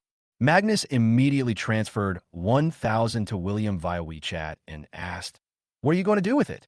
William ignored Magnus and walked up to the elderly couple and said, Hello, uncle and aunt. We are also employees of this company. My name is William. His name is Magnus. He is my brother. He feels sorry for you and wants to donate 1,000 yuan to you, just to do our best and help as much as we can. I'll give it to you. You can use it to treat your daughter's illness. Magnus, standing by, was stunned. He wanted to donate money for him. He fucked. The elderly couple looked at Magnus and William with great gratitude and said, Thank you. We can't accept it. We came here just to ask for our work injury compensation. We just want justice, not to gain sympathy. You're welcome. My dog brother is very kind-hearted and has been awarded the title of philanthropist every year. Seeing you like this, I would feel unhappy if I didn't donate a little. I wouldn't be able to sleep when I go back, and I would be unable to sleep all night. William said very seriously. After that, William looked at Magnus and asked, Brother dog, I'm not bragging, am I? Huh. Magnus nodded slightly. Magnus with great respect and said frankly, There are still many good people in the world. I didn't expect that he has such a good heart despite his shifty eyes. Bah. I was wrong. It should be handsome. Can you think before you speak? It's been decades, but you still can't get rid of the bad breath. How can this guy be shifty? He is called a fresh meat. He has long and narrow eyes. He has a Korean style, which is an international style. This is called temperament. In South Korea, he is a very popular handsome man. The old man still has a high emotional intelligence and helped his wife to smooth things over. The old lady actually had a good heart. She was just outspoken and had a low EQ. So she said, Yes, it's a pity that this is Dragon Country. Otherwise, he would definitely be a handsome star. William, who was standing by, was trying so hard to hold back his laughter that his stomach ached. Magnus was the only one with a gloomy face, but after listening to what the old man said, his expression gradually eased. He hates it most when people say he has shifty eyes. In order to make myself look less shifty, I deliberately apply facial mask every day to protect my skin and make myself whiter, so that the feeling of looking less shifty will be less. The old man looked at Magnus and said, I think this guy is very handsome, especially his eyes, which are so focused and deep. If my daughter didn't have cirrhosis of the liver and was dying, I would have introduced her to you. Really? We are all miserable people. Magnus grinned. William looked at the elderly couple and said, "Do you have WeChat? I will transfer Brother Go's 1,000 donation to you." Brother Go, I donated it, okay? Yeah. Magnus nodded reluctantly. Originally, the elderly couple didn't want it, but William was so enthusiastic that they had to accept the donation. After donating the money, William and Magnus walked out of the company. Magnus looked at William and said, "Pay back the money." "What money?" William asked. Magnus said, "I just gave it to you. Didn't you nod to donate?" William asked, pretending to be confused. Magnus said with a painful look on his face, "Then you give me 500, and we each donate 500. No, Brother Go, this is not fair. The donation was made in your name, but now you ask me for half of it, and I even found out the truth about them for you." William said. Magnus said, "What is the truth?" "The truth is that they're actually very kind and not greedy. If they were that kind of greedy person, they wouldn't be polite to you. They wouldn't even shirk their responsibility if you donated 1 million. This proves that her daughter was most likely injured at work." Du Ming Lit. William made a rough guess. William doesn't really care what the situation is. As I said, I can't control it, and I have no right to control it. Magnus thought it made sense, nodded and said, "But the truth is not worth 1,000 yuan. If you do this, I will look down on you, Brother Go. You are flattered and act like a good person, but now you ask me for money. You have to nod your head. If you don't nod, I won't donate." William morally blackmailed me. Actually, William just wanted to punish Magnus a little to make him remember that he kept playing tricks on him. If he didn't retaliate, would he remember it? Chapter 64. No, it doesn't matter if you are more handsome than me. Soon, William and Magnus separated. After all, the two people live in different places. William walked back to his rented house in Guangxing Village from number 44 Guangpu Village, very tired. He lay in bed, rubbing his legs and arms. After all, I was unloading for a whole day and was really tired. This was also William's most tiring day at work ever. Although the working hours are not the longest in a day, I do physical work all day long. What's funny is that he still claims to be a salesperson. How many salesmen need to unload goods in a day? It is true that some bosses will ask their salesmen to help unload and load the trucks, which does seem a bit like they're taking advantage. But Du Qiming is different. He is blatantly plagiarizing the labor of his employees. William was lying on the bed, sending messages to Yuki, and fell asleep while sending messages, until the alarm rang the next day. William finally woke up, but he felt sore all over, obviously overworked. In this case, I should have gone for a massage to relax last night. Relaxing with a massage can effectively relieve body aches. William doesn't have time now because it's time to go to work. It's only the second day at work, and I don't want to be late. Otherwise, how can I win Du Qiming's approval? How to know more inside information of the company? Soon, William went downstairs, bought 2 buns and a cup of soy milk at the breakfast shop, and ate while walking to work. But on the way to the company, I met the old couple pushing their daughter who was suffering from liver cirrhosis. "Good morning. Are you here to defend your rights again?" William greeted. The old man nodded, looked at William and said, "Yes, thank you for the 1,000 yuan yesterday." "You're welcome. That was donated by my brother Go. He couldn't sleep if he didn't donate," William said with a smile. The old man looked at William for advice and said, "You are young and have read more books. I want to ask you, if we use the illegal activities of the trade wine company to threaten Du Qiming and ask him for compensation for work injuries, does it count as extortion?" Can you tell me what illegal activity this is? William didn't expect that they could know the inside story of the company. But it's true, it's normal for a female employee who is taken out for social events by her boss every day to know some inside information about the company. The old man said, "My daughter said that a lot of the imported alcoholic beverages of your company are adulterated. The real alcoholic beverages are drawn out with a syringe and mixed with other fake alcoholic beverages. All of them are half real and half fake. Also, your company sells fake imported liquor, which is actually produced domestically.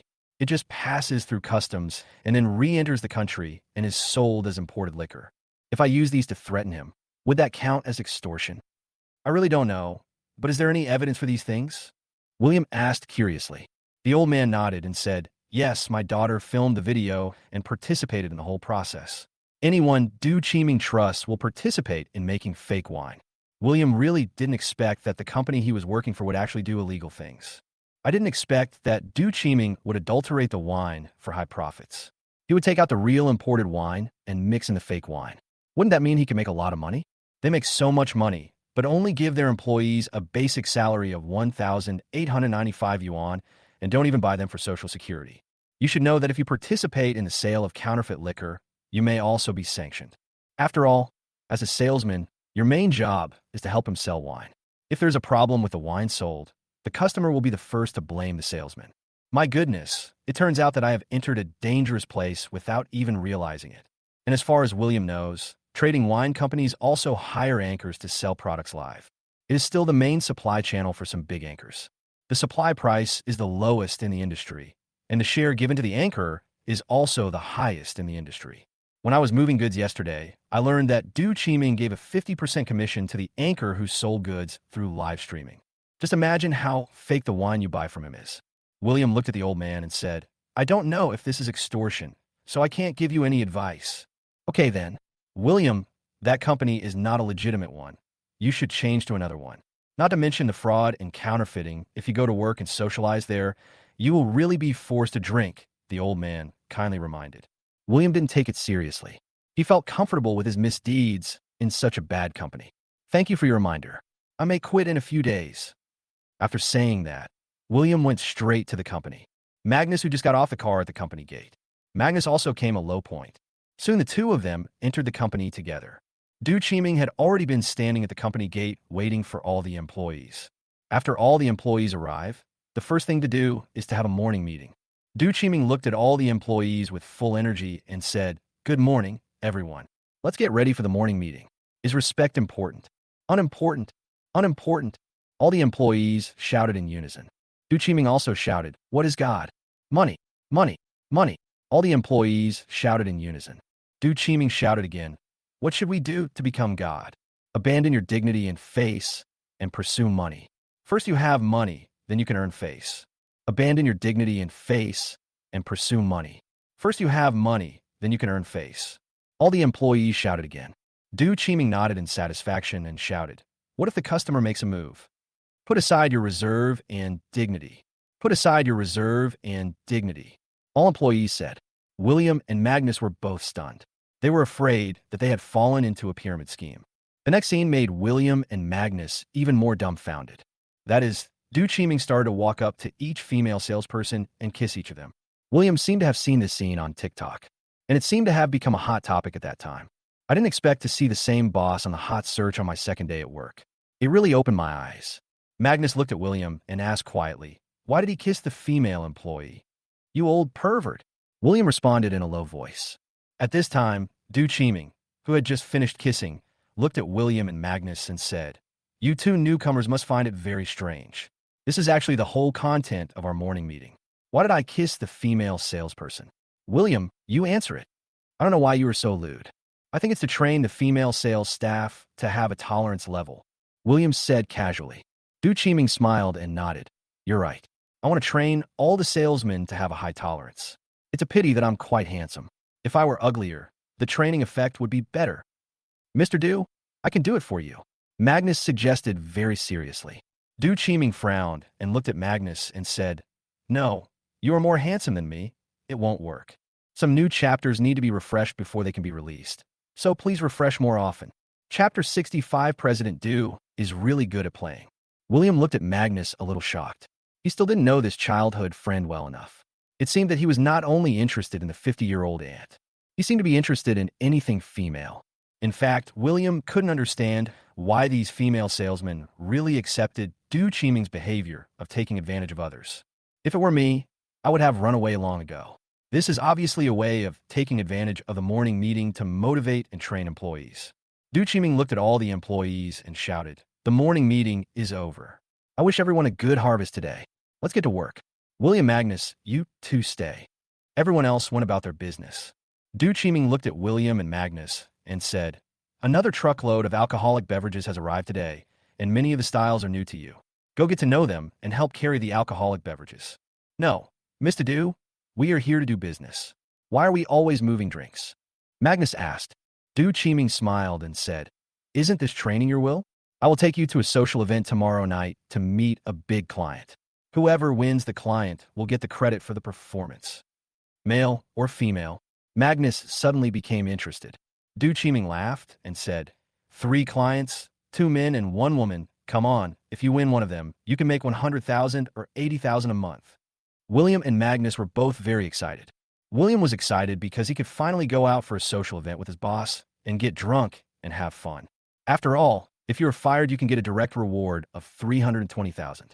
What makes Magnus excited is that he can finally be with a rich woman.